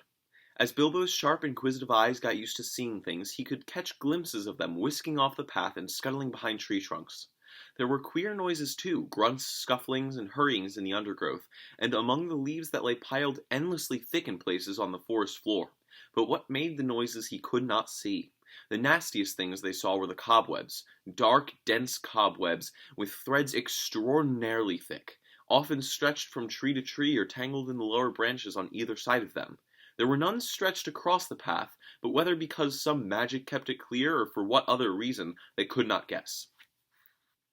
It was not long before they grew to hate the forest as heartily as they had hated the tunnels of the goblins, and it seemed to offer even less hope of any ending. But they had to go on and on, long after they were sick for a sight of the sun and of the sky, and longed for the feel of wind on their faces. There was no movement of air down under the forest roof, and it was everlastingly still and dark and stuffy. Even the dwarves felt it, who were used to tunneling and lived at times for long whiles without the light of the sun, but the hobbit, who liked holes to make a house in, but not to spend summer days in, felt he was being slowly suffocated. The nights were the worst. It then became pitch dark. Not what you call pitch dark, but really pitch. So black that you could really see nothing. Bilbo tried flapping his hand in front of his nose, but he could not see it at all. Well, perhaps it is not true to say that they could see nothing. They could see eyes. They slept all closely huddled together, and took it in turns to watch, and when it was Bilbo's turn he would see gleams in the darkness round them, and sometimes pairs of yellow or red or green eyes would stare at him from a little distance, and then slowly fade and disappear and slowly shine out again in another place. And sometimes they would gleam down from the branches just above him, and that was most terrifying. But the eyes that he liked the least were horrible, pale, bulbous sort of eyes. Insect eyes, he thought, not animal eyes, only they are much too big. Although it was not yet very cold, they tried lighting watchfires at night, but they soon gave that up. It seemed to bring hundreds and hundreds of eyes all round them, though the creatures, whatever they were careful to never to let their bodies show in the little flicker of the flames. Worse still, it brought thousands of dark grey and black moths, some nearly as big as your hand, flapping and whirring round their ears. They could not stand that, nor the huge bats, black as a top hat, either.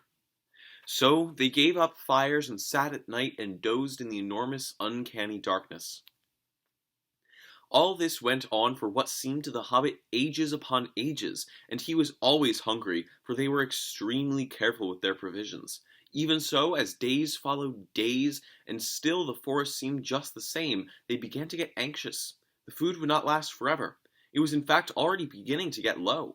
They tried shooting at the squirrels, and they wasted many arrows before they managed to bring one down on the path. But when they roasted it, it proved horrible to taste, and they shot no more squirrels. They were thirsty too, for they had none too much water, and in all the time they had seen neither spring nor stream. This was their state when one day they found their path blocked by a running water. It flowed fast and strong, but not very wide, right across the way, and it was black, or looked it in the gloom. It was well that Beorn had warned them against it, or they would have drunk from it, whatever its color, and filled some of their empty skins at its bank. As it was, They only thought of how to cross it without wetting themselves in its water. There had been a bridge of wood across, but it had rotted and falling, leaving only the broken posts near the bank. Bilbo, kneeling on the brink and peering forward, cried, "There is a great boat against the far bank. Now, why couldn't it have been on this side?" "How far away do you think it is?" asked Thorin, for by now they knew Bilbo and had the sharpest eyes among them. "Not at all far. I shouldn't think about 12 yards. 12 yards! I should have thought it was 30 at least, but my eyes don't see as well as they used to 100 years ago. Still, 12 dwarves is as good as a mile. We can't jump it, and we daren't try to wade or swim." Can any of you throw a rope?" "What's the good of that? The boat is sure to be tied up, even if we could hook it, which I doubt." "I don't believe it is tied," said Bilbo, "though of course I can't be sure in this light. But it looks to me as if it was just drawn up on the bank, which is low, just there where the path goes down into the water." "Dory's the strongest, but Fili is the youngest and still has the best sight," said Thorin. "Come here, Fili, and see if you can see the boat Mr. Baggins is talking about." Fili thought he could, so when he had stared a long while to get an idea of the direction, the others brought him a rope. They had several with them, and on the end of the longest they fastened one of the large iron hooks they had used for catching their packs to the straps about their shoulders. Fili took this in his hand, balanced it for a moment, and then flung it across the stream. Splash! It fell in the water. "Not far enough," said Bilbo, who was peering forward. "A couple of feet, and you would have dropped it into the boat. Try again. I don't suppose the magic is strong enough to hurt you, if you just touch a bit of wet rope." Fili picked up the hook when he had drawn it back, rather doubtfully all the same. This time he threw it with greater strength. "Steady," said Bilbo. "You have thrown it right into the wood on the other side now. Draw it back gently." Fili hauled the rope back slowly, and after a while Bilbo said, "Carefully! It is lying on the boat. Let's hope the hook will catch it." It did. The rope went taut, and Fili pulled in vain. Kili came to his help, and then Owen and Glóin. They tugged, and suddenly they all fell over on their backs. Bilbo was on lookout, however, caught the rope, and with a piece of stick fended off the little black boat as it came rushing across the stream. "Help!" he shouted, and Balin was just in time to seize the boat before it floated off down the current. "It was tied after all," he said, looking at the snapped painter that was still dangling from it. "That was a good pull, my lads, and a good job that our rope was stronger." "Who'll cross first?" asked Bilbo. "I shall," said Thorin, "and you will come with me, and Fili and Balin. That's as many as the boat will hold at a time. After that, Kili and Owen and Glóin and Dory. Next, Ori and Nori, Bifur and Bofur. And last, Dwalin and Bomber." "I'm always last, and I don't like it," said Bomber. "It's somebody else's turn today." "You should not be so fat. As you must be the last and lightest boatload. Don't start grumbling against orders, or something bad will happen to you." "There aren't any oars. How are you going to push the boat back to the far bank?" asked the Hobbit. "Give me another length of rope and another hook," said Fili, and when they had got it ready, he cast it into the darkness ahead and as high as he could throw it. Since it did not fall down again, they saw that it must have stuck in the branches. "Get in now," said Fili, "and one of you haul on the rope that is stuck in the tree on the other side. One of the others must keep hold of the hook we used at first, and when the other are safe on the other side, he can hook it on, and you can draw the boat back." In this way, they were all soon on the far bank, safe across the enchanted stream. Dwalin had just scrambled out with the coiled rope on his arm, and Bomber, still grumbling, was getting ready to follow, when something bad did happen. There was a flying sound of hooves on the path ahead. Out of the gloom came suddenly the shape of a flying deer. It charged into the dwarves and bowled them over, then gathered itself for a leap. High it sprang and cleared the water with a mighty jump, but it did not reach the other side in safety. Thorin was the only one who had kept his feet and his wits. As soon as they had landed, he bent his bow and fitted an arrow in case any hidden guardian of the boat appeared. Now he sent a swift and sure shot into the leaping beast. As it reached the further bank, it stumbled. The shadows swallowed it up, but they heard the sound of hooves quickly falter and then go still.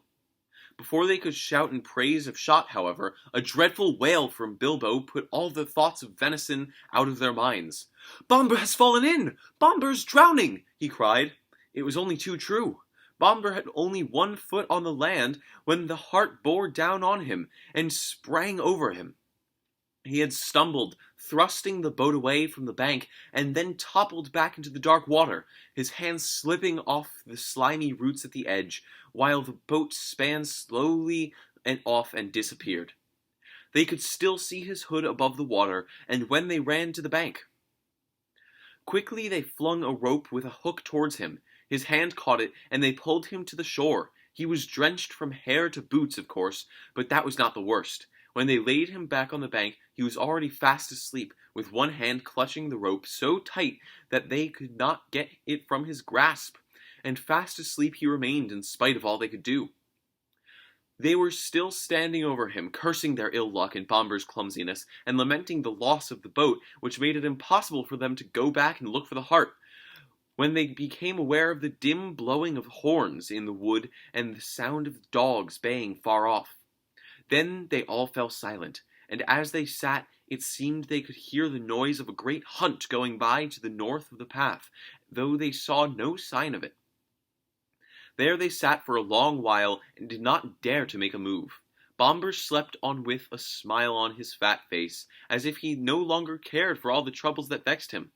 Suddenly, on the path ahead, appeared some white deer, a hind and fawns as snowy white as the hart that had been dark.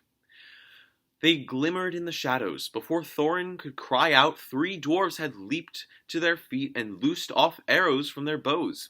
None seemed to find their mark. The deer turned and vanished in the trees as silently as they had come, and in vain the dwarves shot their arrows after them. "Stop! Stop!" shouted Thorin, but it was too late.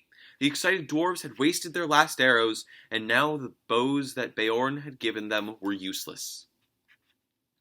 They were a gloomy party that night, and the gloom gathered still deeper on them in the following days. They had crossed the enchanted stream, but beyond the path seemed to straggle on just as before, and in the forest they could see no change. Yet if they had known more about it, and considered the meaning of the hunt and the white deer that had appeared upon their path, they would have known that they were at last drawing towards the eastern edge, and would soon have come, if they could have kept up their courage and their hope, to thinner trees and places where the sunlight came again. But they did not know this, and they were burdened with the heavy body of Bombur, which they had to carry along with them as best they could, taking the wearisome task in turns of 4, each while the others shared their packs. If these had not become all too light in the last few days, they would never have managed it, but a slumbering and smiling Bombur was a poor exchange for packs filled with food, however heavy. In a few days a time came when there was practically nothing left to eat or to drink. Nothing wholesome could they see growing in the woods, only funguses and herbs with pale leaves and unpleasant smell. About 4 days from the enchanted stream, they came to a part where most of the trees were beeches. They were at first inclined to be cheered by the change, for here there was no undergrowth, and the shadow was not so deep. There was a greenish light about them, and in places they could see some distance to either side of the path. Yet the light only showed them endless lines of straight gray trunks like the pillars of some huge twilit hall. There was a breath of air and a noise of wind, but it had a sad sound. A few leaves came rustling down to remind them that outside autumn was coming on. Their feet ruffled among the dead leaves of countless other autumns and drifted over the banks of the path from the deep red carpets on the forest. Still, Bombur slept, and they grew very weary. At times they heard disquieting laughter. Sometimes there was singing in the distance too. The laughter was the laughter of fair voices, not of goblins, and the singing was beautiful, but it sounded eerie and strange, and they were not comforted. Rather, they hurried on from those parts with what strength they had left. 2 days later they found their path going downwards, and before long they were in a valley filled almost entirely with a mighty growth of oaks. "Is there no end to this accursed forest?" said Thorin. Somebody must climb a tree and see if he can get ahead above the roof and have a look around. The only way is to choose the tallest tree that overhangs the path." Of course, somebody meant Bilbo. They chose him because to be of any use, the climber must get his head above the topmost leaves, and so must be light enough for the highest and slenderest of branches to bear him. Poor Mr. Baggins had never had much practice climbing trees, but they hoisted him up onto the lowest branches of an enormous oak that grew right out into the path, and up he had to go as best as he could. He pushed his way through the tangled twigs with many a slap in the eye. He was greened and grimed from the old bark of the greater boughs. More than once he slipped and caught himself just in time, and at last, after a dreadful struggle in the difficult place where there seemed to be no convenient branches at all, he got near the top. All the time he was wondering whether there were spiders in the tree, and how he was going to get down again, except by falling. In the end, he poked his head above the roof of leaves, and then he found spiders all right. But they were only small ones of ordinary size, and they were after the butterflies. Bilbo's eyes were nearly blinded by the light. He could hear the dwarves shouting up at him from far below, but he could not answer, only hold on and blink. The sun was shining brilliantly, and it was a long while before he could bear it. When he could, he saw all around him a sea of dark green, ruffled here and there by a breeze, and there were everywhere hundreds of butterflies. I expect they were a kind of purple emperor, a butterfly that loves the tops of oak woods. But these were not purple at all. They were dark, velvety black without any markings to be seen. He looked at the black emperors for a long time, and enjoyed the feel of the breeze in his hair and on his face. But at length the cries of the dwarves, who were now simply stamping with impatience down below, reminded him of his real business. It was no good. Gaze as he might, he could see no end to the trees and the leaves in any direction. His heart, that had been lightened by the sight of the sun and feel the wind, sank back into his toes.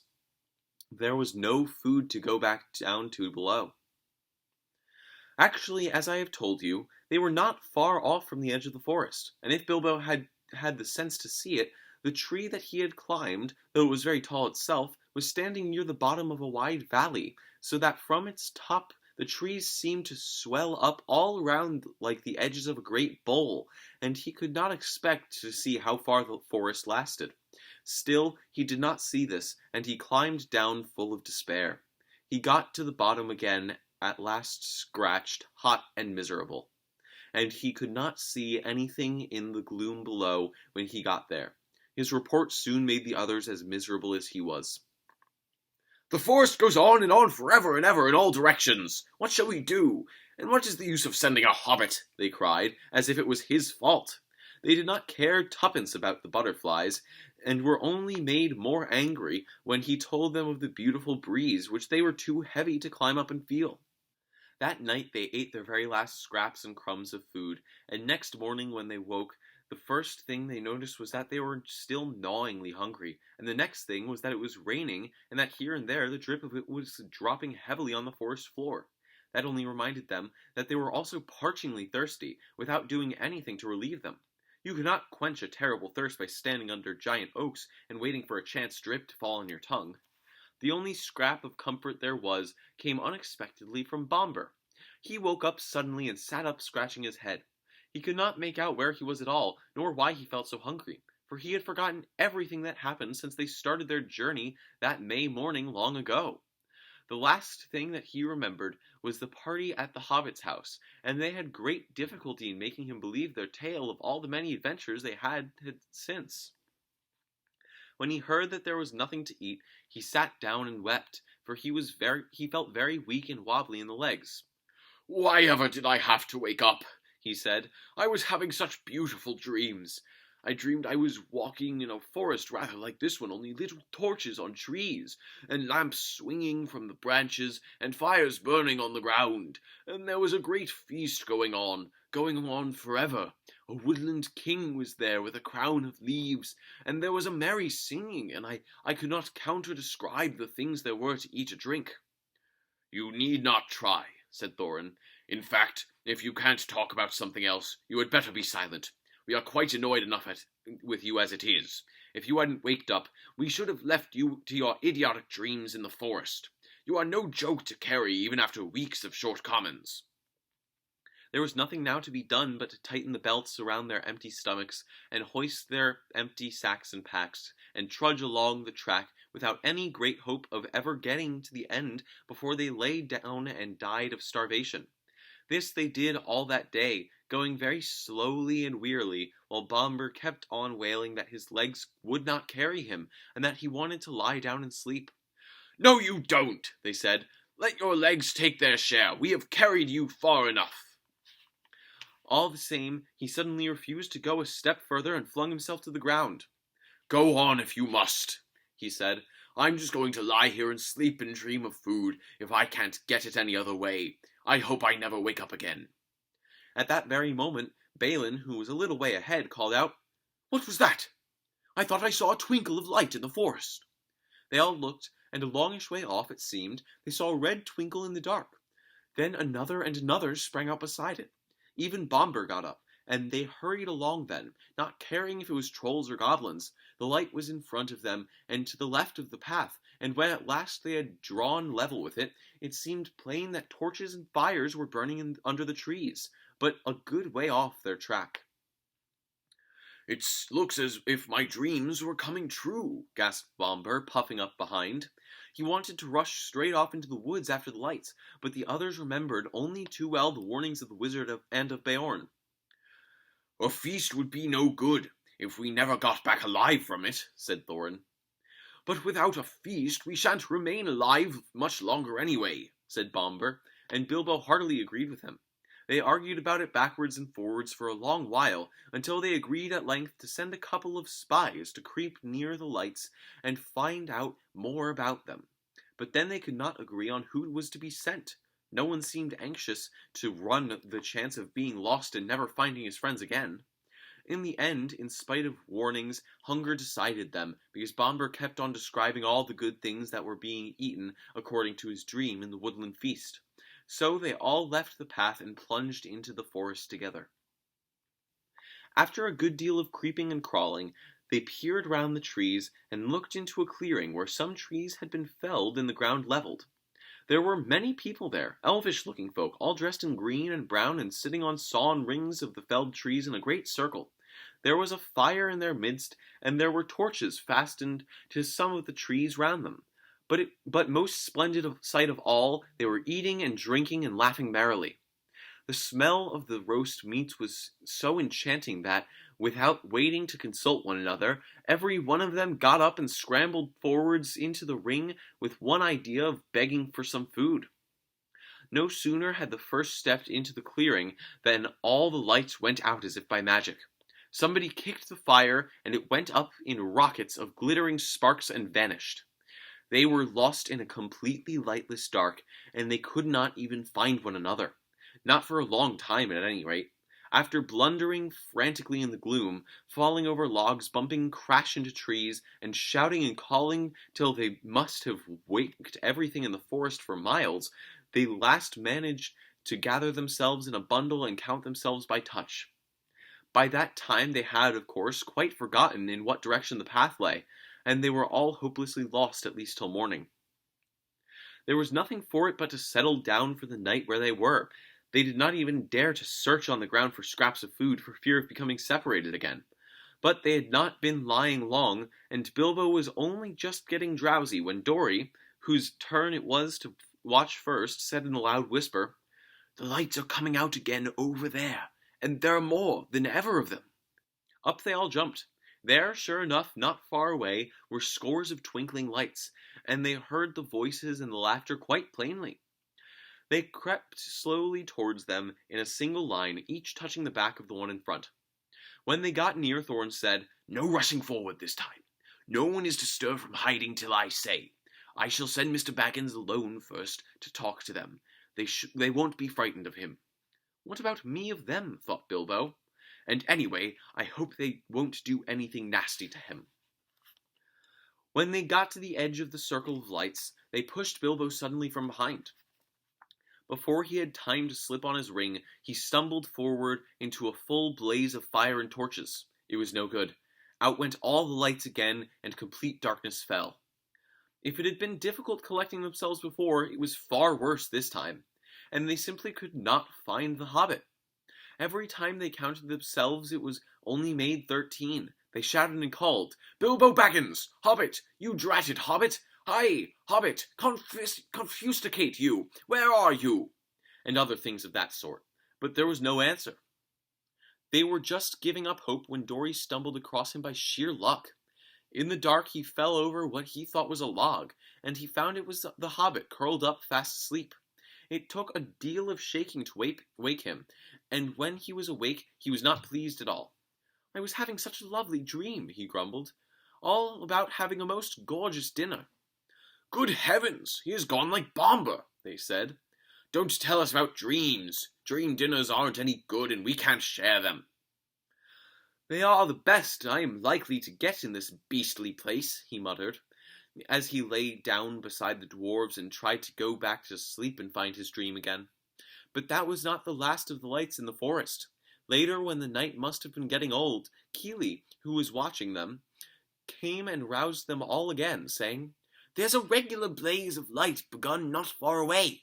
Hundreds of torches and many fires must have been lit suddenly and by magic, and hark to the singing and the harps." After lying and listening for a while, they found they could not resist the desire to go nearer and try once more to get help. Up they got again, and this time the result was disastrous. The feast that they now saw was greater and more magnificent than before, and at the head of the long line of feasters sat a woodland king with a crown of leaves upon his golden hair, very much like as Bomber had described the figure in his dream. The elvish folk were passing bowls from hand to hand and across the fires, and some were harping and many were singing. Their gleaming hair was twined with flowers, green and white gems glinted on their collars and their belts, and their faces and their songs were filled with mirth. Loud and clear and fair were those songs, and out stepped Thorin into the midst. Dead silence fell in the middle of a word. Out went all light. The fires leaped up in black smokes, ashes and cinders were in the eyes of the dwarves, and the wood was filled again with the clamor of their cries. Bilbo found himself running round and round, as he thought, calling and calling, "Dory Nori! Ori Owen Glowin! Feely Keely! Bomber! Bifer Bofer Dwalin! Balin! Thorin Oakenshield!" While people he could not see or feel were doing the same all round him, with an occasional Bilbo thrown in. But the cries of the others got steadily further and fainter, and though after a while it seemed to him they changed to yells and cries for help in the far distance, all noise at last died right away, and he was left alone in complete silence and darkness. That was one of his most miserable moments. But he soon made up his mind that it was no good trying to do anything till day came with some little light, and quite useless to go blundering about tiring himself out with no hope of any breakfast to revive him. So he sat himself down with his back to a tree, and not for the last time fell to thinking of his far distant hobbit hole with its beautiful pantries. He was deep in thoughts of bacon and eggs and toast and butter when he felt something touch him. Something like a strong, sticky string was against his left hand, and when he tried to move, he found that his legs were already wrapped in the same stuff, so that when he got up, he fell over. Then the great spider, who had been busy tying him up while he dozed, came from behind him and came at him.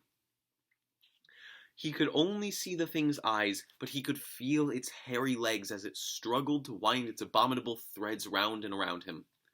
It was lucky that he had come to his senses in time. Soon he would not have been able to move at all. As it was, he had a desperate fight before he got free. He beat the creature off with his hands. It was trying to poison him to keep him quiet, as small spiders do to flies, until he remembered his sword and drew it out. Then the spider jumped back, and he had time to cut his legs loose. After that, it was his turn to attack. The spider, evidently, was not used to things that carried such stings at their side, or it would have been hurried away quicker. Bilbo came at it before it could disappear and struck it with his sword right in the eyes. Then it went mad and leaped and danced and flung its legs in horrible jerks until he killed it with another stroke, and then he fell down and remembered nothing more for a long while. There was the usual dim grey light of the forest day about him when he came to his senses. The spider lay dead beside him, and his sword blade was stained black.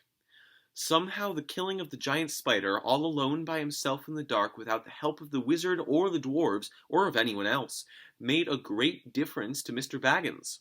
He felt a different person, and much fiercer and bolder in spite of an empty stomach, as he wiped his sword on the grass and put it back into its sheath.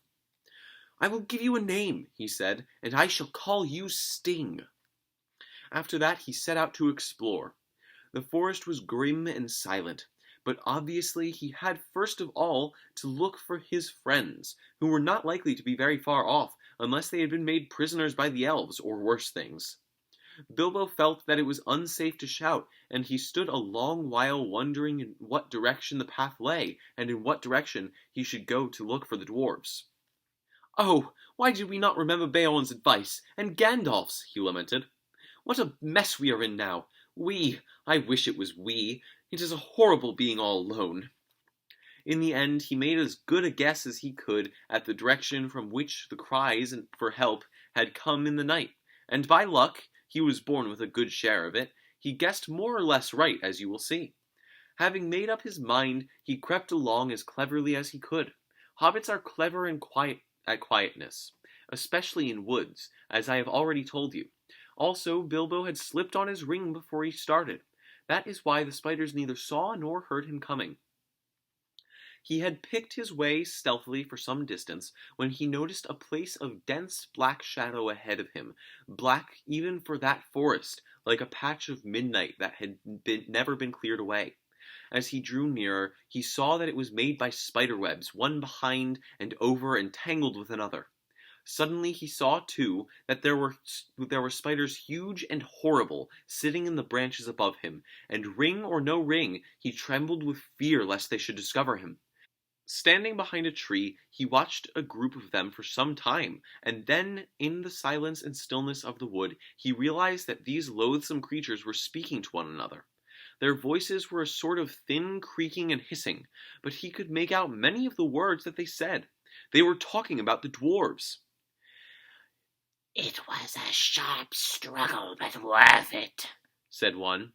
"What nasty thick skins they have, to be sure, but I'll wager there is good juice inside. Aye, they'll make fine eating when they've been hung a bit," said another. "Don't hang 'em too long," said a third. "They're not as fat as they might be. Been feeding none too well of late, I should guess."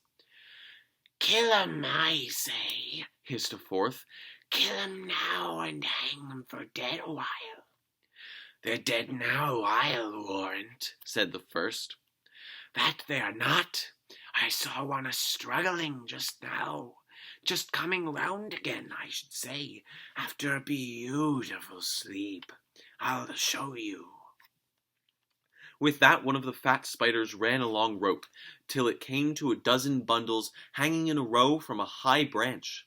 Bilbo was horrified, now that he noticed them for the first time dangling in the shadows, to see a dwarvish foot sticking out of the bottoms of some of the bundles, or here and there the tip of a nose, or a bit of a beard, or of a hood.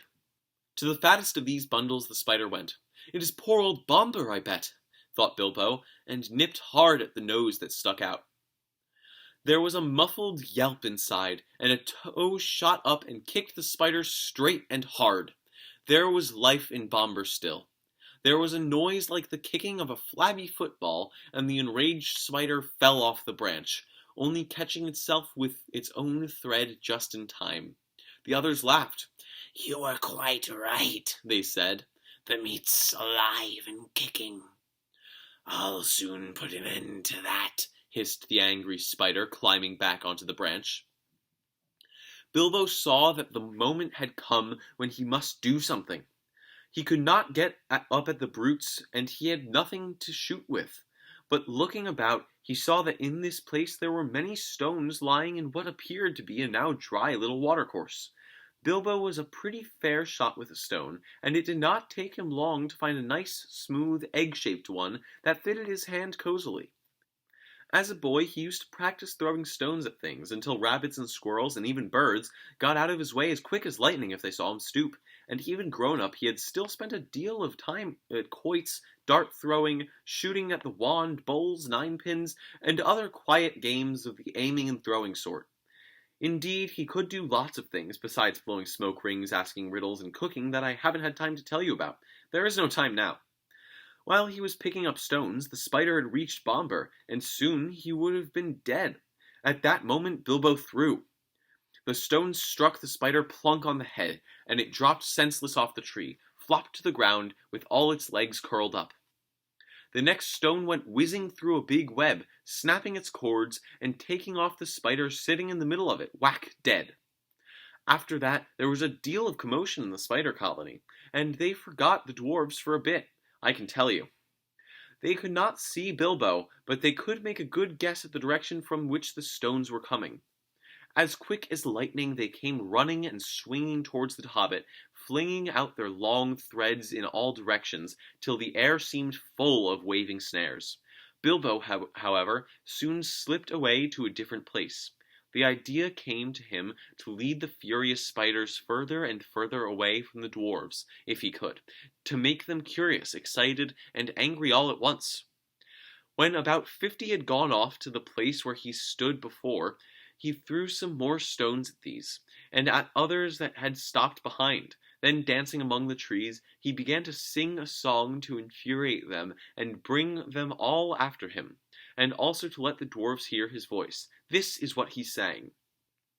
Old fat spider spinning in a tree, old fat spider can't see me, Attercop, won't you stop? Stop your spinning and look for me. Old Tom Noddy, all big body, old Tom Noddy can't spy me, Attercop, down you drop, you'll never catch me up your tree. Not very good, perhaps, but then you must remember that he had to make it up himself on the spur of a very awkward moment. It did what he wanted anyway. As he sang, he threw some more stones and stamped. Practically all the spiders in the place came after him. Some dropped to the ground, others raced along the branches, swung from tree to tree, or cast new ropes across the dark spaces. They made for his noise far quicker than he had expected. They were frightfully angry. Quite apart from the stones, no spider has ever liked being called Attercop, and Tom Noddy, of course insulting to anybody. Off Bilbo scuttled to a fresh place, but several of the spiders had now run to different points in the glade where they lived, and were busy spinning webs across all the spaces between the tree stems. Very soon the Hobbit would be caught in a thick fence of them all around him. That at least was the spider's idea. Standing now in the middle of the hunting and spinning insects, Bilbo plucked up his courage and began a new song. Lazy Lob and Crazy Cob are weaving webs to wind me. I am far more sweet than other meat, but still they cannot find me. Here I am, naughty little fly, you are fat and lazy. You cannot trap me, though you try, and your cobweb's crazy. With that he turned and found that the last space between the two tall trees had been closed with a web, but luckily not a proper web, only great strands of double-thick spider rope run hastily backwards and forwards from trunk to trunk. Out came his little sword. He slashed the threads to pieces and went off singing.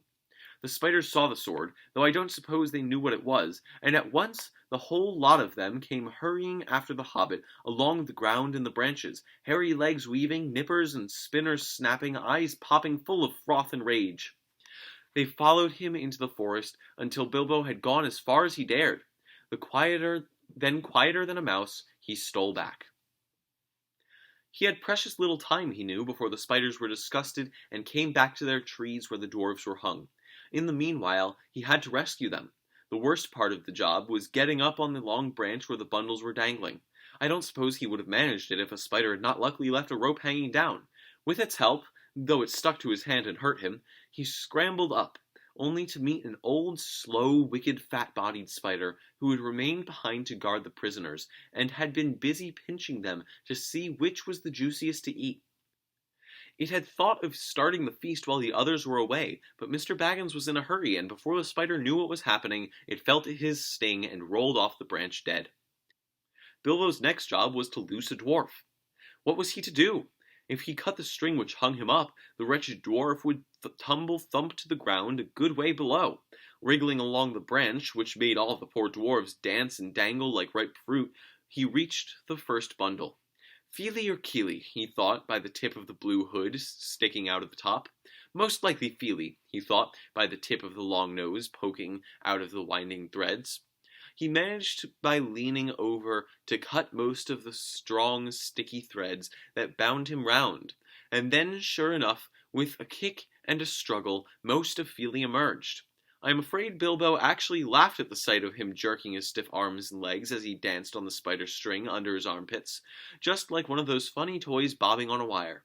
Somehow or other, Feely was got onto the branch, and then he did his best to help the hobbit, although he was feeling very sick and ill from spider poison, and hanging most of the night and the day wound round and round with only his nose to breathe through.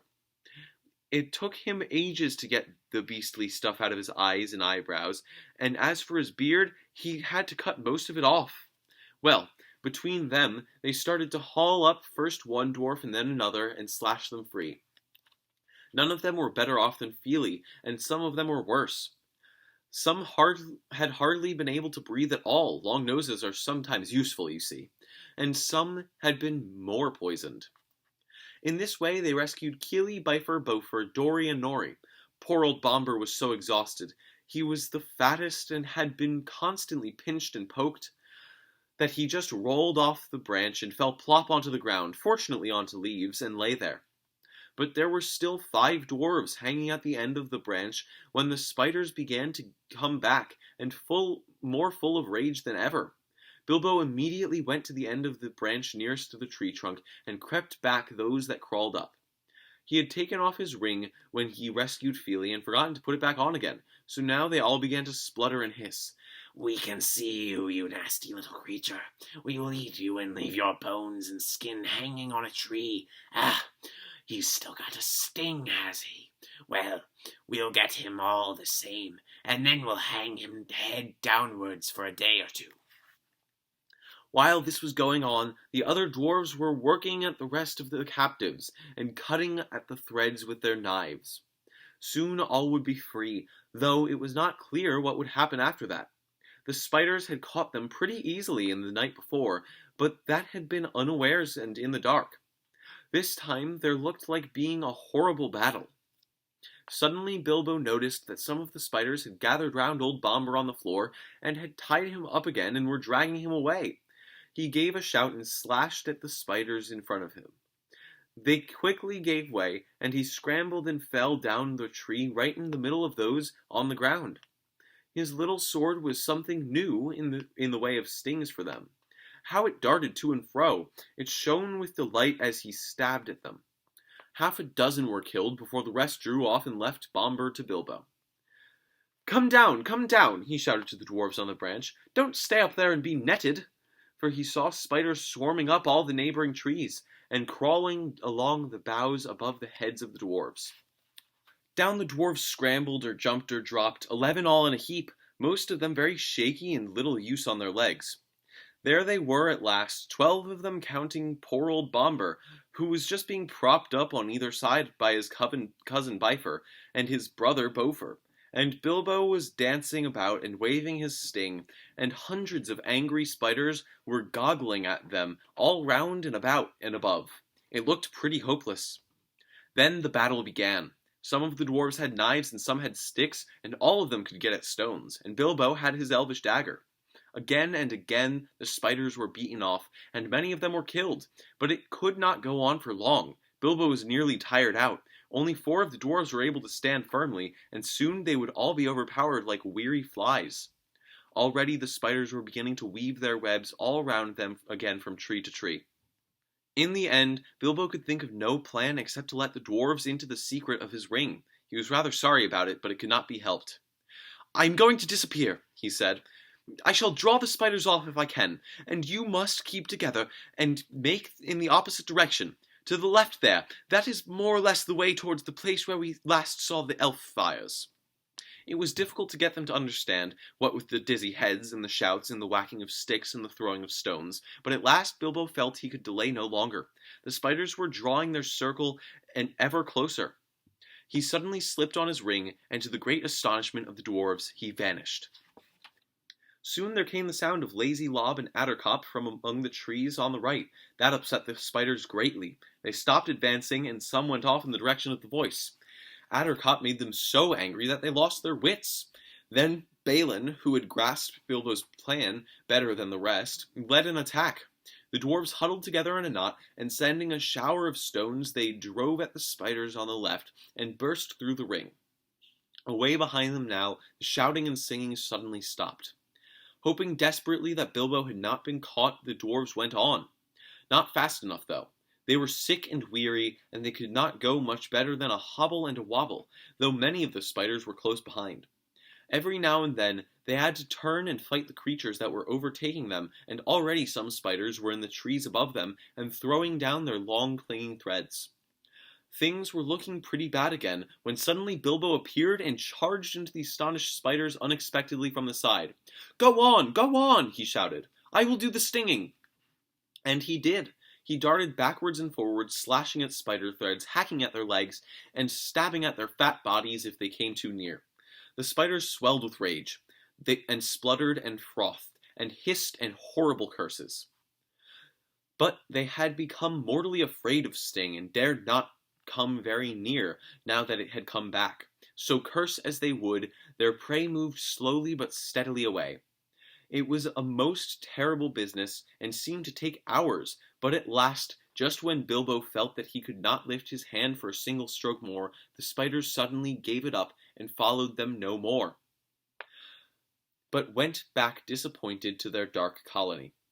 The dwarves then noticed that they had come to the edge of a ring where elf fires had been. Whether it was one of those they had seen the night before, they could not tell, but it seemed that some good magic lingered in such spots, which the spiders did not like. At any rate, here the light was greener, and the boughs less thick and threatening, and they had a chance to rest and draw breath. There they lay for some time, puffing and panting, but very soon they began to ask questions. They had to have the whole vanishing business carefully explained, and the finding of the ring interested them so much that for a while they forgot about their own troubles. Balin in particular insisted on having the Gollum story, riddles and all, told all over again with the ring in its proper place. But after a time the light began to fail, and then other questions were asked. Where were they, and where was the path, and where was there any food, and what were they going to do next?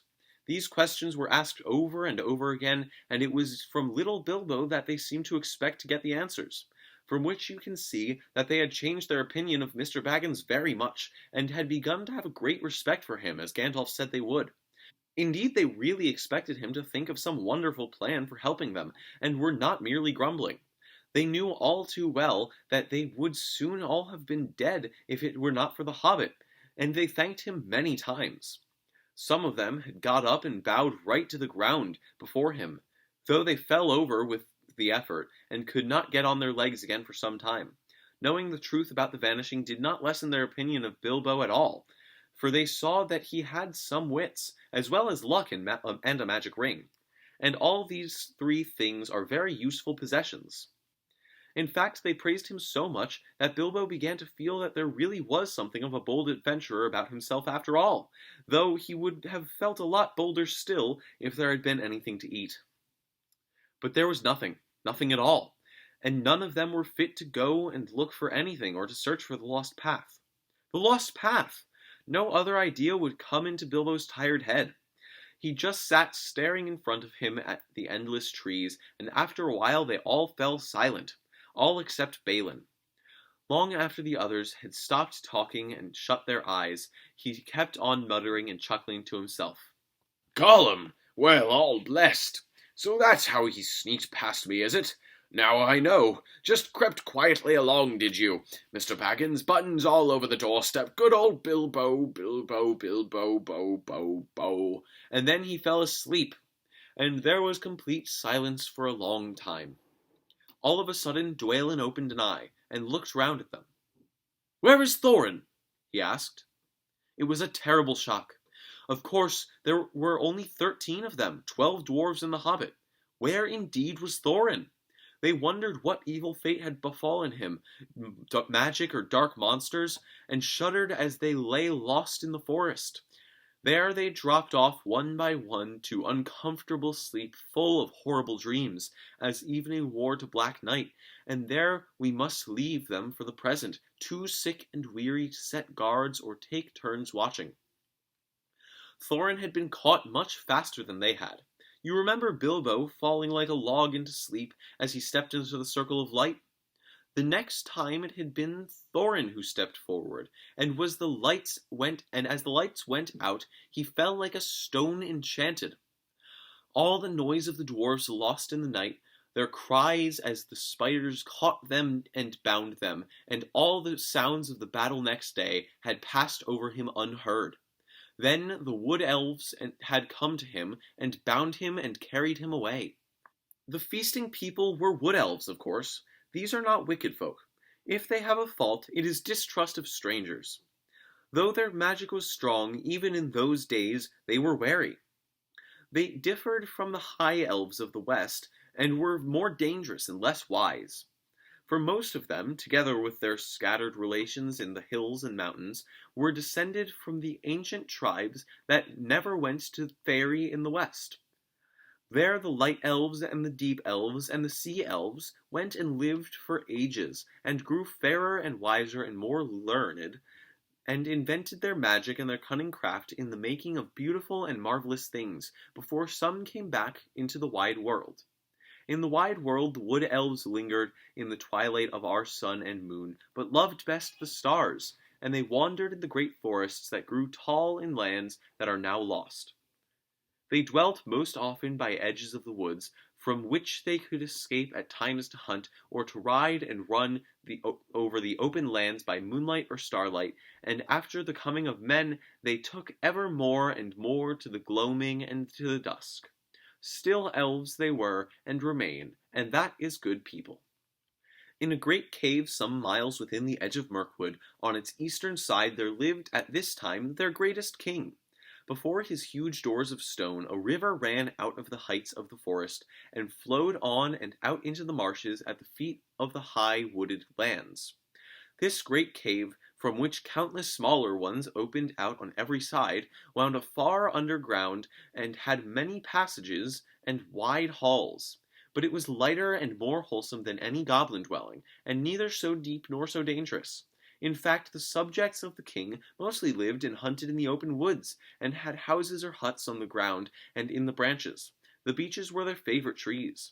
The king's cave was his palace, and the strong place of his treasure, and the fortress of his people against their enemies. It was also the dungeon of his prisoners.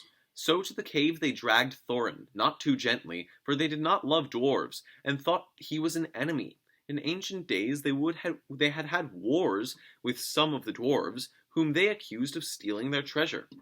It is only fair to say that the dwarves gave a different account, and said that they only took what was their due, for the elf king had bargained with them to shape his raw gold and silver, and had afterwards refused to give them their pay.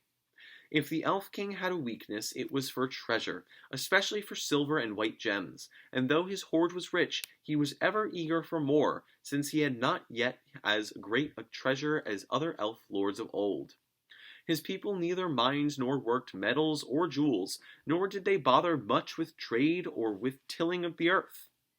All this was well known to every dwarf, though Thorin's family had had nothing to do with the old quarrel I have spoken of. Consequently, Thorin was angry at their treatment of him, and they took their spell off him, and he came to his senses. And also he was determined that no worth of gold or jewels should be dragged out of him. The king looked sternly on Thorin when he was brought before him, and asked him many questions, but Thorin would only say that he was starving. "Why did you and your folk 3 times try to attack my people at their merrymaking?" asked Thorin. "We did not attack them," answered Thorin. "We came to beg because we were starving." "Where are your friends now, and what are they doing?" "I don't know, but I expect starving in the forest." "What were you doing in the forest?" "Looking for food and drink because we are starving." "But what brought you into the forest at all?" asked the king angrily. At that Thorin shut his mouth and would not say another word. "Very well," said the king. "Take him away and keep him safe until he feels inclined to tell the truth, even if he waits 100 years." Then the elves put thongs on him and shut him in one of the inmost caves with strong wooden doors and left him. They gave him food and drink, plenty of both, if not very fine, for wood elves were not goblins, and were reasonably well behaved even to their worst enemies when they captured them. The giant spiders were the only living things that had no mercy upon. There in the king's dungeon poor Thorin lay, and after he had got over his thankfulness for bread and meat and water, he began to wonder what had become of his unfortunate friends. It was not very long before he discovered, but that belongs to the next chapter and the beginning of another adventure in which the Hobbit again showed his usefulness.